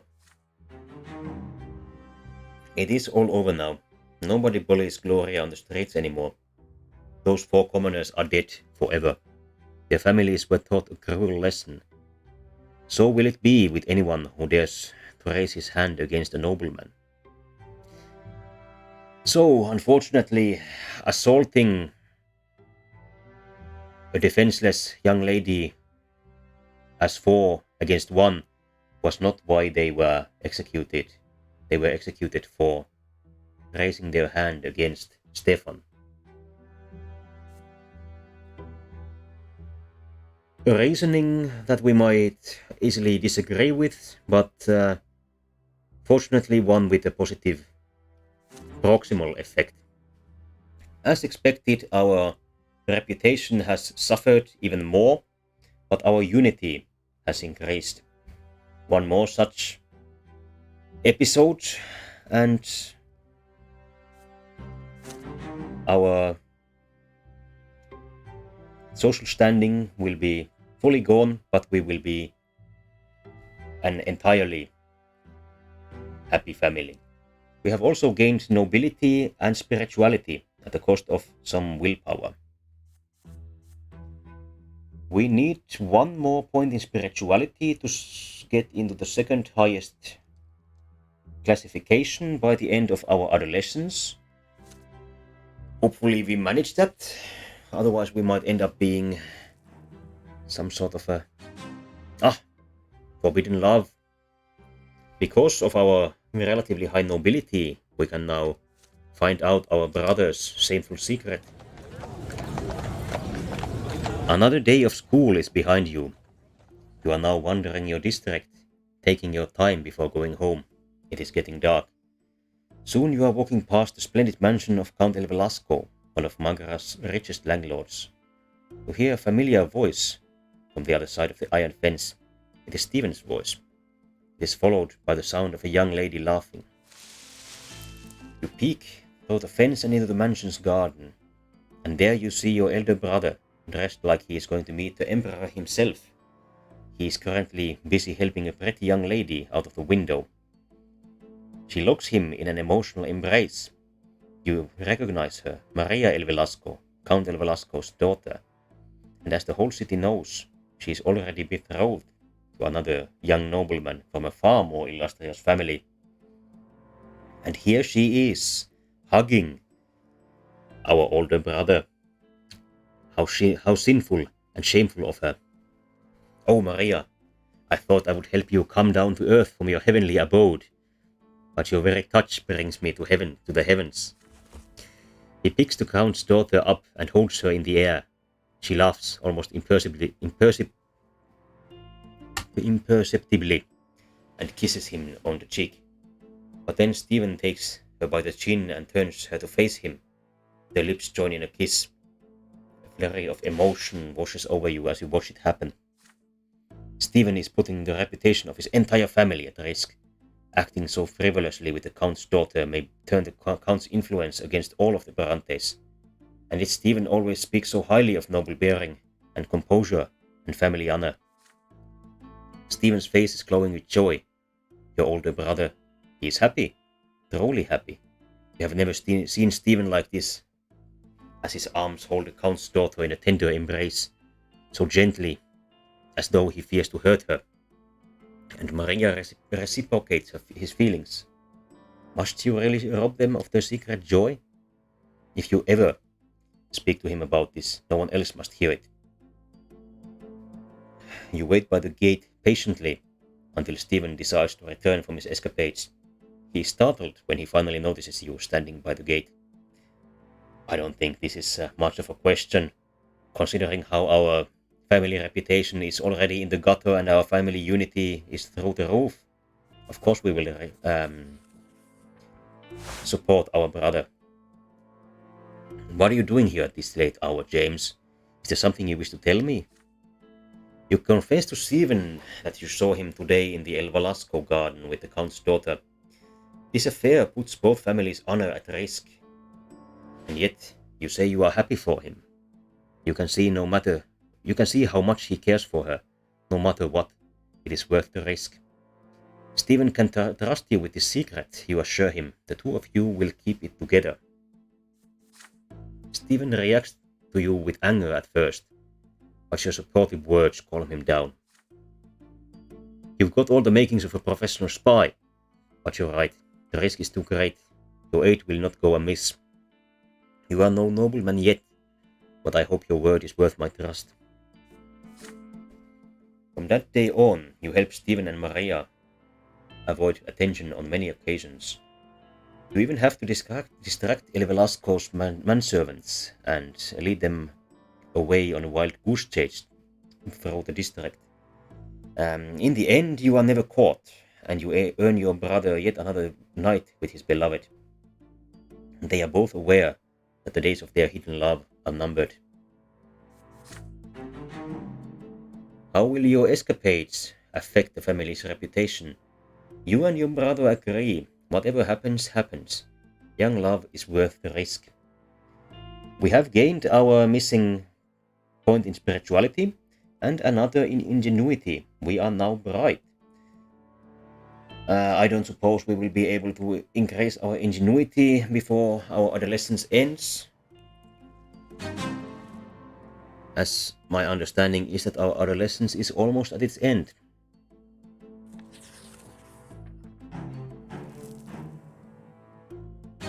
An adult question.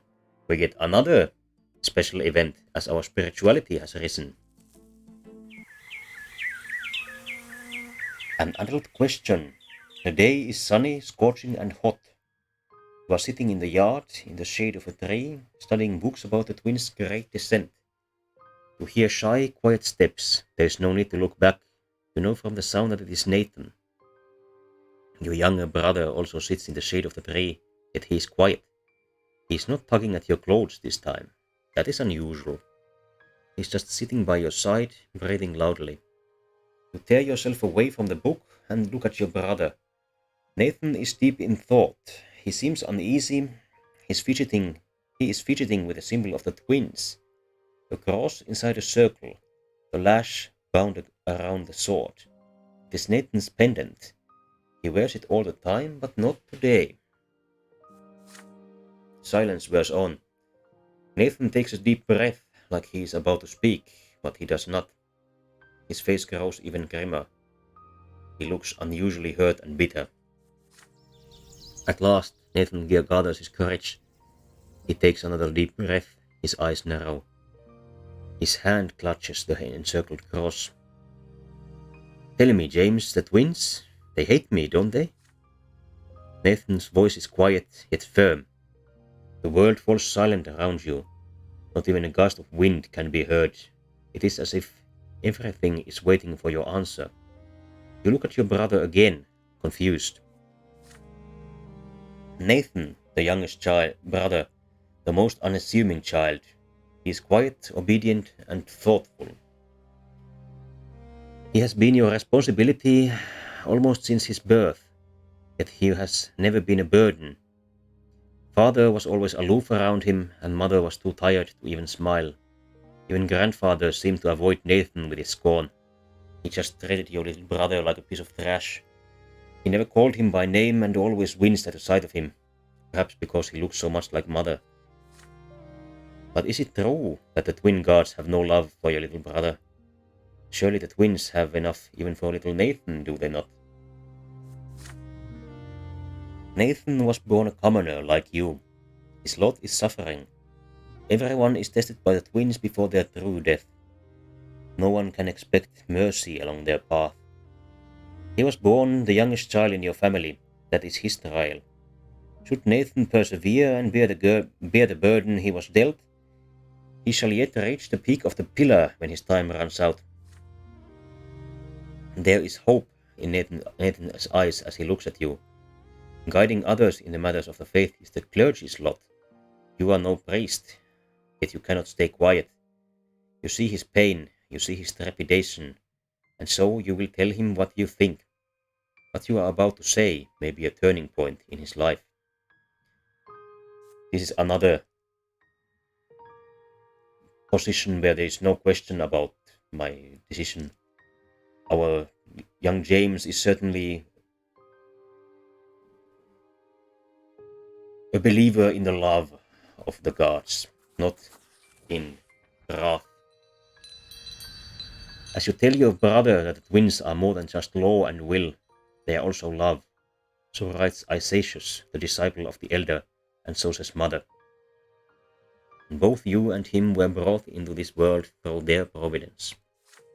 It is true that their love is quite unlike the love humans have for one another. They cannot forgive others unconditionally, like mother or father would. Your parents love you no matter what, but they are unlike them. And yet the twins bear no hatred, for they descended to our world and granted us knowledge of how to live. And this is a great treasure indeed. The twins put us all to the test with the hardships they send. They watch how we follow our lots.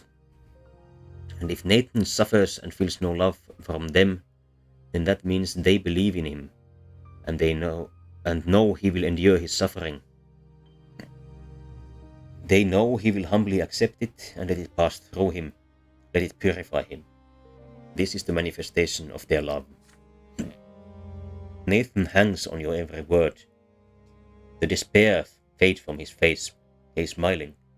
He puts the chain with the encircled cross back around his neck and hugs you gratefully. So they do love me, thank you. You've helped me hold on to my faith. You hug Nathan back and hear him sniffle on your shoulder. He will remember this little talk for years to come. Our relationship with our younger brother has strengthened. Our spirituality has increased as well.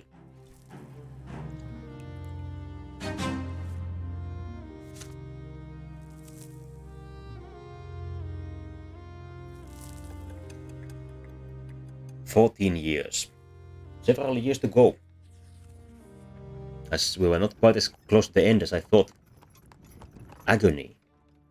Stephen leaves soon after the trial, alone. Grandfather does not go with him. For the first time in a long while, he lingers in the house for more than a fortnight. Father says Sir Gregor is ill and needs rest. Several months go by, and it becomes clear that grandfather will not recover. The eldest Brante is mostly bedridden now. On some days he has trouble recognizing people. When he means to address you or Nathan, he calls you Robert, your father's name. But when he does get out of bed, the house grows empty. The servants hide. Mother locks herself in her chambers. You and Nathan run outside or hide quietly in your rooms. If grandfather sees anyone in the hallway, he begins lamenting. Oh, nobody heeds the lots any longer. Any harlot with a child can marry a nobleman these days. Children have no respect. His son betrayed him and let him down. And oh, how the Brante family has lost its honor. Again and again you hear grandfather knocking at mother's door, screaming that it is all her fault. He blames her for ruining his chances to find bliss in the hereafter. He blames her for dooming him to suffer at the foot of the pillar. You overhear your parents talking one night. Mother begs father to move Sir Gregor to his old home and spare the children his decline. Father refuses her outright. It is late at night. The hot, dry winds are coming. The house is empty, save for you, Nathan, Gloria, mother, and grandfather in his bed. Father has left for the capital on business. You are engrossed in the history of the empire, snapping out of your reverie only when the clock strikes midnight. You blow out the candle and get ready for bed. You hear the shuffling of heavy feet outside your door.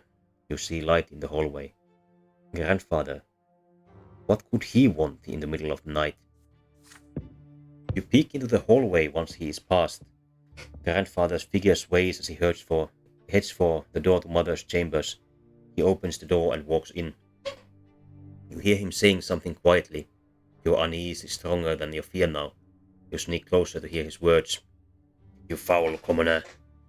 I have to cleanse my sins. I have to save my soul. You are my greatest sin. You and what you have done to Robert and his family. I should have put a stop to this marriage. I should have stopped Robert from tainting this house with your presence. Why? Or why didn't I do it? Please, Sir Brante, I beg of you. Silence, you will do my bidding. Fire will cleanse all low-born filth from this place. Fire and flame will save Robert from this disgrace.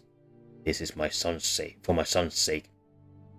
For my son's sake, for my sake. I need to eradicate this low-born filth. The twins, they are calling for me now. I can feel it. I can feel it. I beg of you, please have mercy. Mother begins to cry. You run into the room, unable to stay out of this any longer. Grandfather's gaunt figure looms over mother's bed, with a lit oil lamp in his hand. Mother is sprawled out on the bed, crying.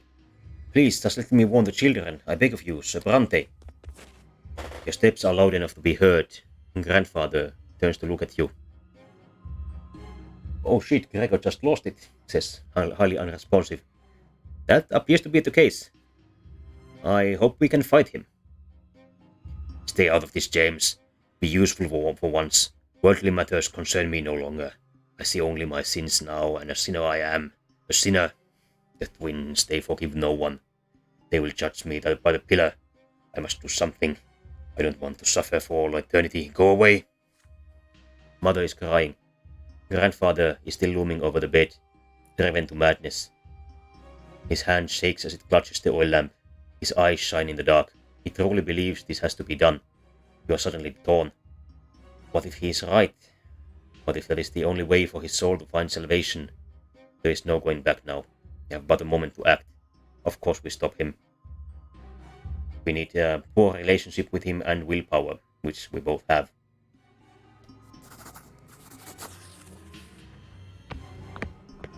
You look at grandfather defiantly and step towards him. He stares you down with rage and throws the oil lamp at the floor. You manage to catch it, but just barely. Several drops of hot oil hit the rug, not nearly enough to start a fire. The lamp's glass is blisteringly hot. It burns your hands, but you still hold onto it safely. You long-born scum. You ruined everything. You're every bit like your mother. You. Enraged, he takes a swing, and you squeeze your eyes shut. But he does not hit you. Instead, there's a deep exhalation. You peek at him with one eye, just in time to see him collapse, all his strength fading away. His chest is heaving, his face a grimace of contempt. There is another heavy exhalation. The contempt is gone. There is only fear now. Grandfather's eyes open wide, almost in surprise. He exhales. His eyes grow dim. Mother is there, whispering a prayer. She is shaking violently. You put the oil lamp gently on the bedside table and call for the servants. They carry the body away. It does not disappear. True death has found him. He will never return. You spend the rest of the night with Mother in the sitting room. She will not let go of your hand. For many, many nights afterwards, she keeps seeing Grandfather's shadow out of the corner of her eye. So now we learn that when people die for a temporary death, their body disappears and appears somewhere else. So my premonition of the miners dying again and again in a collapsed cavern was luckily not correct. Father returns from Eterna the morning after. He is unusually composed as he arranges for the funeral. The house becomes quiet, not the looming, heavy sort of quiet of the past few months, but a calm relief you all feel now that the crazed old man is no more. At last, Gregor Brante, the family's patriarch, has departed for the hereafter. Our relationship with grandfather soured, but he died. I have to wonder if we actually will interact with him at some point. Our nobility and ingenuity have improved. Our willpower is spent.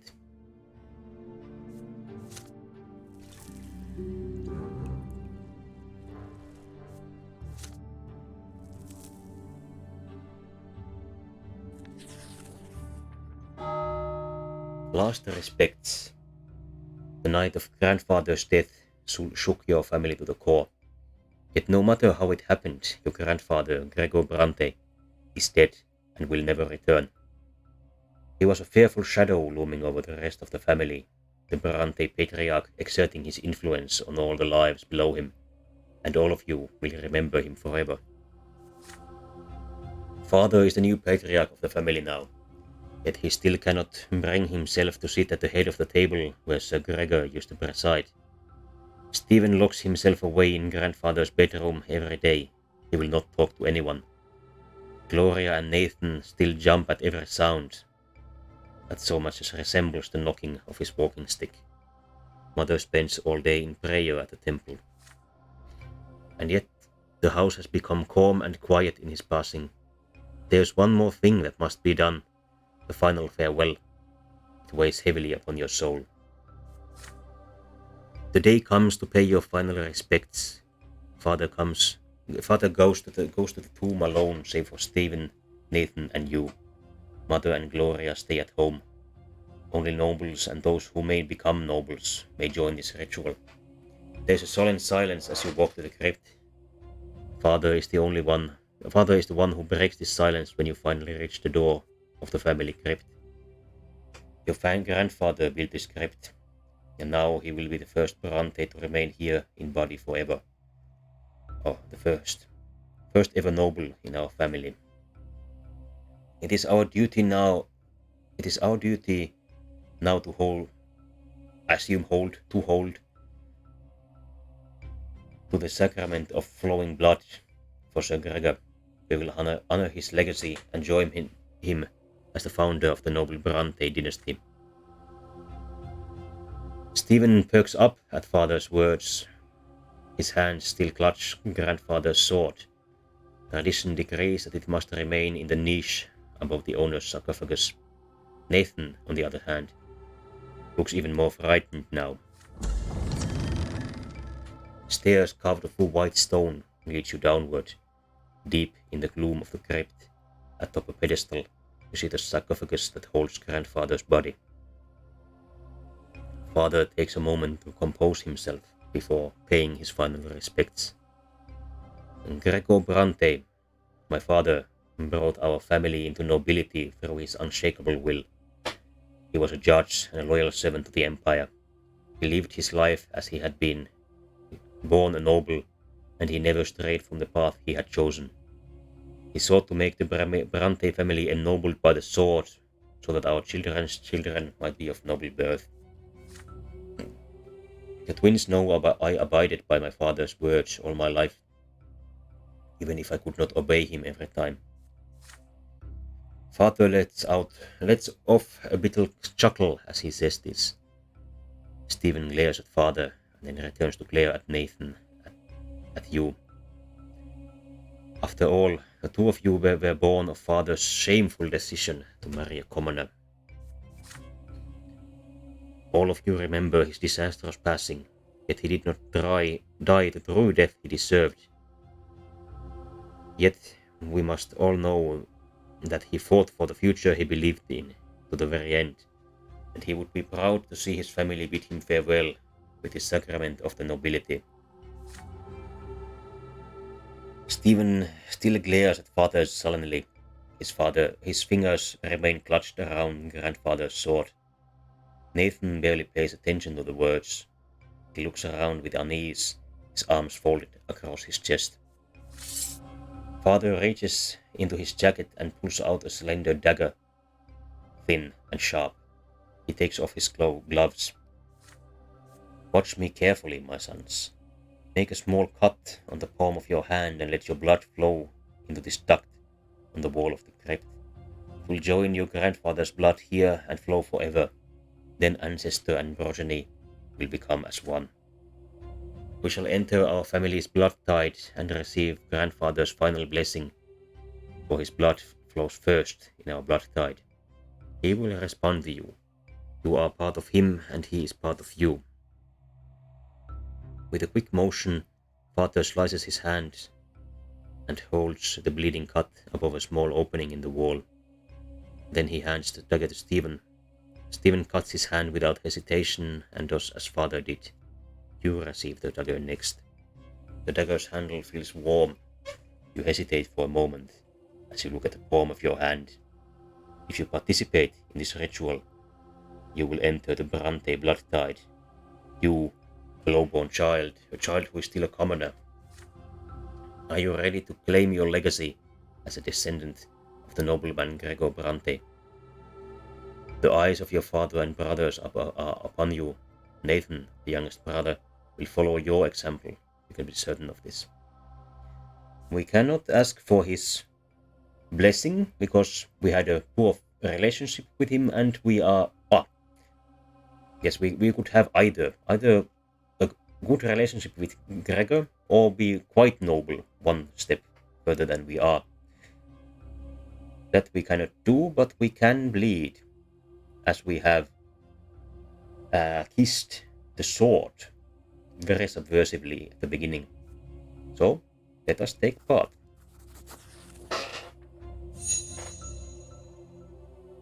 You remember that fateful day when you were 8, the day when you tried to choose a different lot for yourself.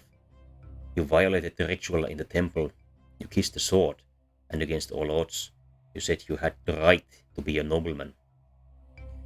Now you must confirm this right. You must join the Brante blood tide.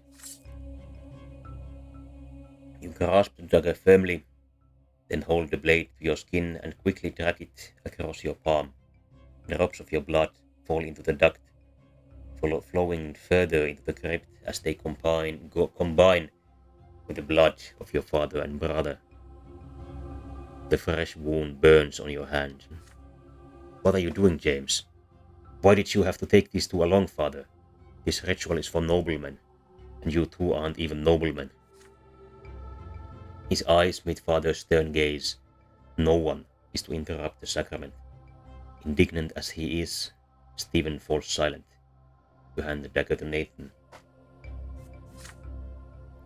Your younger brother hesitates. Father offers him help, but Nathan shakes his head. Finally, he makes a cut, and Nathan's blood joins yours in the duct of the crypt. The deed is done. It is time to close the sarcophagus. The lid falls into place with a heavy, resonant thud. Then, suddenly, you all freeze as each of you hears your late grandfather speak to you. His voice is loud as it rings in the depths of the crypt, and yet he speaks to each of you separately. So you think yourself my descendant, son of a low-born woman. Very well. Time will tell how much nobility you have within. But know this, I am your ancestor. You are my flesh and blood. I will be watching you always, and my shadow will follow you forever. Do not let me down, boy. This is somewhat more positive than I would have expected.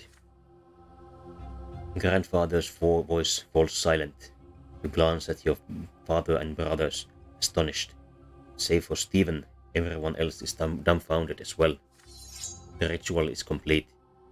Stephen reverently kisses the grip of grandfather's sword and places it in the alcove above the sarcophagus.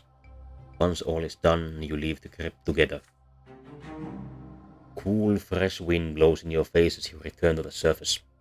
Stephen storms off to the carriage, fuming. Father stops halfway to the carriage and hugs Nathan and you briefly. Now your blood belongs to the dynasty of Sir Gregor Brante as well. Our relationship with our father has increased. The old man still haunts us even after death. Ali unresponsive. He does.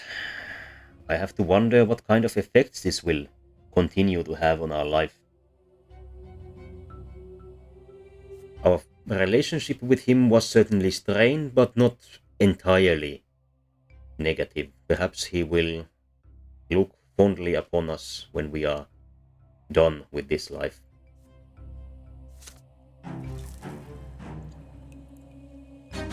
Blood tide. An event has happened.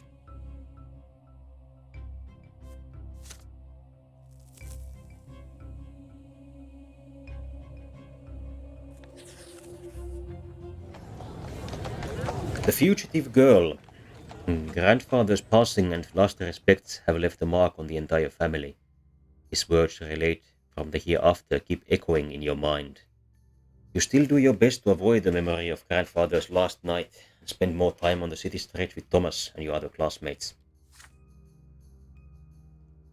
The road by the house reminds you of another clash with death.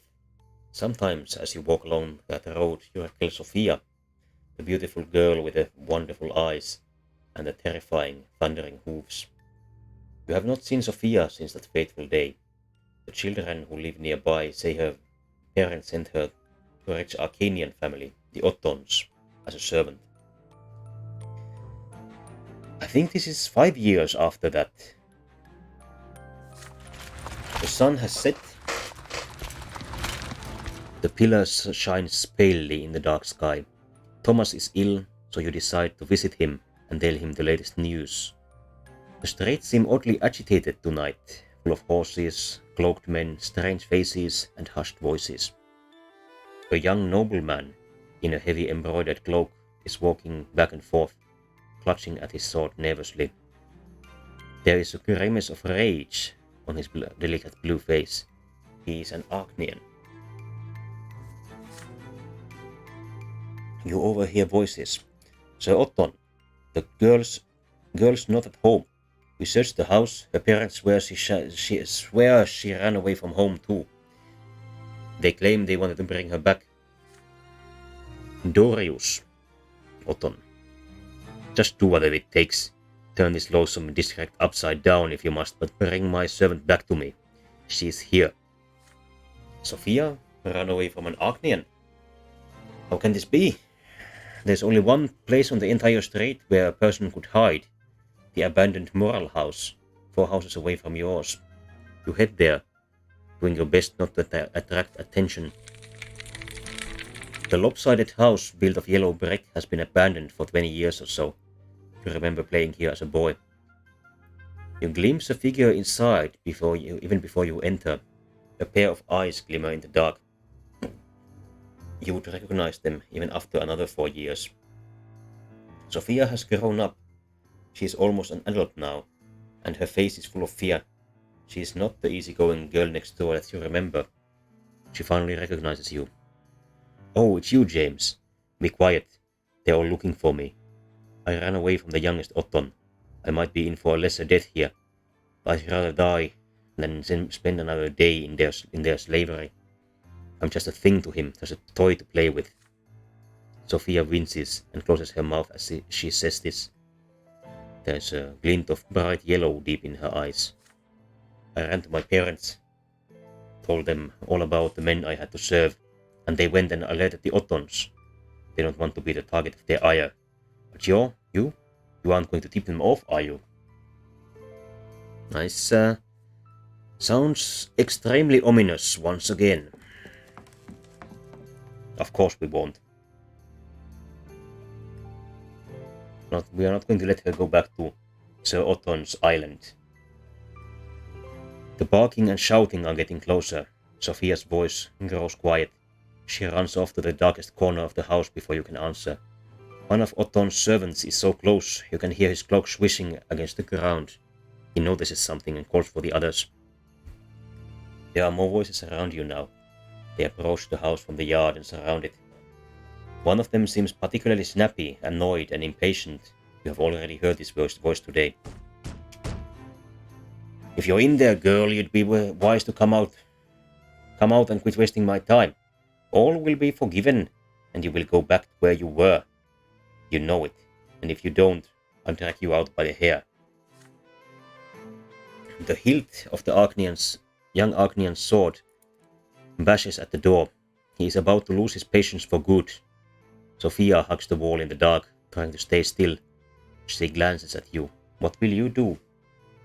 Your heart is racing. Can you act against the Archnian's orders? You have the gall to defy the mighty nobleman. Of course we should not. We cannot bring her to him because we saved her.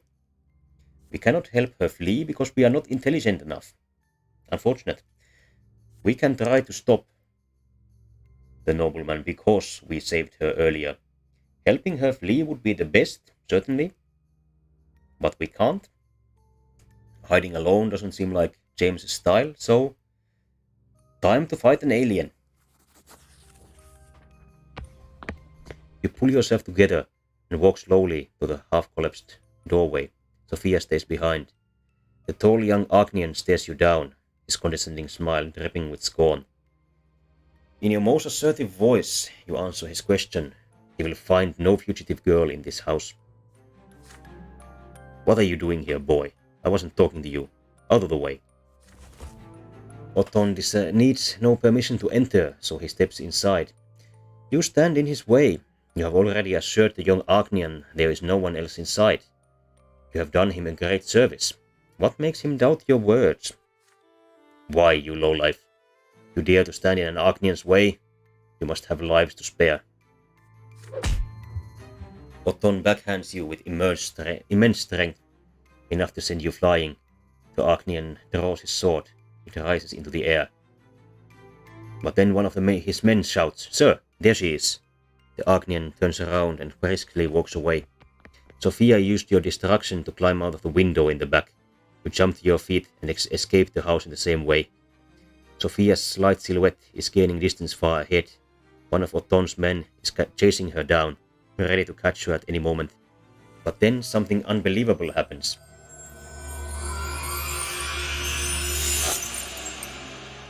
Sophia lets out a dreadful scream, and the air around her sizzles with golden sparks. Otton's man falls to the ground, clutching his head. Sophia freezes for a second, as though uncertain of what she just did. What was that? Otton screams at her right next to you. "So that's how it is, eh? The witch is when she's a witch, sees her."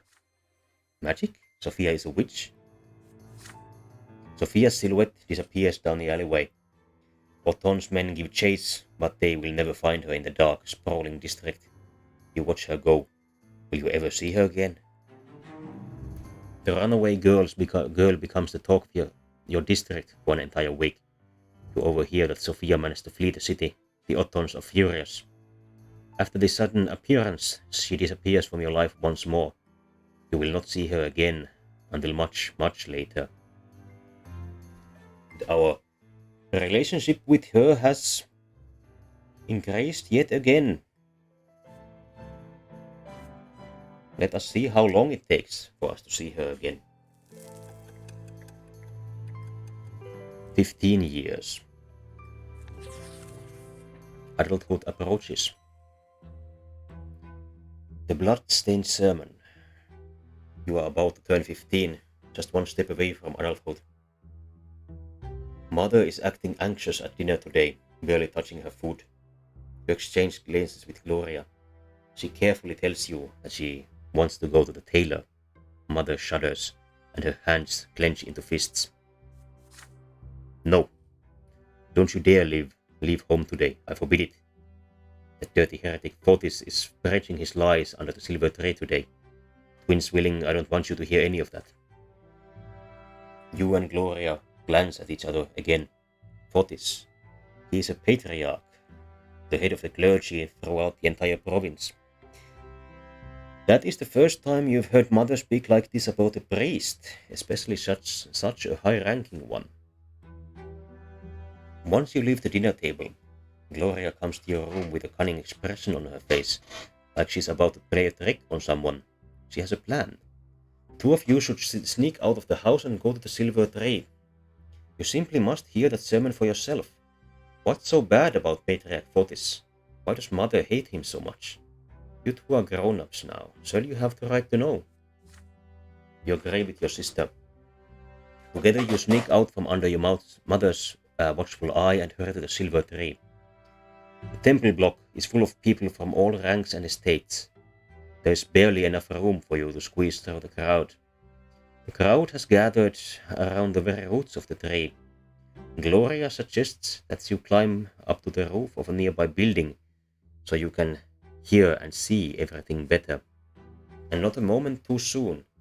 From the roof you see a tall, silver-haired priest step onto the platform by the tree, dressed in the common black robe that looks far beneath his rank, and yet he stands like a noble before the crowd. Behind his back is a banner flapping in the wind, the open book. This is the symbol of the new faith, the crowd whispers. The patriarch holds his hands up to the sky, and the entire temple block grows quiet. He begins his sermon, his vibrant voice rolling around the square. Fotis speaks of a great mistake. We entrusted ourselves to the lots as the only way to fulfill divine providence in this world. But for all these years, the will of the twins has been interpreted for us by a single man, Prophet Isaicius. The twins are ever watching from atop the shining pillar. Of this we have no doubt. But how can we so blindly believe that we truly follow their will by following the lots? Have we not seen the 3 lots of Isaicius fail again and again to answer the question of how we ought to live our lives? Have we not seen people change their lot in life again and again without being smitten by divine wrath? Every person born, whether human or Archnean, lowborn or noble, must find their lot and their way to the gods on their own. From now on, we will seek the gods in the account of their own lives, in their own acts in this world, and in their own words as they echo within us. And as we heed the voice of the twins within, we will find their path for us on our own. The crowd at the silver tree listens to Patriarch's speech in stunned silence. You glance at your sister, your eyes glisten with tears as she hears Fotis' words.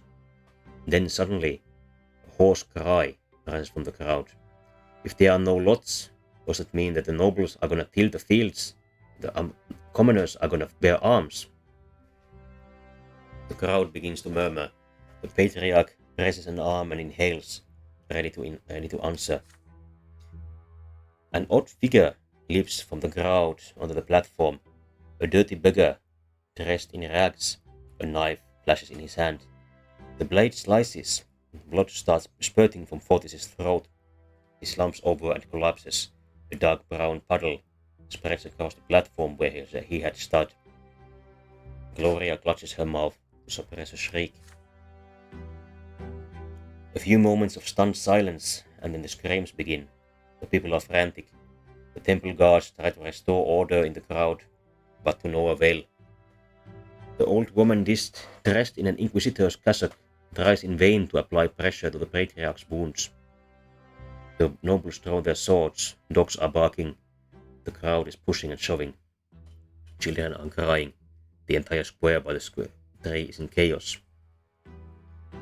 From the roof, you see the moment when people start trampling each other, howling, praying, shouting. Gloria tugs at your sleeve. Time to go. You climb down from the roof and run. You return home without exchanging a word. Mother has been in her room all the while, so no one noticed your absence. Gloria locks herself in her room. You do not discuss the things that you have just seen. They are just too frightening. But your parents discuss every little detail of the bloodstained sermon over dinner. This is unbelievable. The Patriarch murdered in plain sight. The gendarmes and the Archduke's guards must have searched every corner of the slums, and the murderer beggar has disappeared without a trace. I can't imagine a more gruesome crime. Fotis has died a true death, never to return from the hereafter. But how? Why can't the Patriarch be reborn? He is so close to the twins. Such is the way of the world, my children. Once you are granted great power by the twins' will, there is no hope for you to come back, not even after the first of your deaths. Emperors, their powerful vassals, heads of great Archnean dynasties, patriarchs of the church, none of them are destined to be reborn. Fotis is gone forever. I fear for his soul. It was lost in doubt. Will the twins accept him upon the peak of the pillar? We must pray for the Patriarch, children. Let us hope he managed to return to the true old faith before the moment of his passing. But there is little hope for that.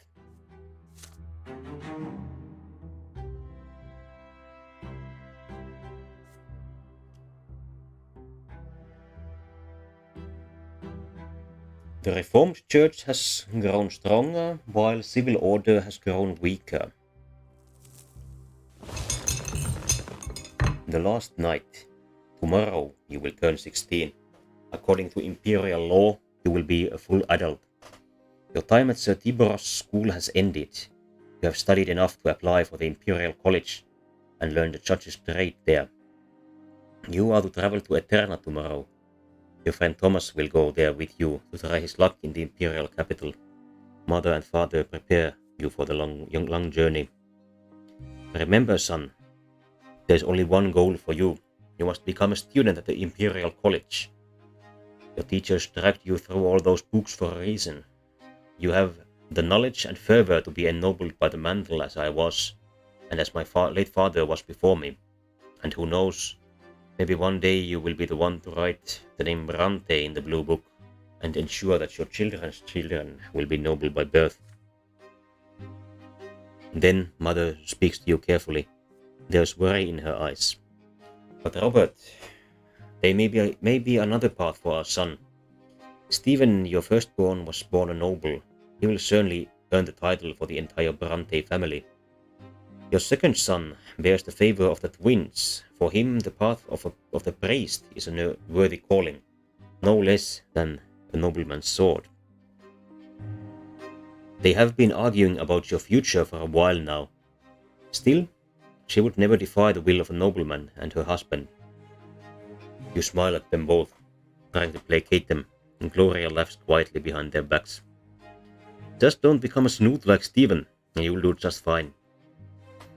Mother chides Gloria for that. You wink at your sister.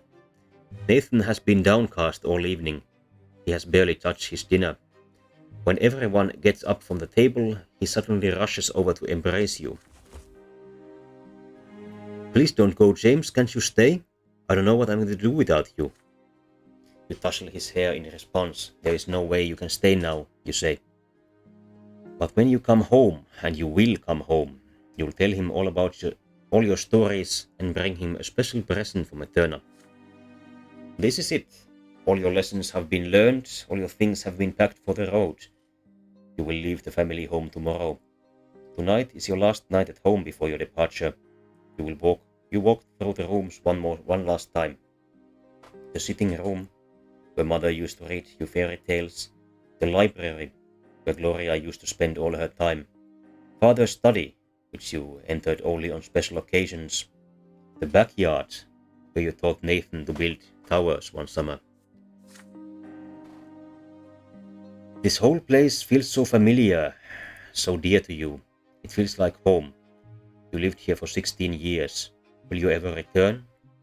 It's getting late. Everyone is already in their rooms, but you hesitate. Father, Mother, Gloria, Nathan. It will be a long time before you see them again. Who will you spend your last few hours at home with? Our relationship with our father is not quite good enough. The same is true for our sister. We are friendly enough with our mother, and it appears that we could spend time with Nathan in any case. Well, a young boy leaving home, I think he would spend time with his mother, even if he could choose some of the others. You open the door to the mother's room. She is kneeling in prayer. The back is to the door, and her whispers fill the room. She turns around and smiles gently when she hears your footsteps. You want to spend the night with her before you leave. Mother reaches out to you. Come with me, James. There's no need for anyone else to hear us. You walk silently downstairs, enter the empty sitting room, and light the candles. You are so close to the gods, my son. I knew it as soon as you were born. I saw them watching over you closely. Let us pray together, my son. May the twins know you honor their every touch. You stand by Mother's side as she whispers prayer after prayer. First, she offers gratitude for the life and lot you have been granted. Then, a plea to show you your path through the world, for it has no mercy. Next, a promise to heed and obey their every call. There is such fervor in her prayer, such piety. You know for certain, as you pray with her, that the gods will provide for you. They will assure you that your path is true, for there is no other way. The sun is about to rise. You should rest before the long trip, but you are not tired at all. On the contrary, you feel lucid and clear-headed. Mother embraces you once the prayers are done. My son, life is hard, but it is just. More so for those who follow their lot. Remember, be humble in your words and work hard.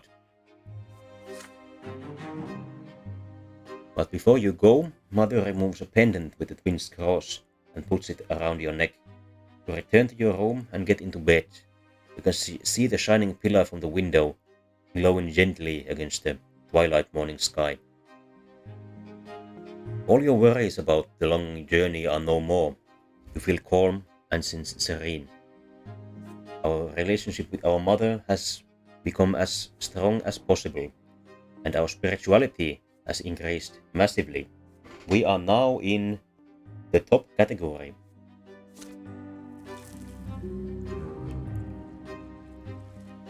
You leave the family home for a long time. Your future awaits you in Eterna, the capital of the empire.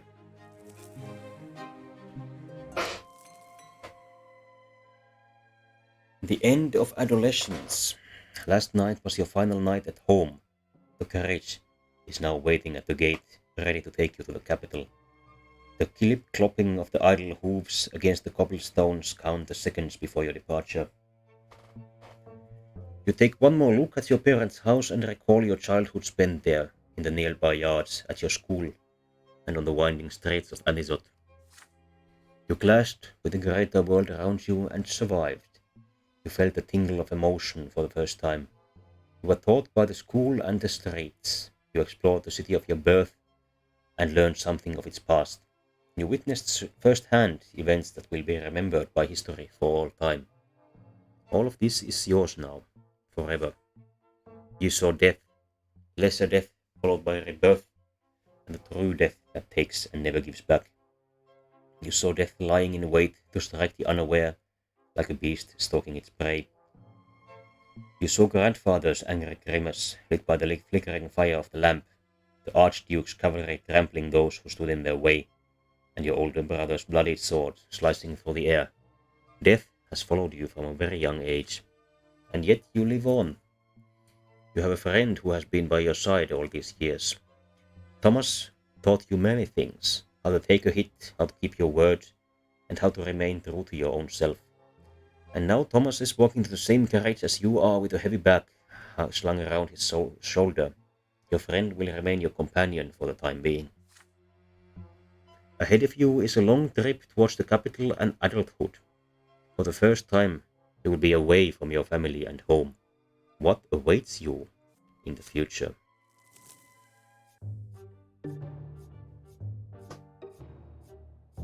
You survived your first clashes with the greater world around you and felt the tingle of emotion for the first time. You were taught, this is basically the same thing. So, I think it's time to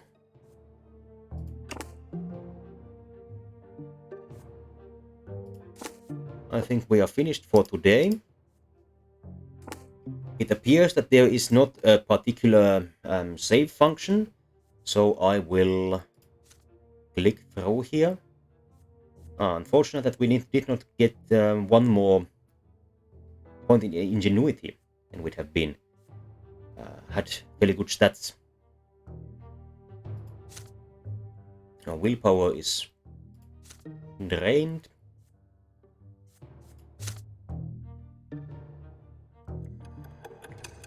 Youth.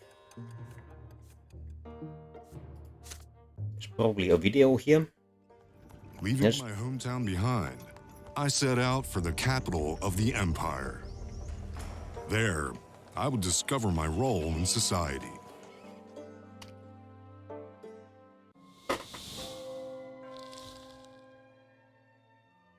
Very well, Sir Brante.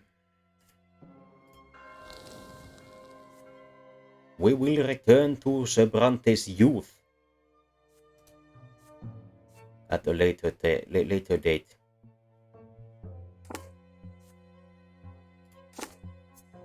Your game will be saved automatically. That sounds very good. So, that was 5 hours of game. I will stop recording.